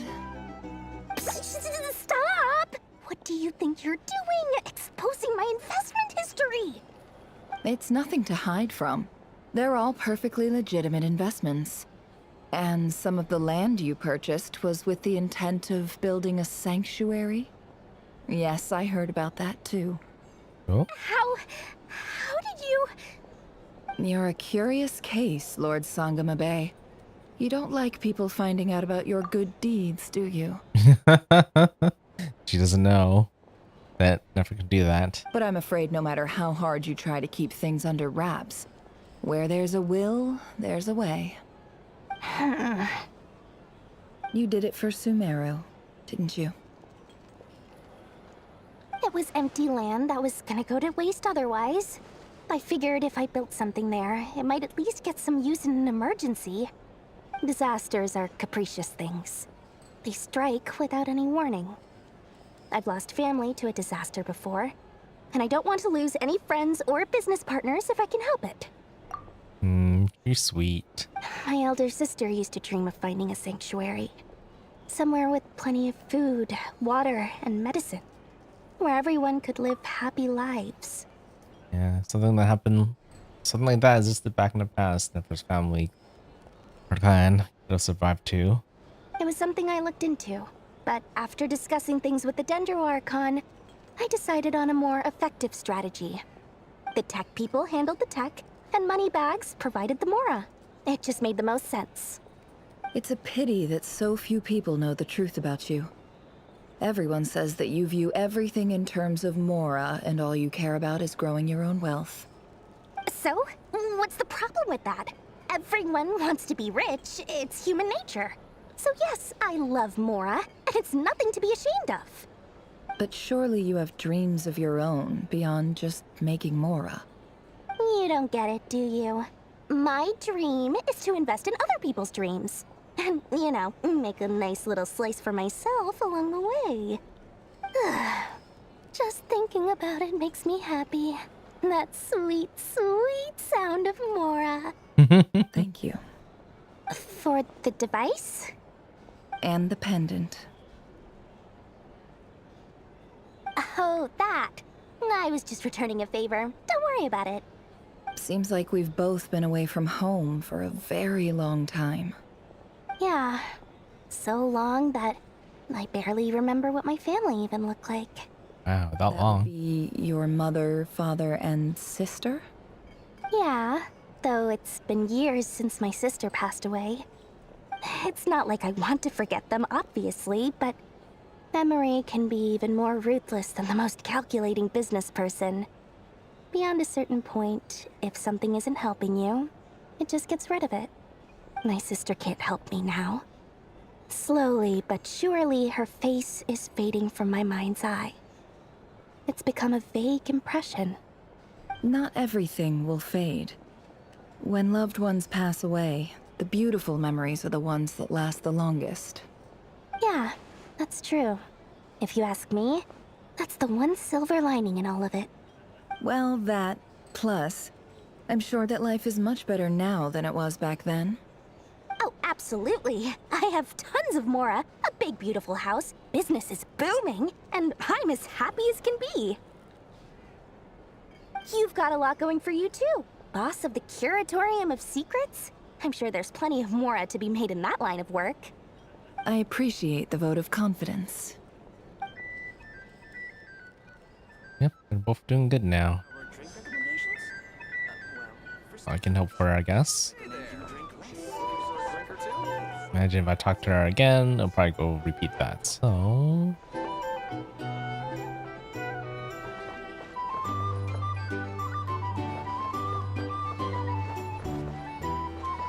trying to see if there's any other people.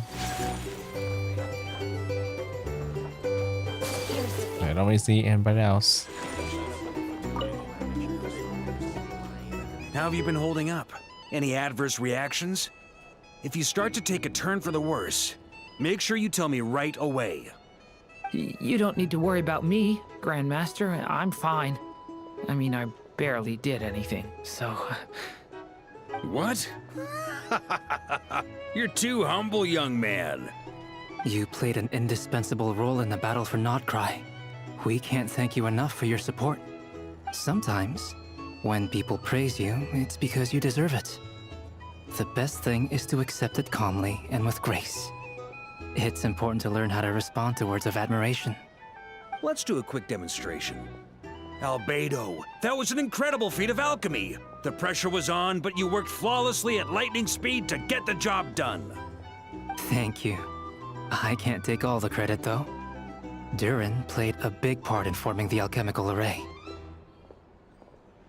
See? Did you catch that? A masterclass in how to take a compliment. Okay, yeah. I did work pretty hard to help prepare for the battle. No point denying that. Hey, you guys! Seriously, great work, everyone. You all outdid yourself. Hey, look who's bounced back. Looking good, traveler. Seems like you've recovered. You won't need to take any more medication. Can I get you a drink? Huh? You know how to order at a bar now? You've sure learned a lot recently.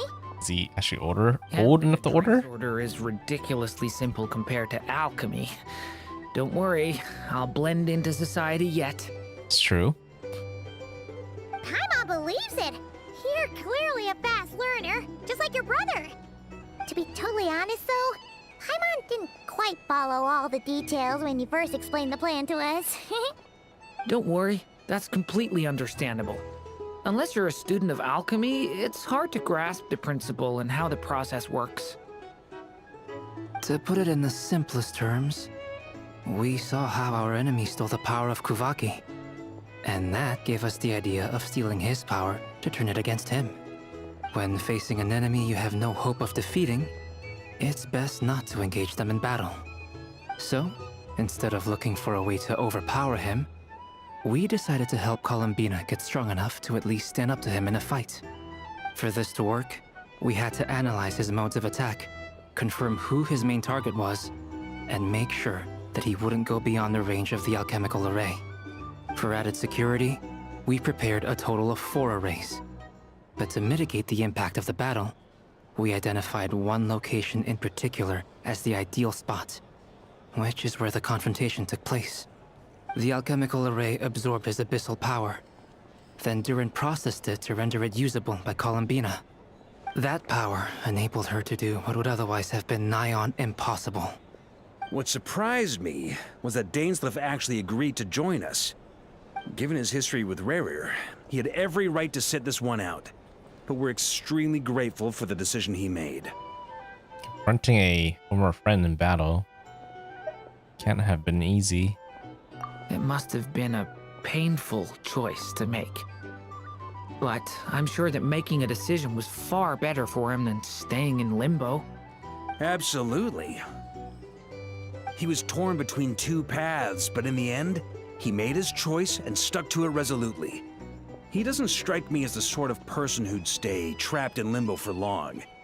Anyway, however you cut it, everyone gave a stellar performance. And now, it's time to kick back and celebrate.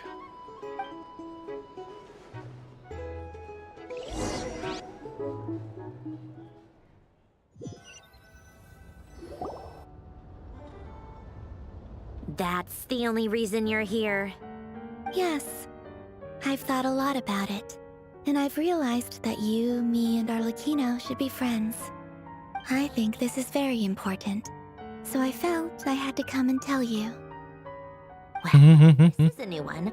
I'm so moved. I can't even hold my teacup. If that's all, you can leave now. Do you not want to be friends with me? Or is it that you prefer being co-workers? What is this, Columbina? Are you deliberately testing my patience threshold? Right now, my politeness module is active. But if you say another word, I swear I'll shut it down. I'm sure she just considered them as friends already, so she's just offended that she's asking me friends now. Or hasn't realized that yet. If your politeness module was active, wouldn't you say the word please at some point? Polonia, please see Lady Columbina to the door. Will you still invite me to your next tea party? What? Yes, I think you will. Bye-bye, dear Sandrone.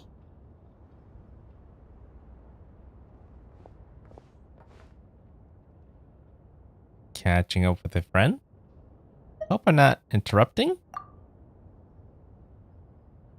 Last time, the Wild Hunt escorted you out. Would you rather I handled it myself this time?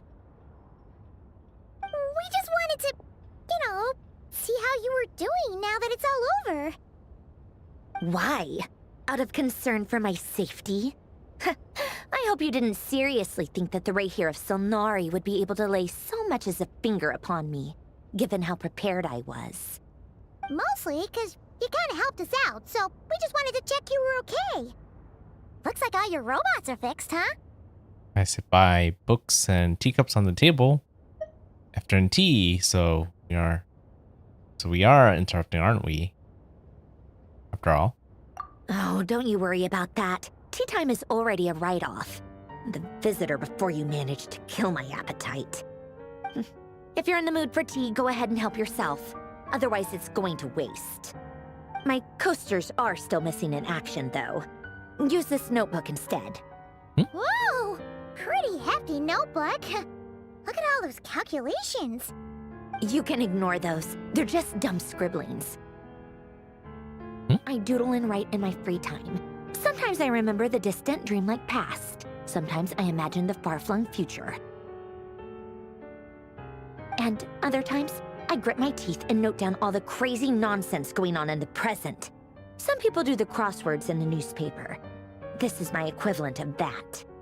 Trying to predict the future is like daydreaming. And writing about the present just makes me furious. The past is my favorite.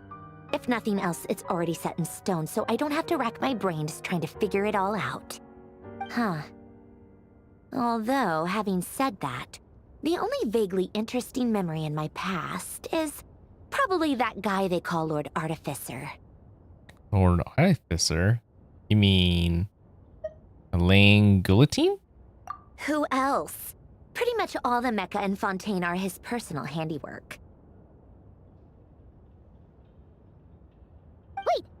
Are you saying you know him? Like, personally? As a friend? I mean, I guess we were friendly enough. You've actually met him. But he lived hundreds of years ago. I mean, she's kind of seems like she's a mecha herself. Yep. In fact, I'm probably the only normal person left who knew him at all. We used to chat occasionally back when he was still around. Before he passed away, he asked me to destroy all his manuscripts.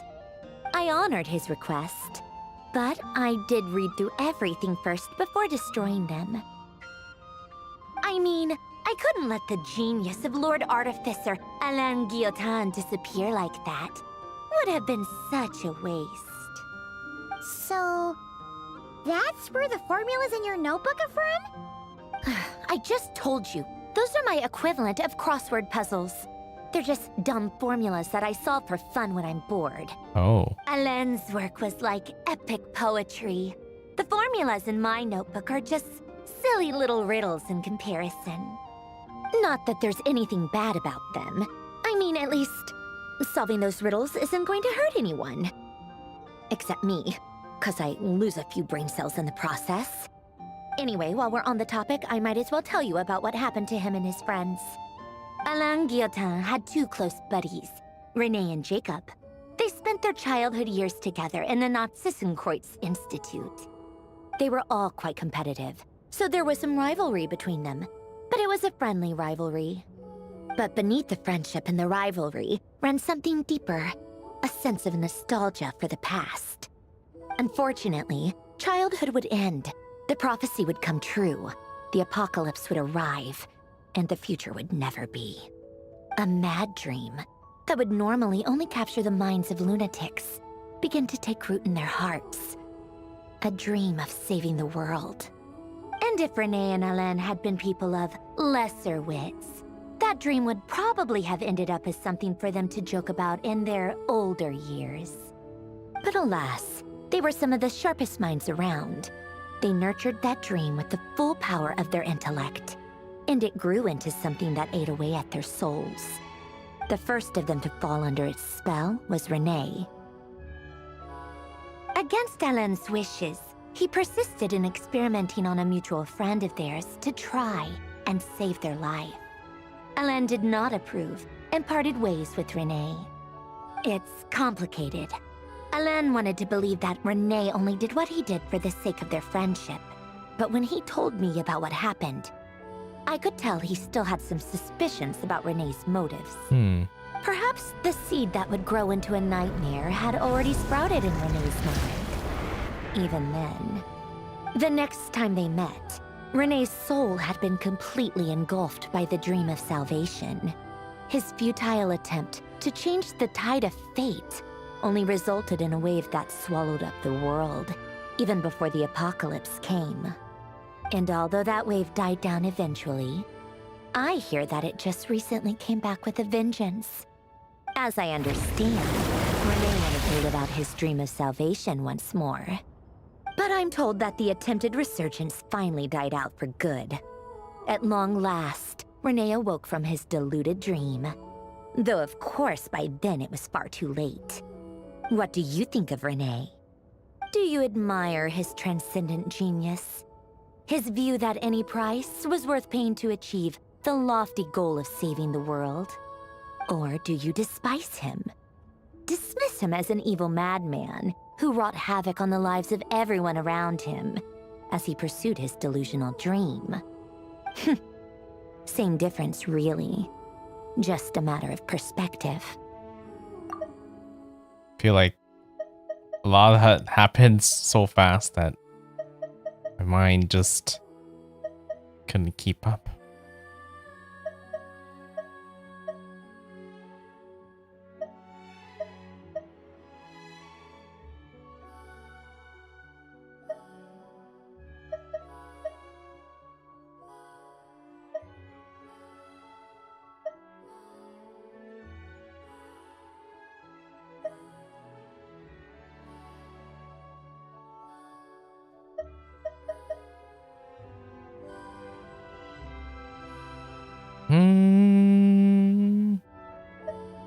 I'm gonna go with I don't know, because I couldn't, like, okay, so he was trying to save people, but it seems like in a way of trying to saving people, it ended up doing the opposite.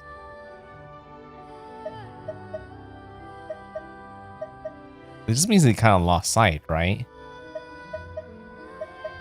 Yeah, I don't know what's the reason why it didn't end up the way he was hoping it would end up. I was supposed to say I don't know. What a cop-out. But I suspect you'd have a more incisive and insightful answer if we dug into it further. What about you? What's your take on Rini? I don't like fanatics who give up their whole lives for their ideology. Nor do I like fools who let their delusions take control. Maybe I could understand if Renee had just been an ordinary person. But he had a sage-like intellect. And still managed to get himself lost in a labyrinth of his own desires. Anyway, that's enough about Renee. Now, moving on to Alain Guillotin, the Lord Artificer.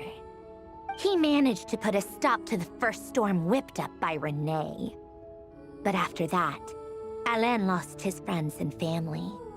To his credit, I suppose, the loss of his family and friends was purely a tragic accident. It's not like Alain sacrificed them for his cause or anything. After that, the only thing supporting his work was the same dream that had dragged his closest friend down to the abyss. But although the desire to save Fontaine drove him to found the Fontaine Research Institute, Alain continued to reject any form of transcendental knowledge or power. He was suspicious and fearful of it, having seen the way it had affected his closest friend. I think that formulas and machines derived solely from human intellect were the only thing that gave him a sense of spiritual comfort. Yet Alain's intellect was simply too great. It barely left him space to breathe in his lifetime. Once he realized that the end of his life was approaching, he finally accepted the truth. The Nazissenkreuz Institute needed someone, and a human being, to see its story through to the end. So that's where she comes along. He quit working on his formulas, trading them in for the fairy tales that had played such a formative role in his childhood, but which he barely touched in his adult life. He told me that the director of the Nazissenkreuz Institute used to read those fairy tales to the children as bedtime stories. Apparently, they worked wonders at sending kids off to sleep. I think that all he wanted at that time in his life was to be able to sleep deeply without being plagued by depression. By that point, nothing else really mattered.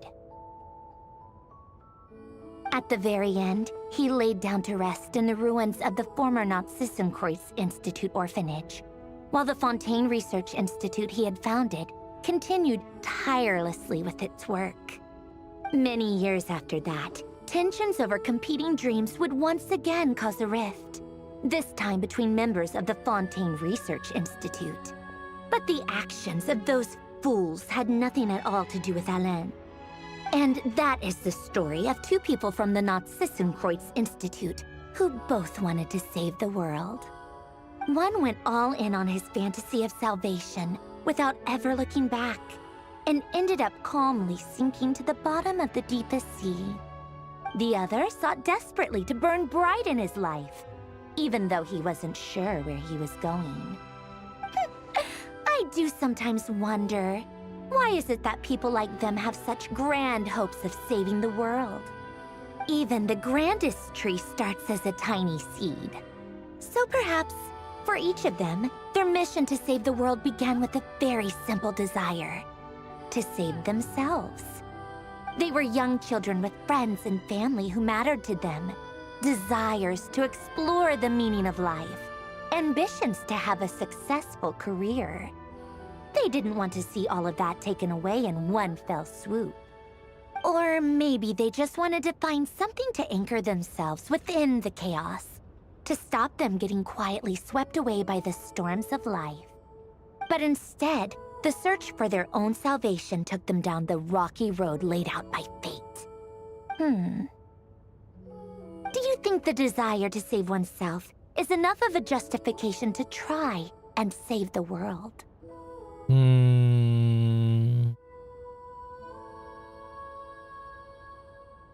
Oh, let me think. Is it enough?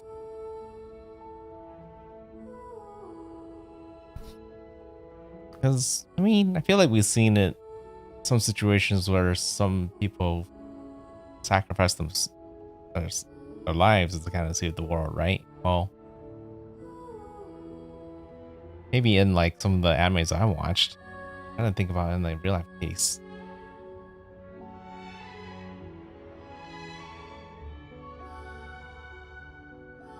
Most of them feels like it tends to be more fictional.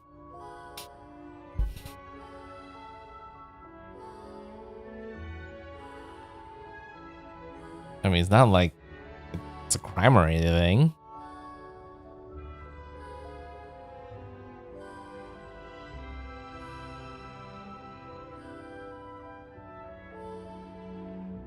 They had desire and they had intellect, but it wasn't enough. So, in both their cases, it doesn't seem like it, right? Because if it was enough, then they would have succeeded. So, obviously, it doesn't sound like it's enough. Sensible answer. Glad to know you've got your head screwed on straight. Alain would disagree, though. I asked him the same question back when he was in his prime, putting all of his energy into his work. Yes, it's enough. No elaboration, just a quick, short answer before getting right back to his work. He was always that way. All right, tea time's over. I owe Arlecchino a favor for telling me these stories. I'll have to bring a whole sack of gifts the next time I visit the House of the Hearth. I'm gonna go tinker with Polonia now. You guys can do whatever you want, as long as it doesn't involve interrupting me. Polonia, exit hibernation mode. Begin diagnostics. It's got the tea time. Wasn't expecting all that.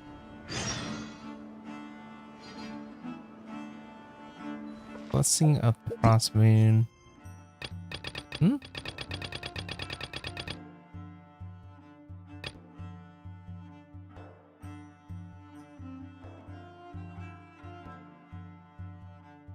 Okay, I think I am done with the Archon story. I think what just popped up earlier was a random world story.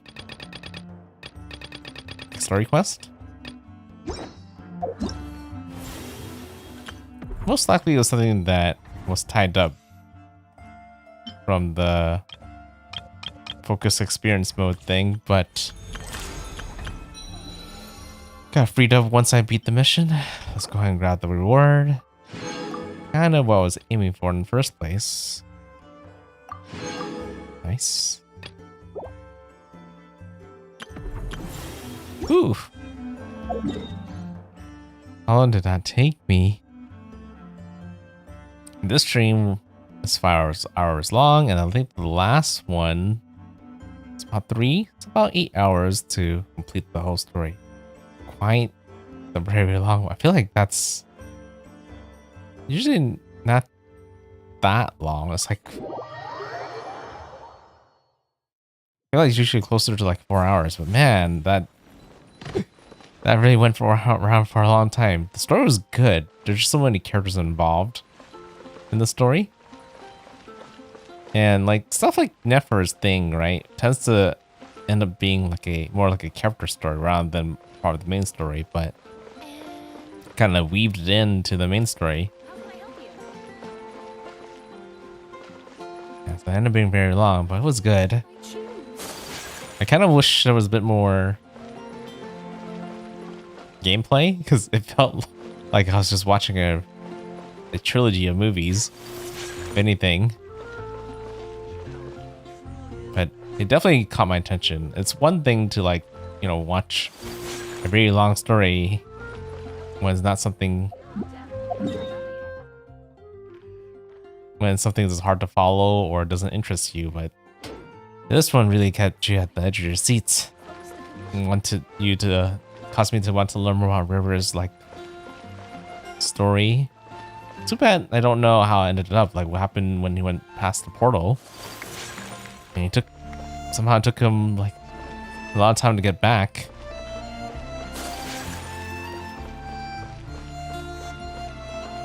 Only to be sent there again. So I almost feel like whatever happened over there on the other side